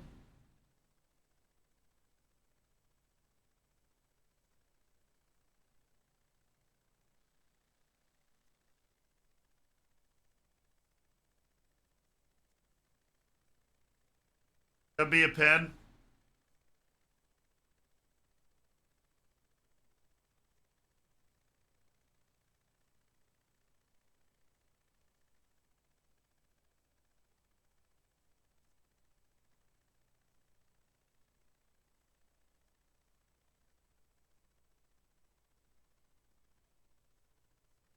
Dude, you can't give this, man.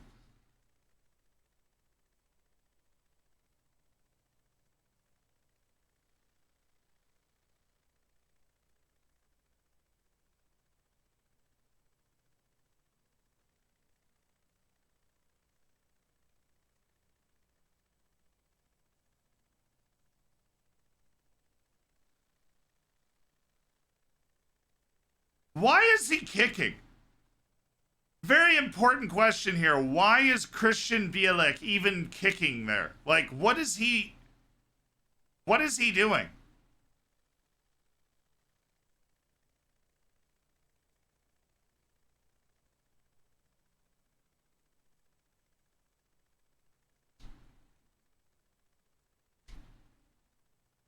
There it is.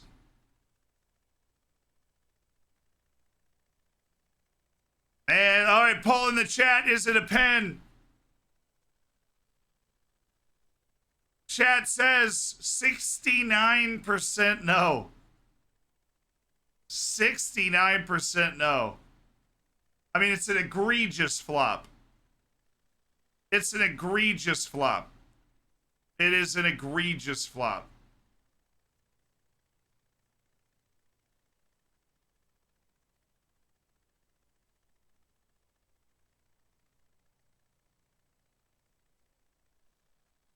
All right, penalty. Saudi Arabia can draw this level right before halftime.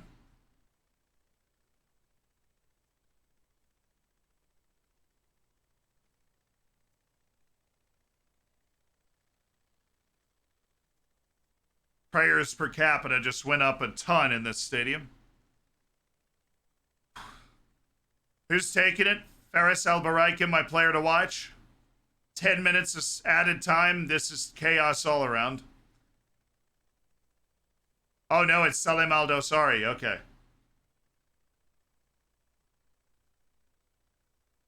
The hero, Salem Al-Dosari.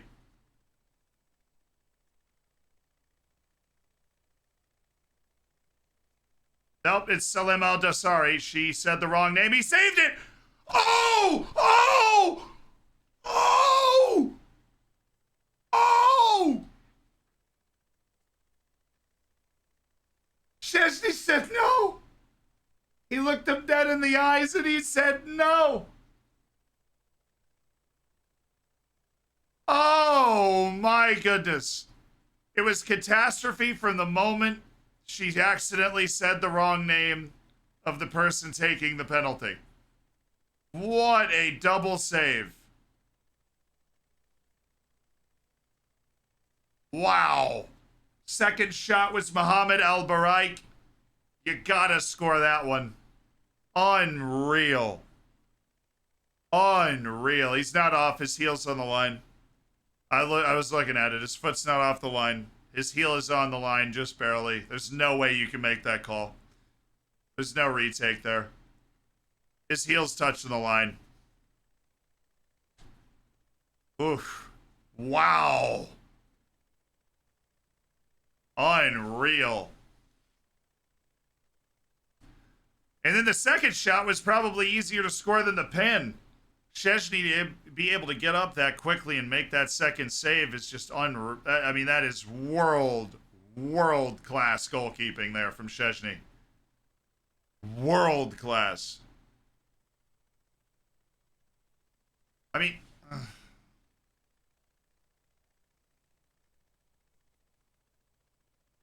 I'm surprised Aldo Sari didn't score it to begin with. He's such a good striker of the ball.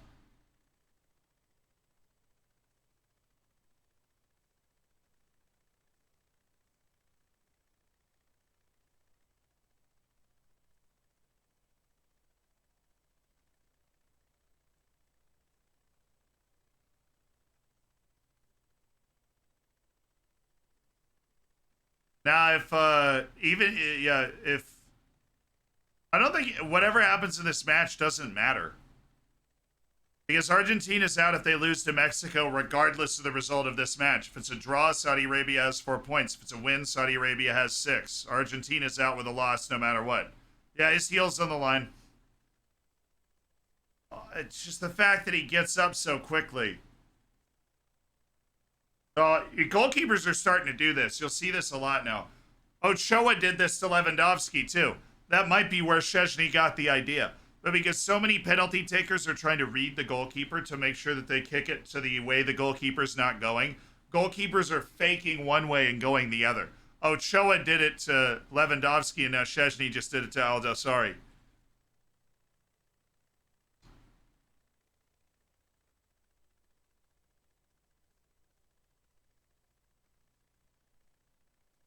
I think Al-Dosari was trying to do that. Abdullah Al-Amri with the yellow in a match that is full of yellows.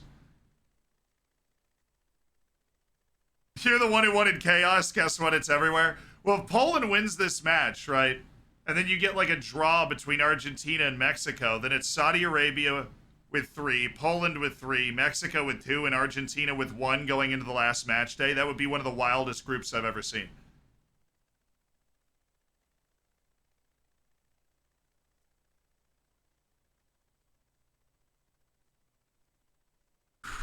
He clearly looked for keeper's movement before shooting. Yeah. Exactly. And so did Lewandowski. And then you try and put it behind the goalkeeper, but if they fake one way and go the other, they can bait you into shooting to the side they want you to. And that's exactly what Szczęsny just did. It's really, really good. Inch perfect, too, with his footwork.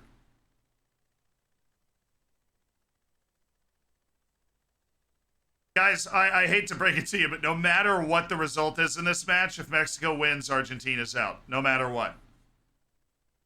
If Argentina loses to Mexico, they are out of the World Cup. That is a fact after the first round of matches. If they lose to Mexico, they're out. This is all about Saudi Arabia. If Saudi Arabia wins this match, they're automatically through. Poland's playing for its life. They have Argentina after this, so a win is almost a must.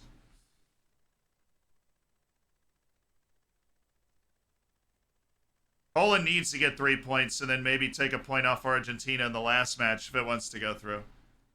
If you have 4 points is likely the number, but it all depends on what happens in the other match. Poland needs to put points up, and they'd end up on 5. But a win puts them on 4 and gives them a chance. God, that's exactly what frickin' McKennie needed to do with his chance. What Zielinski did. Argentina also don't have to win.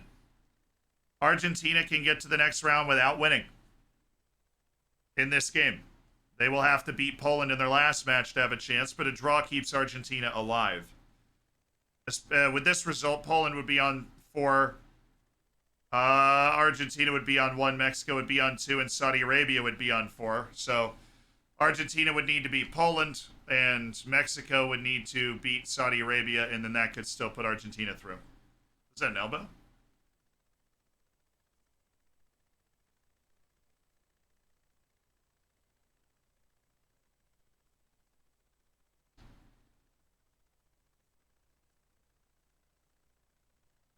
There's no way we're losing to Mexico? I don't think so. I've got Argentina in the semifinal, and I think losing your first match is just part of that process, but this is a huge flop. I didn't see the replay. I was busy reading chat. Saudi Arabia honestly belongs in South America, dude. They play a really technical game, and they flop like Saudi Arabia has a very flair-oriented style of play. Like they always have. They've always had good wingers and good number 10s, and they're about flair and touch and dribbling, and they flop. So happy for Szczęsny here. Everyone was saying he's bad, and today he's showing his... I mean, yeah, it's one of those things where you can hate on him, but at the end of the day, Szczęsny's a world-class goalkeeper. There's a reason he plays for massive clubs all the time. Saudi America. Love that. Saudi Arabian coach has to get a good job offer after this World Cup. That unless Saudi Arabia opens up the checkbook and says, write down a number. Because they might do that. But I think if he'll have his pick of when a coach is fired in this tournament, like say France doesn't make it out of the group stage and Deschamps is fired, I think you look at Hervé Renard.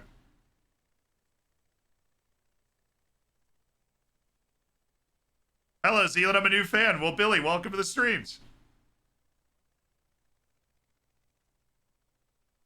Pretty sure they did before they hired him. Not like he's some... No, he's not a no-name. He's won an AFCON with Zambia, for crying out loud.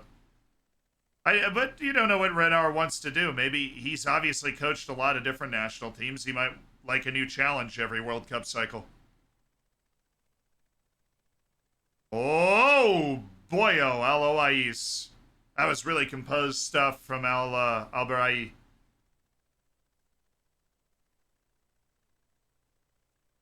Oh, okay.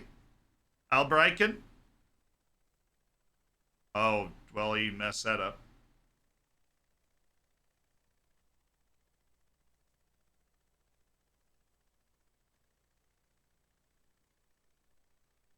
Oh, good ball. This is Poland's comfort zone now. They've got the lead, for crying out loud. Play there and counter. That's what they want to do.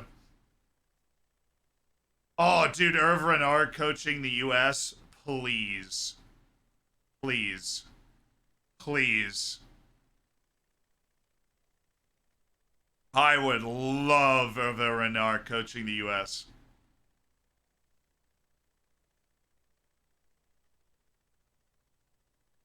Oh, Salim Al-Dosari, what is that? Ali Al-Bulayi, so lucky. Although he's just like, you know what? I'm kicking this out of play. Screw this. That was bad from Lewandowski. I do think he was caught between two minds. Halftime. 1-0. Poles. Piotr Zielinski.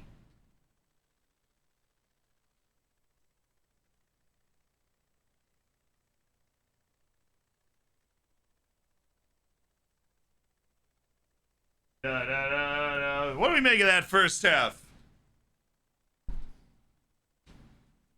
I feel like it wasn't exactly what I expected, but it was close. It was early Saudi energy, and then Poland shows some quality and gets a hold of it. Definitely entertaining, very physical. Szczesny domination. I mean, as a goalkeeper, you don't always get an opportunity to show your quality, and Szczesny got that opportunity and he took it.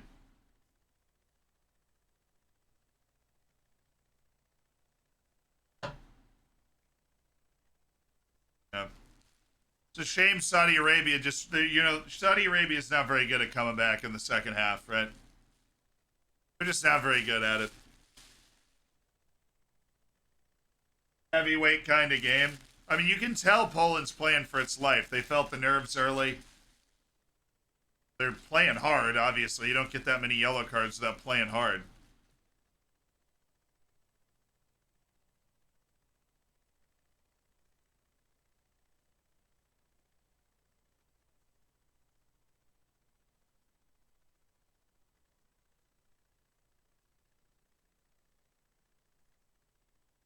Surely they can come back. Oh, throw another clueless in there.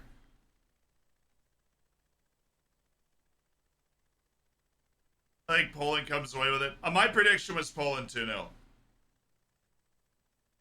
So that's what I'm saying. I'm saying Poland 2-0 again. I move my peanut butter and jelly station back into the middle here.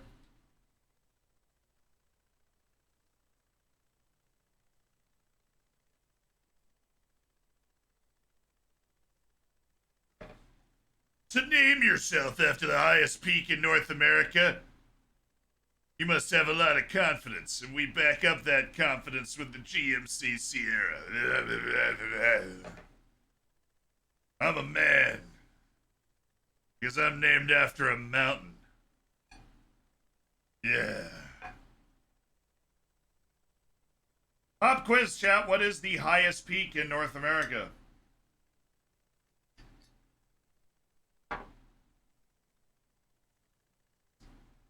Just like American commercials, crushing it right there. Denali. What did Denali used to be called? That's another interesting little historical.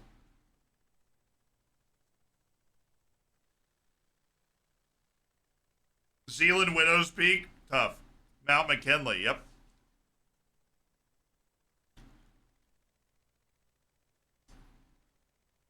It used to be called Mount McKinley. Denali is in Alaska. Absolutely gorgeous, by the way.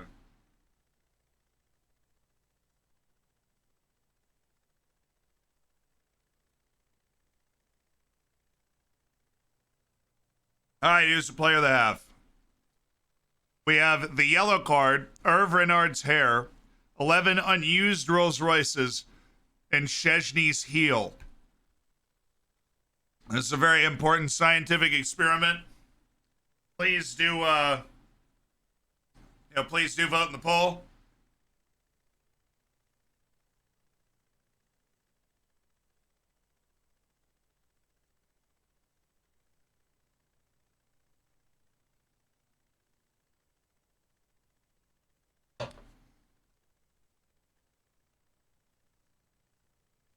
Why'd they change it? Oh, because Mount McKinley of it.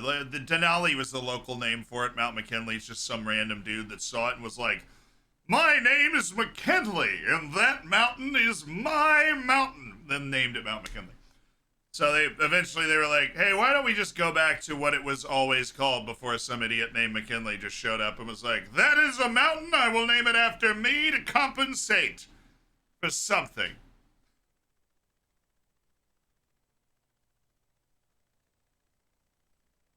Mountain, yeah. Oh my God, you're right. McKinley was the president that bought Alaska. Tragic. Zealand history tragedy there.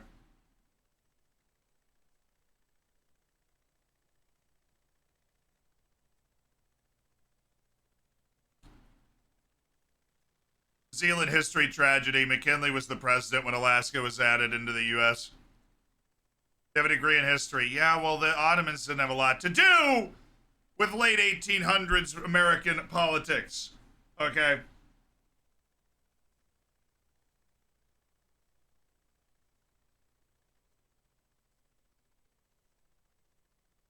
Can somebody please tell this lady it's Lewandowski? I'm gonna have an aneurysm.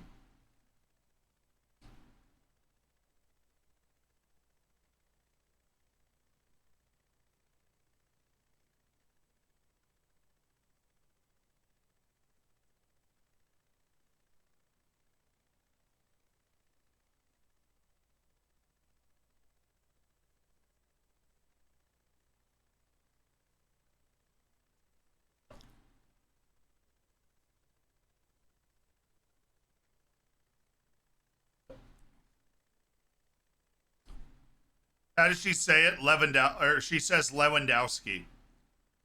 It's driving me up a wall. Didn't Canada burn the White House? Technically, it was England, but yeah.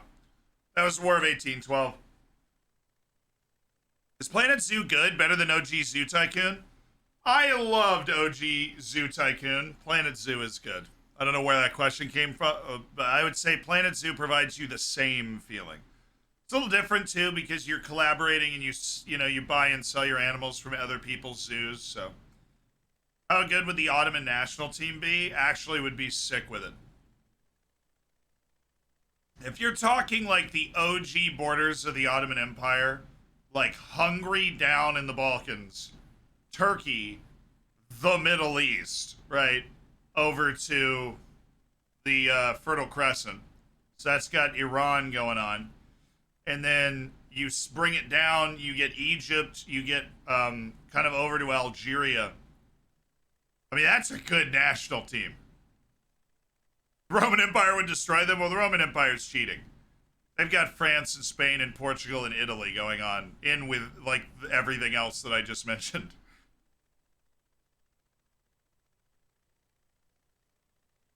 Who would win the Empire Cup? Probably Croatia. Probably. How do we feel about Saudi Arabia? They played well in that first half. I think they ran out of energy a little bit. Fell asleep, got clapped, and then now they're on their heels. But if anybody can fix that, apparently it's Hervé Arnaud, so. The Aztecs, I mean, it's like half of the not half, the southwestern part of the U.S. and Central America. It wouldn't be a ridiculous national team. It's Honduras and Costa Rica, and not even all of Costa Rica. Or Panama. Mexico, obviously. Are we talking about what former empire would have the best national team? It's Rome. It's not close. Spanish national team would be good, but they're missing Brazil. Like if you go full extent of Spain at its largest, all of South America except for Brazil and Central America. Argentina, Uruguay, Mexico, Chile, Colombia, Costa Rica, Panama, obviously Spain. Mali would buy it out. Yeah, the Malians would just be like, nah. You want to talk about bribery?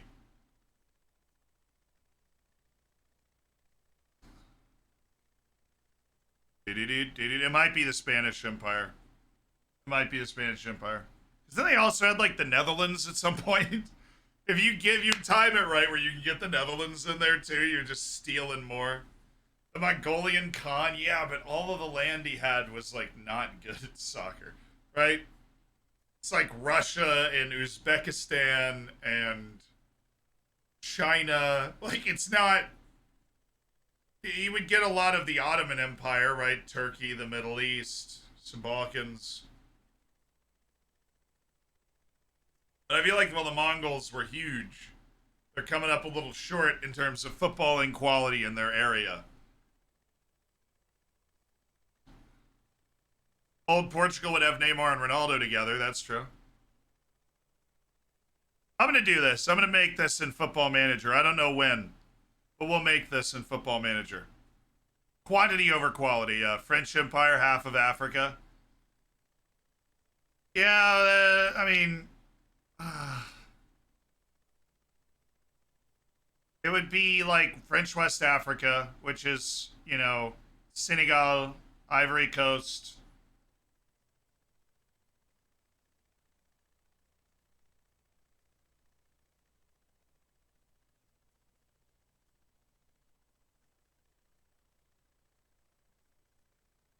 Great USA team would beat them all. Hurrah!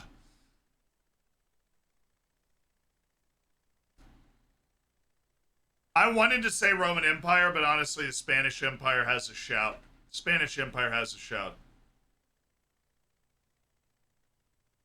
If Argentina loses, they join Qatar as the only two teams eliminated from World Cup contention. That's outrageous. Poland! Hey, Marsh, congrats on the lead.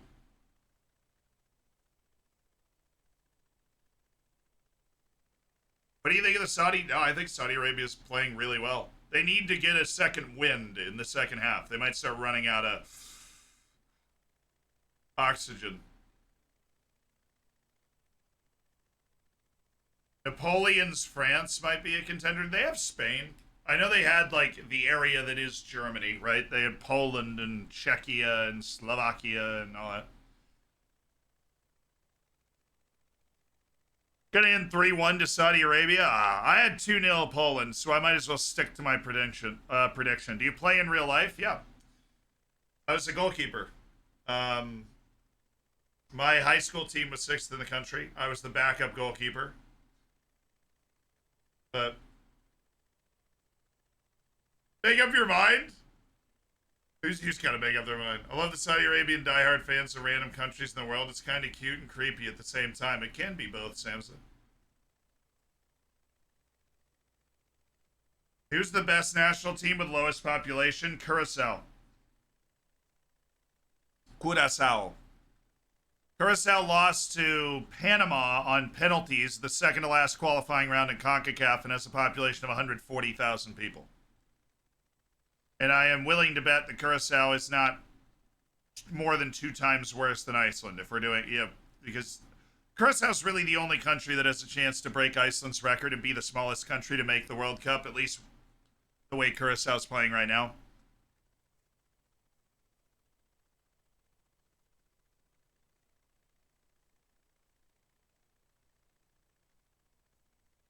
Just rooting for the Arab cousins, that makes sense. It's the same reason I root for Canada. It's like you root for people of a similar cultural, alignment. Just naturally. That's just something fun to watch out for those that didn't know. Curacao, without Mexico, Canada, and the U.S. in qualifying, is going to have a chance to get to the World Cup. Oh, the Canada coach is amazing. John Herdman, to my opinion, is the best coach at this tournament. The Canadian coach is absolutely fantastic. Yeah, 2026 Curacao. That's my pick. Curacao, El Salvador. I want the wild ones.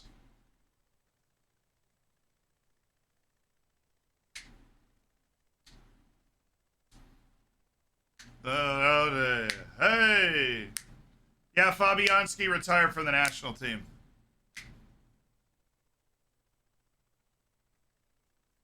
Curacao, Costa Rica, Greenland, and Honduras. Yes, perfect. Greenland is trying to join CONCACAF, which would start in 2026 World Cup qualifying. So don't hate on the Greenlands. The Greenlanders.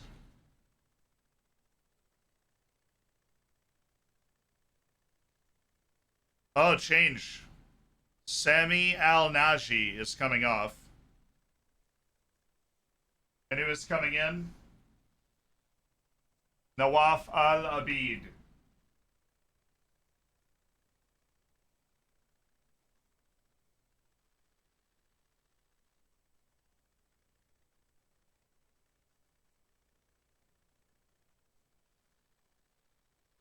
Nawaf Al-Abid.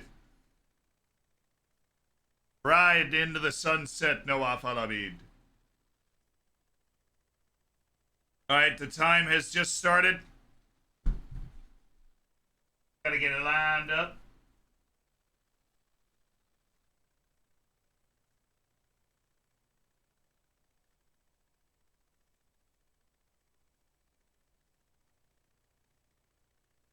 Come on, clock.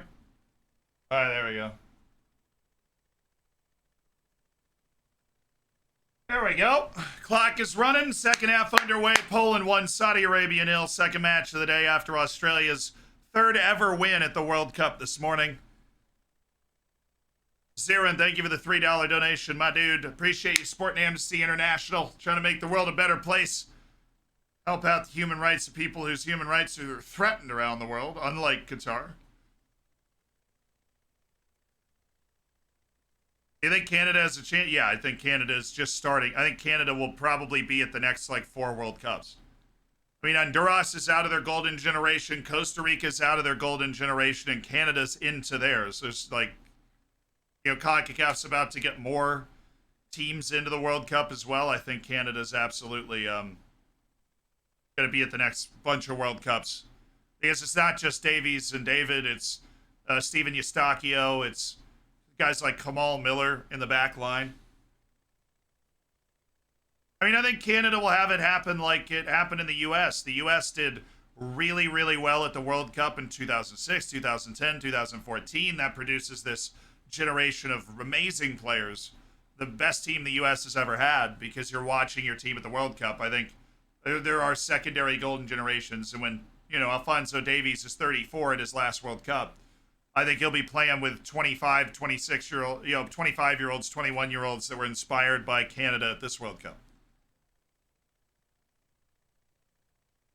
I just realized you're playing to watch for Bullets on the bench. Yeah, that actually, the last game, McLaren and Wabi Kazri both started on the bench and both subbed in.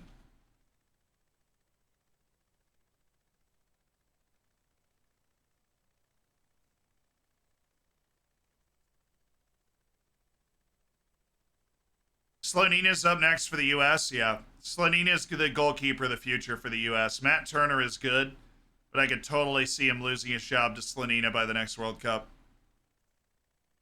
But we're the U.S. We're always going to have a good goalkeeper, right? I'm more worried about that position. Bit of a cultural revolution. I mean, that's the way it felt in the U.S.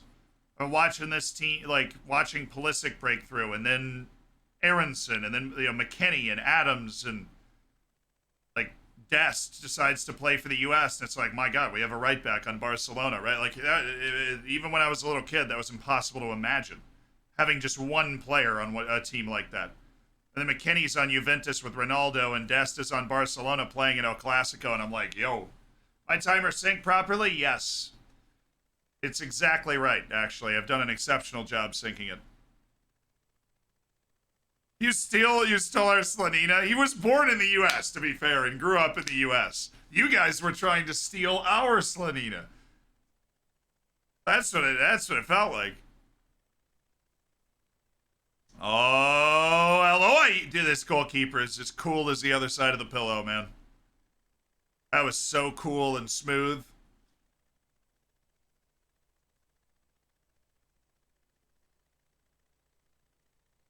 What do I think of Zlatko Dalic? I think he's obviously a great coach. He's a talisman for his national team, and he'll have the job as long as he wants it, I think.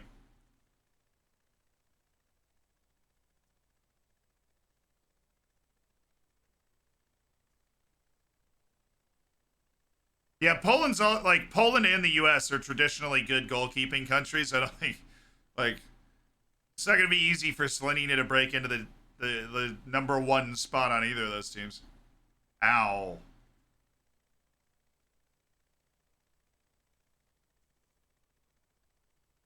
Well, Lewandowski didn't even feel that. They just hit heads, and Lewandowski's like, ah, bro, I'm good.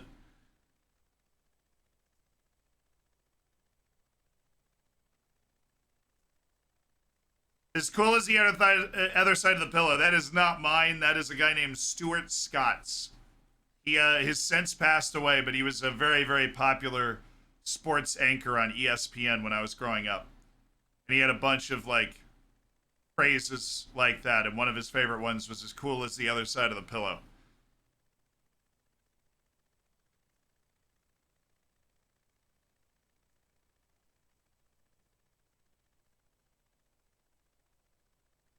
Fjazlars, I do love to know that so that when I run into that slash line through the L, I know how to say it. But with these American players like Pulisic, they just kind of the names get Americanized, and so it'll be Slanina when he's in the national team. But that is cool to know. Like I will use that Slanina. So is it like is that it? Slanina would be the way you would say it if he was playing for the Polish team.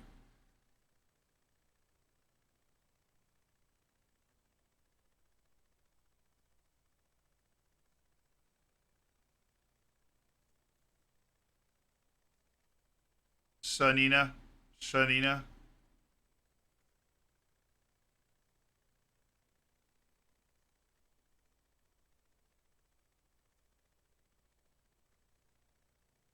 Swanina, something like that.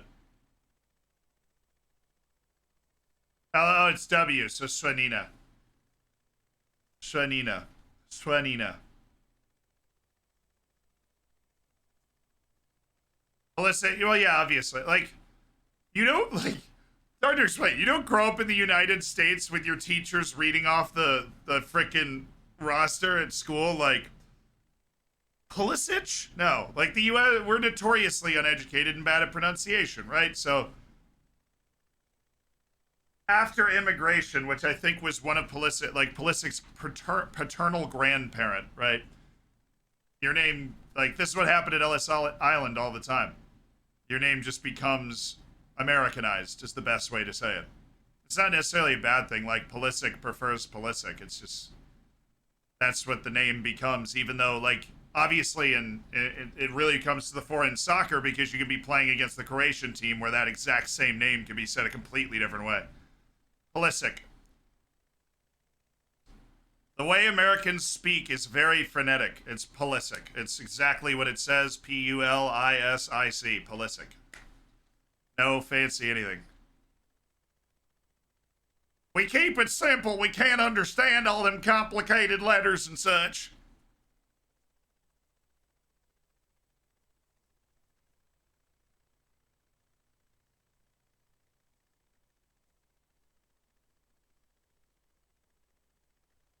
I lived in Ireland for a bit, and the teachers struggled with my Polish name too. Yeah, there you go.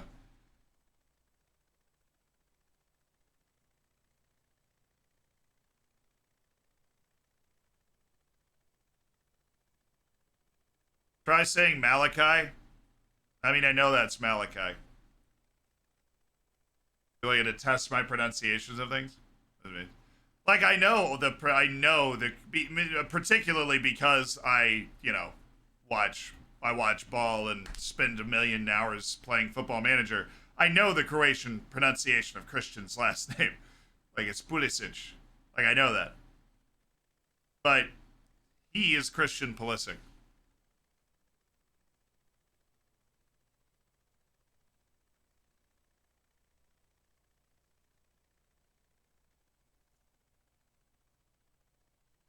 Yeah, and look, there's things in English that are hard to pronounce in other languages, but to me, oh yeah, I missed it. Was that Aldosari again going for glory? Yeah, I actually know that Christian's middle name is Mate. Christian Mate Pulisic. Polish names are consonants having a traffic jam. I mean, yeah.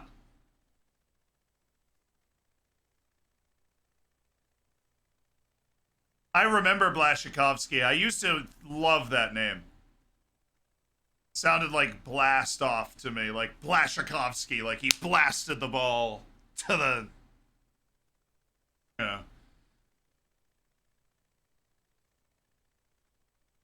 All right, Saudi Arabia, here we go. Aldo, sorry. What?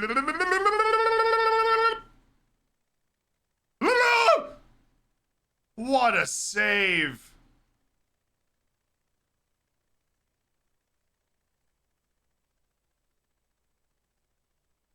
Oh, baby. It kicks free for Salim Al-Dawsari right in front of the goal. Oh, not right in front of the goal. That was a pretty difficult chance on review here. That was anything but precise from the Polish defense here.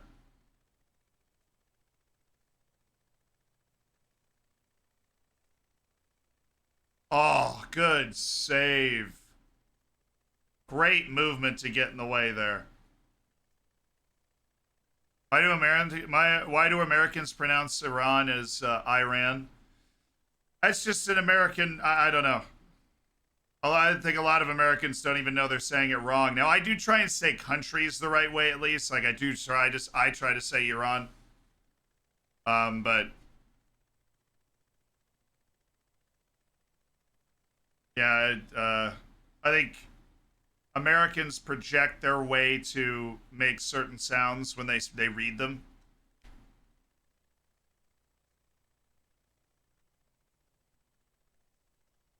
Onto countries and like other names and stuff.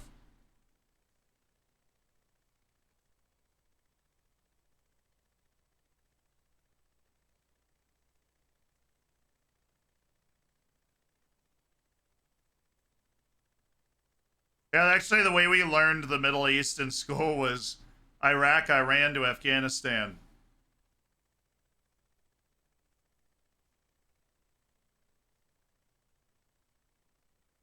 Explain Qatar.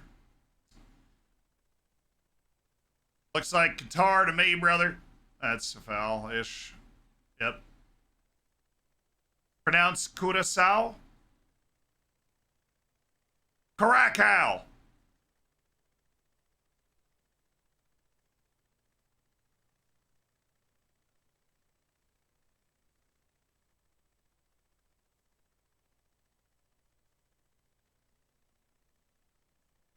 Yeah, a couple of Texas. That's true. We did have Lyndon B. Johnson as president at one point, and he was very much like a, well, over in Iran. Like, you know what I mean? The Bushes are both from Texas. They got that certain accent.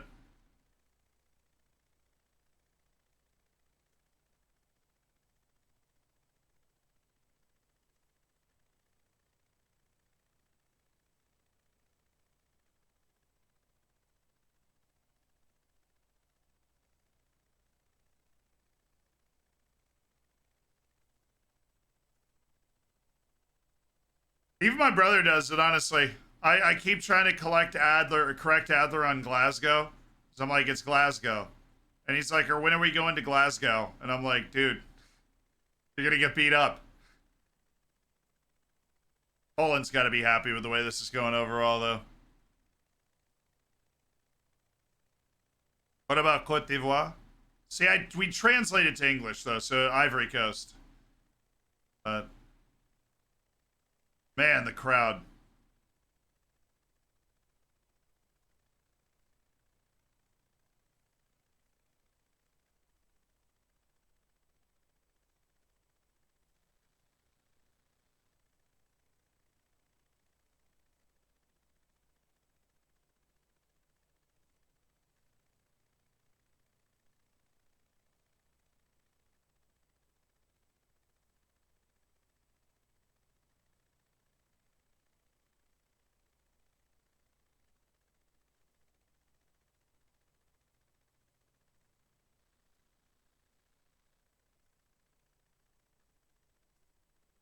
Oh, hello.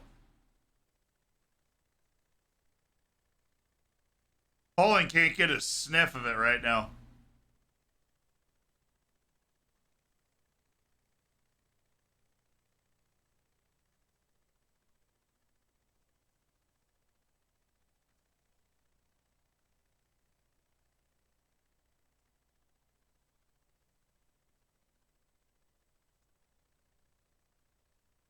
Oh, baby.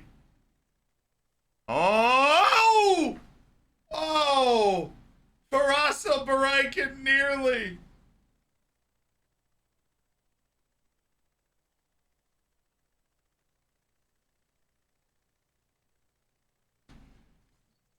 That's my key player right there. If he can take his goal scoring form from qualifying and turn it into goals at the World Cup.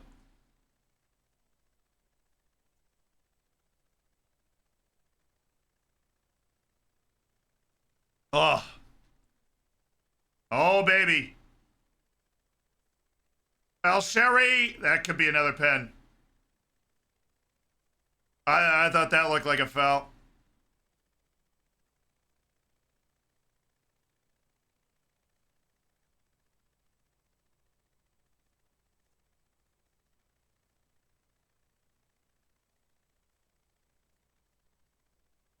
Did he get a piece of him here?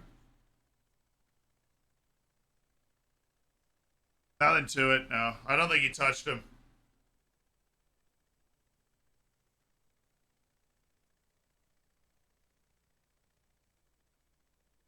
It's another flop, it was. He saw him get close to him and he was like, yeah, I'm going for it again.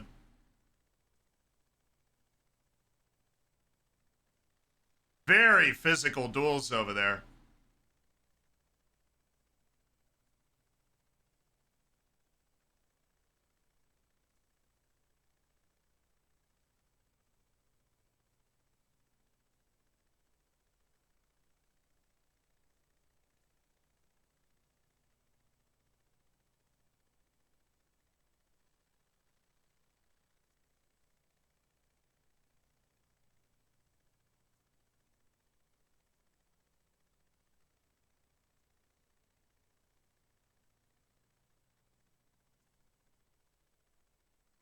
That was a bad ball.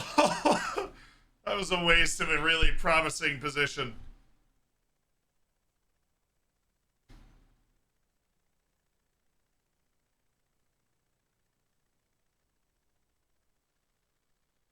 Oh, Shalinski's coming off. Okay.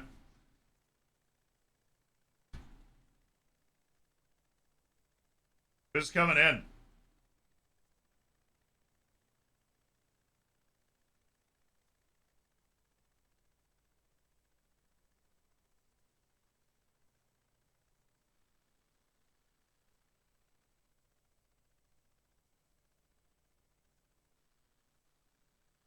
Hey, Jakub Kaminski.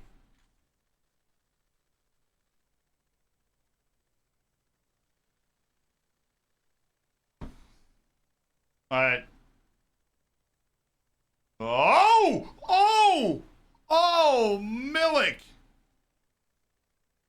Is that Milik? It looks like it's Milik. Of course it's Milik. It had to be Milik. Oh, he was wide open. Oh, he's freaking wide open. Great ball. Just pretty bad defending there from Al-Balai. And Arkadjius Milik. Spear. Oh, that's unlucky for him, honestly. Oh, that is so unlucky. Oh, that is so unlucky. Al-Balai bailed out. He's got to be in a position to get a touch on that. Ali Al-Balai, he's still recovering from that guy stepping on his arm. That guy, Lewandowski, recovering from Lewandowski stepping on his arm. Oh, I need to close my blinds. The sun just turned on.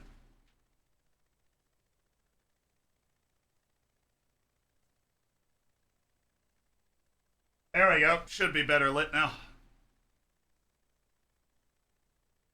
Polish Schleider and Kaminsky. Got it. Why did Poland hate normal ends? Is that just anti-normal in?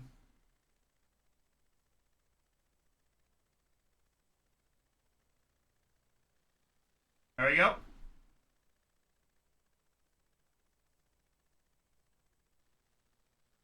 Unless Lewandowski has a normal in his name.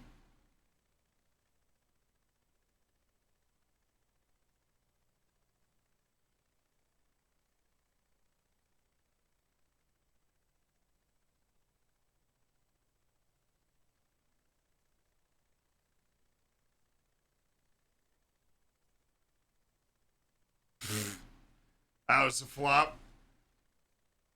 He was getting fouled, but it wasn't going to get called until he... Down he goes.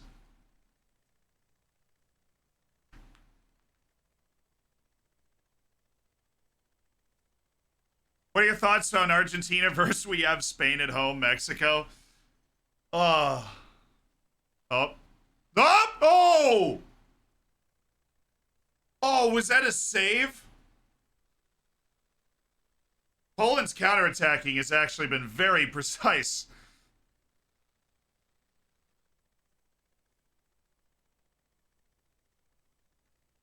Was that a save? This dude just broke his tailbone also.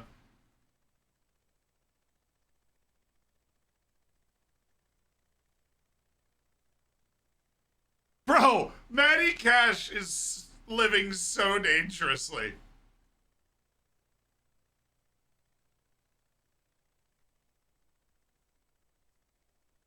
Oh, he hit his knee. Lewandowski saved his own shot. Does he get a save for that? Statistically speaking, does he get a save for that? Lewandowski took the shot with his right leg and it hit his left knee and then hit the post. He just blocked his own shot. Like, that ball was definitely going in. And then it hit his knee. And it hit the post. That is outrageously unlucky. That's stupid. I thought that was saved initially because it did look like it was redirected, but it just because it hit his knee. Oh, here we go. Maybe something for Albrecht. Faraz. Oh, that's a foul. Great run by Faraz Albrecht. This will be Aldasari. Cash is one angry boy. He is. That's a foul. There's no play on the ball. He just hits him in the knee.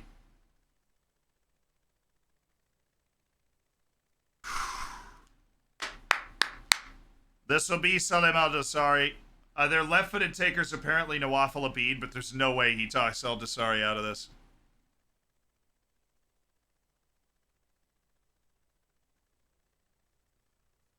It's going to have to be good. Szczesny's in great form.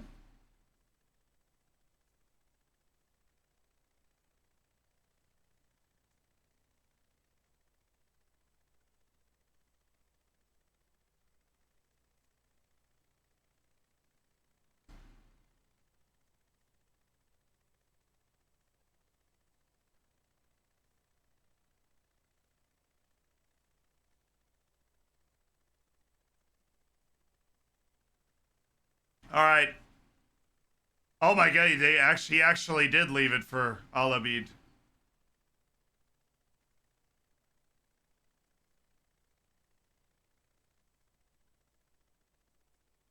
Wow, it's a flop. Oh, you wanted Milik. Although he's...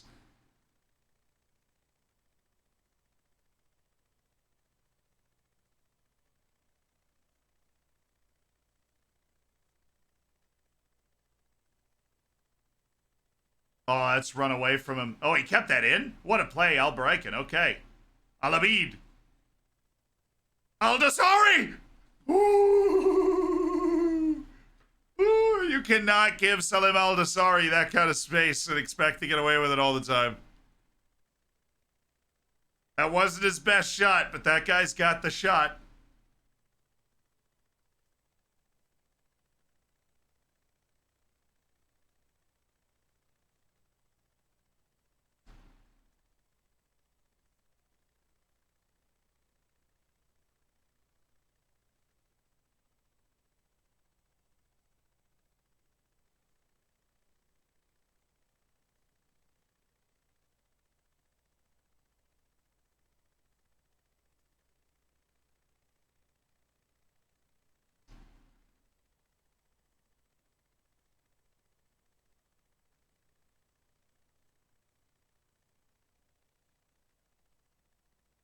Yep, that's foul.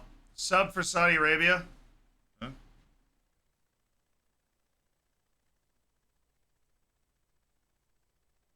Oh, wow. Completely missed that. Sultan Al Ghanam.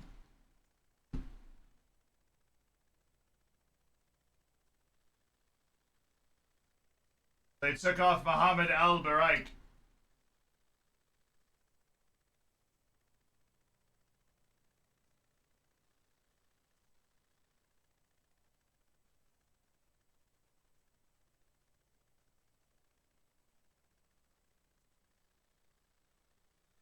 There you go. Sub updated.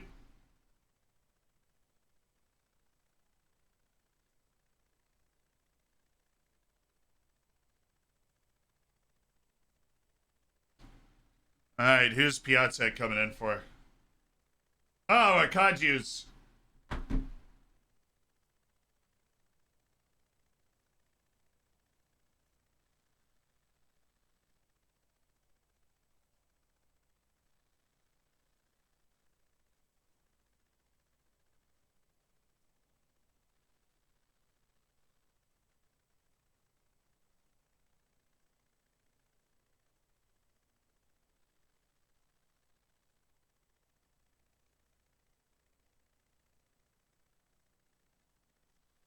Christoph. All right. Got Christoph in there. Just seeing one sub at a time. We're not getting. We've had 4 individual subs in this game.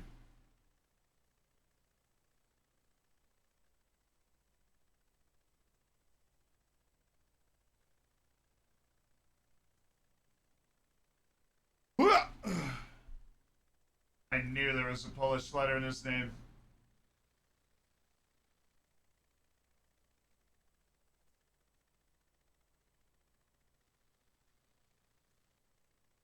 There you go. We got Piatek's name in there.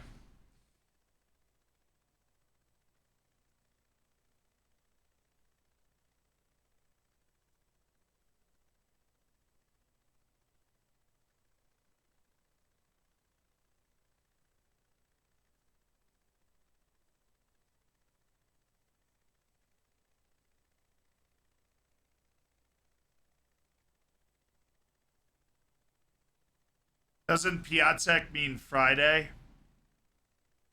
I have no idea. I don't know why I nodded.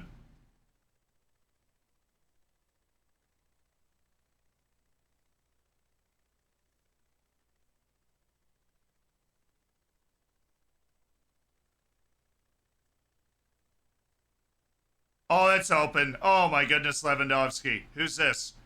Saudi Arabia is scrambling a little bit now. I think they've might maybe run out of gas a little bit, and Poland can smell it. Poland's looking as good as it's looked this entire game.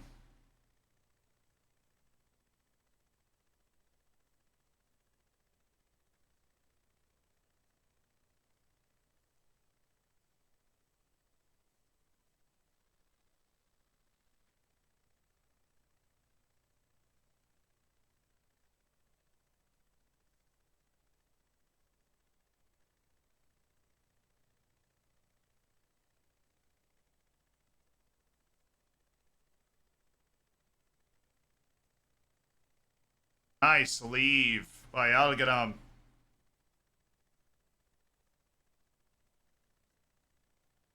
Quarter.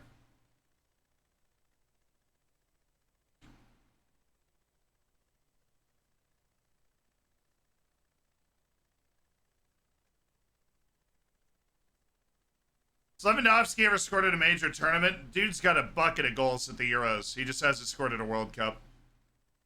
This is only his 2nd World Cup. This is his 5th World Cup match. He did lead Poland to the quarterfinals of the Euros at one point. So he does have some major tournament success. It's not like he's an international melon.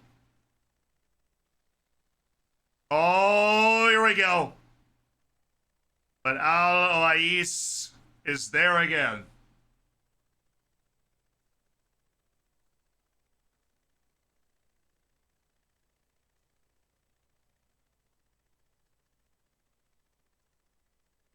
Alois is, I really like him.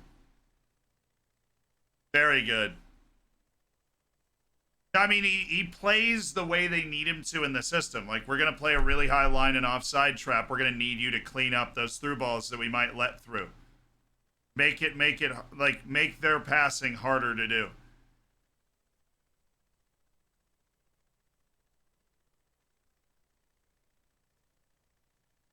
He has 5 goals in 11 Euros matches. Yeah, that's not a bad record at all.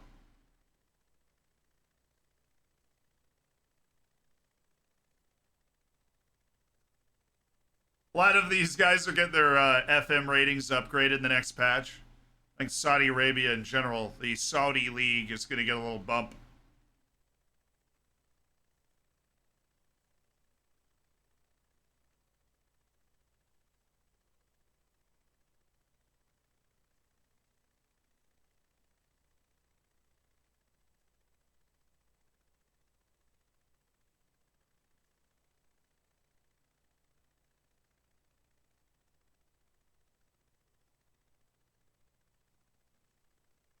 Goal difference might become a factor. Yeah, they could. Poland could use another goal. What happened here? Abdullah Al Amri is down holding his shoulder. Might have dislocated his shoulder.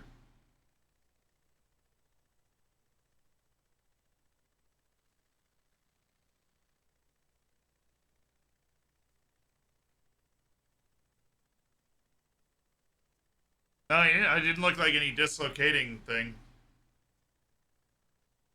What was that?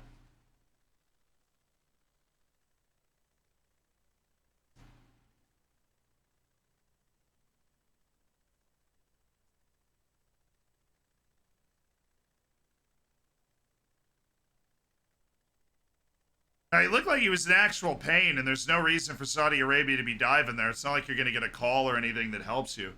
I think he got hurt. I just don't know what happened. Maybe he got headed in the shoulder and it hit like a bone or something, you know?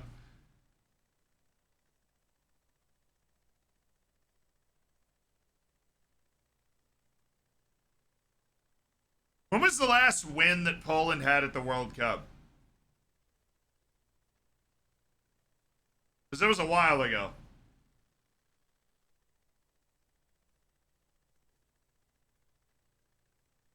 It was definitely a while ago. Here.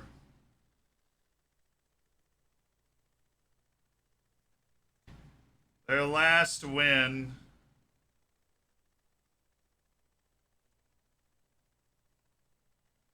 What? Oh, they won a game in 2018. Oh, shoot.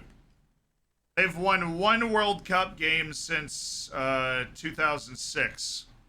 And they did, I mean, I didn't know they'd won a game in 2018. Beat Japan, but we were out already? Oh, wow. I didn't know you were the team that put Japan in that spot. Look at that. Look at that move from Saud.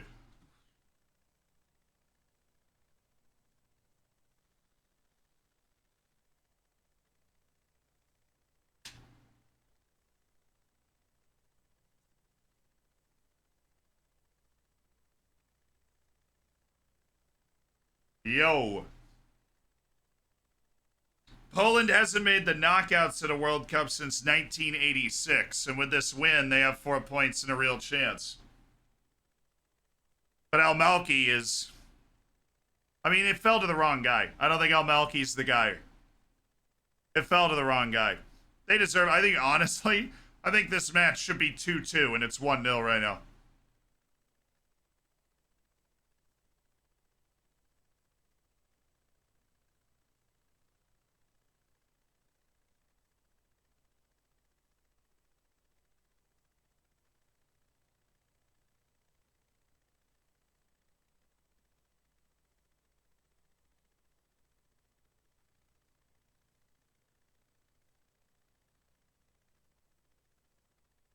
The XG gods are compensating for the 2 goals on .14 XG against Argentina. It's true. It's happening right in front of our eyes. Saudi Arabia is stacking XG. But no goals.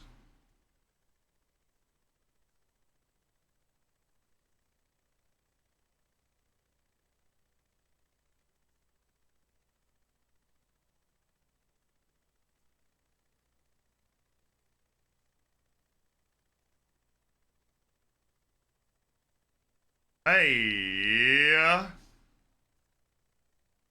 Good ball. Oh, good Oh, good ball.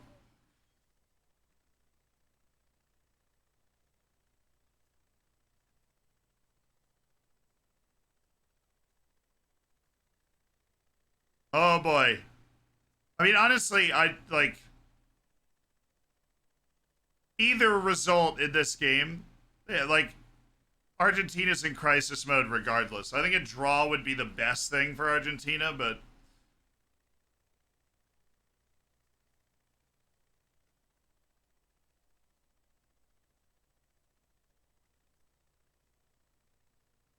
maybe a Poland win might be the best thing. Poland win still gives Argentina the chance to win the group.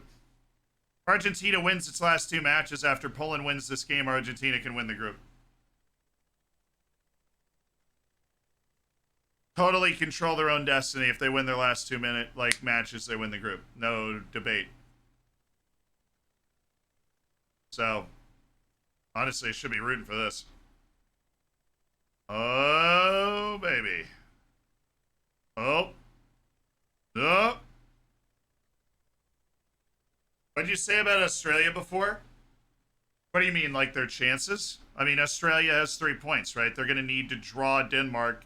But if Australia can manage to not lose to Denmark and Denmark doesn't beat France today, Australia's going to the knockouts.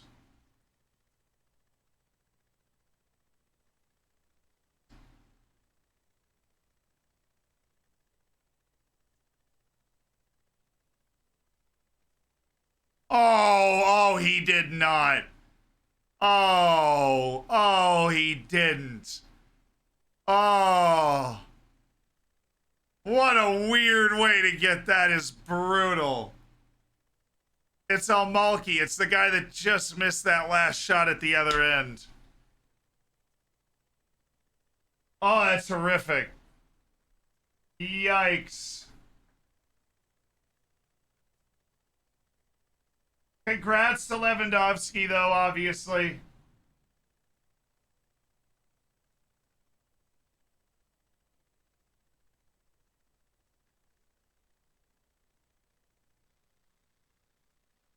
Huge moment for Lewandowski. He's got a World Cup goal for Poland, but just a shocking mistake by Almalki.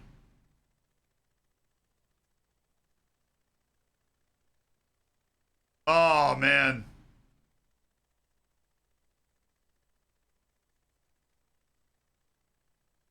Wow. That is a catastrophic mistake. He just turns into space he didn't have. He turns into space he didn't have. OIS can't do a dang thing about it. He doesn't even have time to get off his line. Saudi Arabia's had so many chances, but it's Poland. It's going to pick up a huge World Cup win. And it'll come down to Saudi Arabia against Mexico. Dude, the crowd for that game with everything on the line, depending on what happens between Mexico and Argentina today. The crowd for Mexico, Saudi Arabia is going to be absolutely insane. Also, I picked 2-0. So, what's up?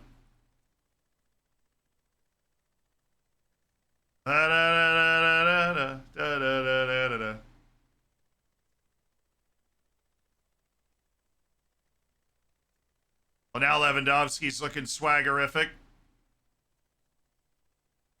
Cash.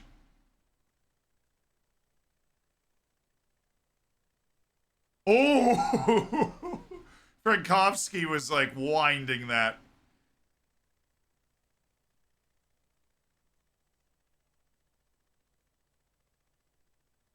Now I'm saying the third match of the group stage will be Mexico and Saudi Arabia, and both teams will have a chance to make the knockouts. The crowd is going to be insane. Oh, Frankowski, nice cut. Nice cut.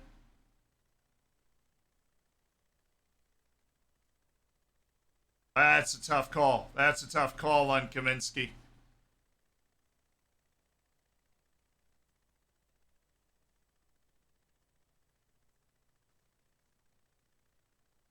All right, Saudi Arabia's making changes, try and find a couple of goals.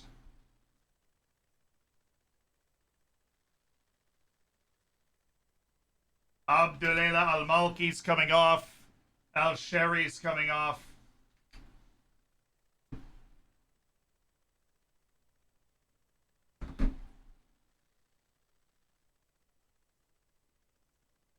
And they've brought in Abdul Rahman Al-Obud. And I think they just brought in Nassar Al-Dasari, but I'm not sure.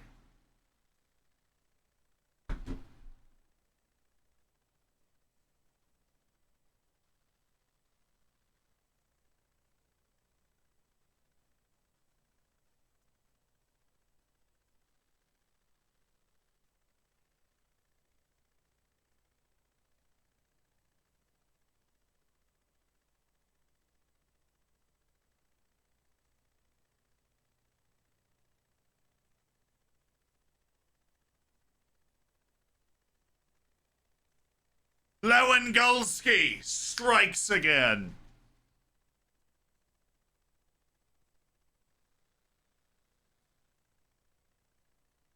Yeah, goal difference could be huge, but Saudi Arabia's created so many openings, I can't blame them for thinking that might be they maybe can get something going the other direction. Ultimo, thank you so much for the prime. All right. Back post. Anybody? No? Okay.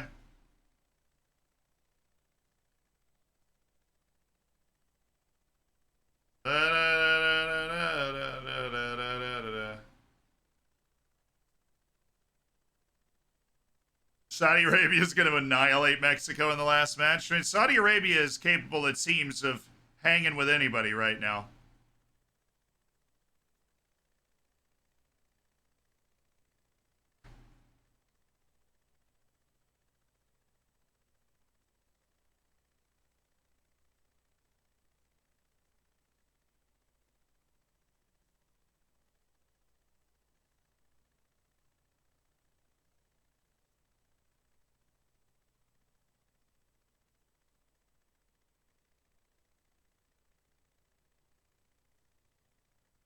What?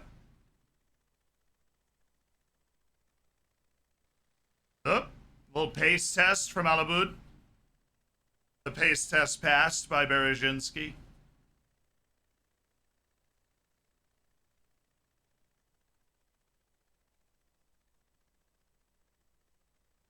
Yeah, I know anything can happen. I don't think Saudi Arabia's got the comeback in them.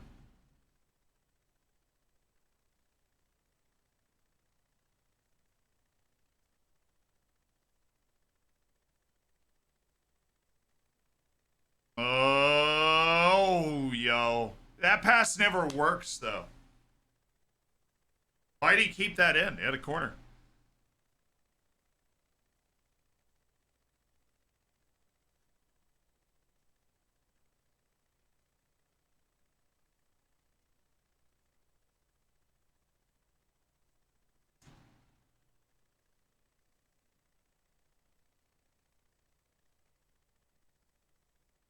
Oh, that stupid foul. Looks like your prediction was right. Yeah. Saudi Arabia played a storming game. And it's an unfair result. Poland very well might have deserved to win this. They've created, in my opinion, better goal-scoring opportunities than Saudi Arabia. But the volume for Saudi Arabia, I'd say 2-1 is a deserved score. But 2-0 is obviously harsh to the Saudis.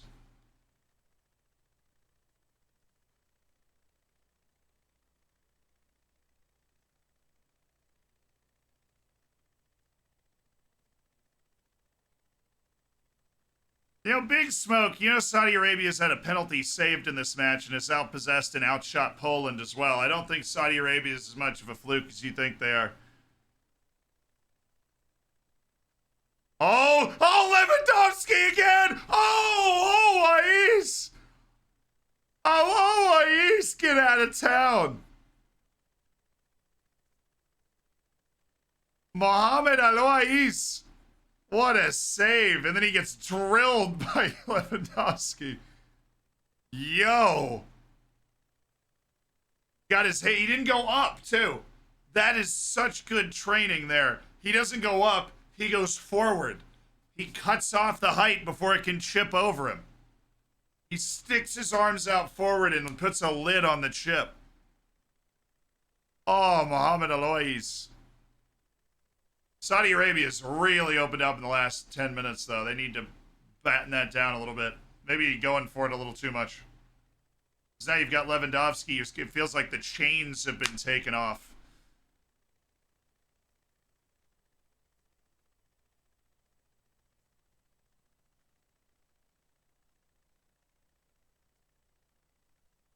Oh, Alois, come on.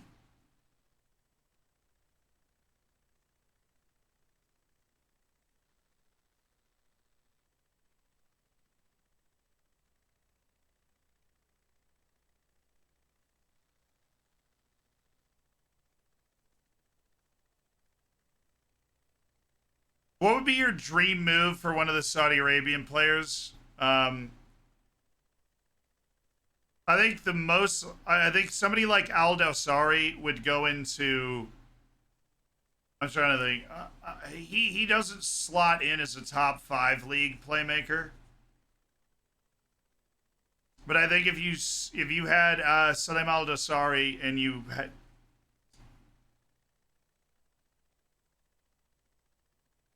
And he ended up in like Portugal, I think he'd fit right in. Not Porto or Benfica.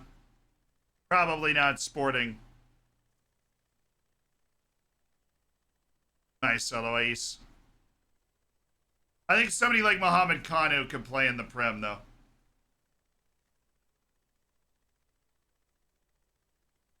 I think Mohamed Kanu would be a screening midfielder, maybe in a 4-4-2.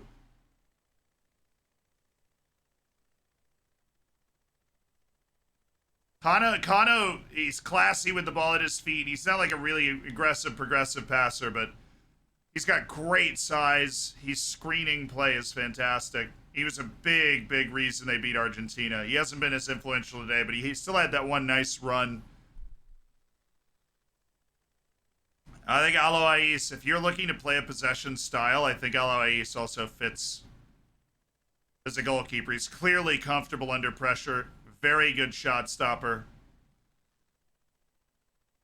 But if you tactically play the way that Saudi Arabia does, high line, using the goalkeeper to build from the back, I think he fits. But you know, I think most teams in the world would be happy to have Alois as their goalkeeper. That's a very broad spectrum.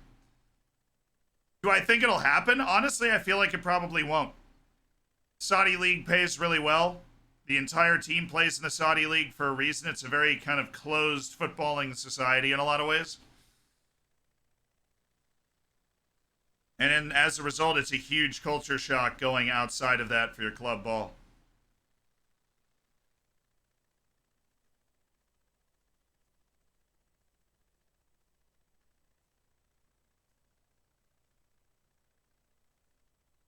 A Newcastle's the obvious. I feel like that'd be too obvious, right?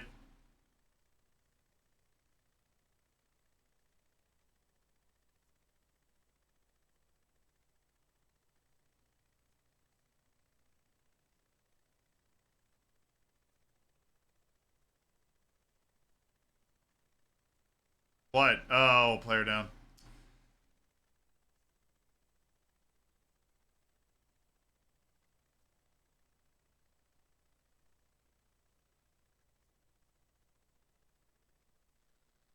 You're not going to pay the wage demands of Saudi players for them having not proved it outside the Saudi league. That's why I think if any of these Saudi players have ambitions outside Saudi Arabia, the World Cup is so important. It gives them an opportunity to compete against world-class opposition, and I think that is where Kano and Aldosari and Alois have shined.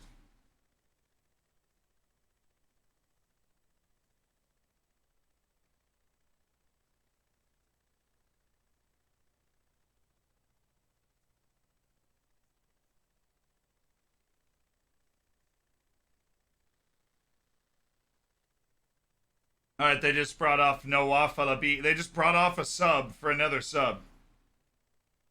They just brought in Hatan Al-Babri for...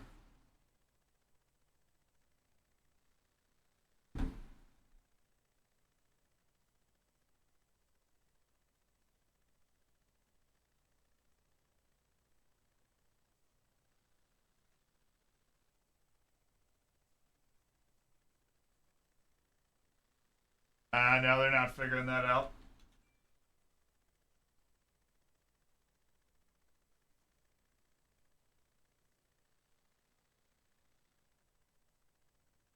That's all 5 subs for Saudi Arabia. Poland's only made 2 the whole game. That might be the lowest of the entire tournament. What team has surprised you the most so far? Saudi Arabia by far. Even in this loss to Poland, they played really well. And I really, really did say Saudi Arabia was arguably the worst team. Kano! Oh!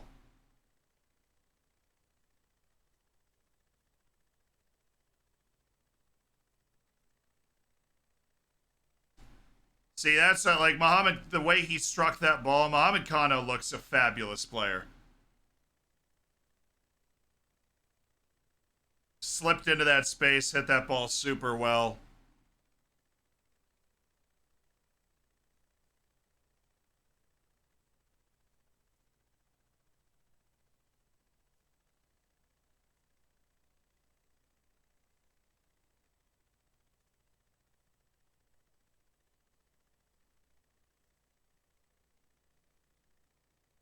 What do you think of Bielik? Well, the penalty he gave away was really stupid.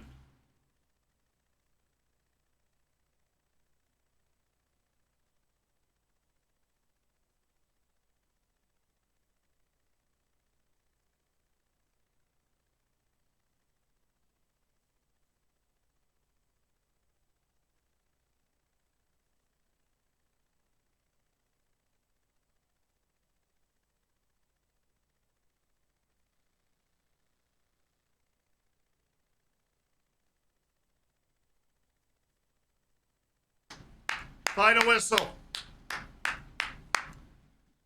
Poland 2, Saudi Arabia 0 in a match that makes this group tremendously interesting. Poland's on 4, Saudi Arabia's on 3, Mexico on 1, Argentina on 0.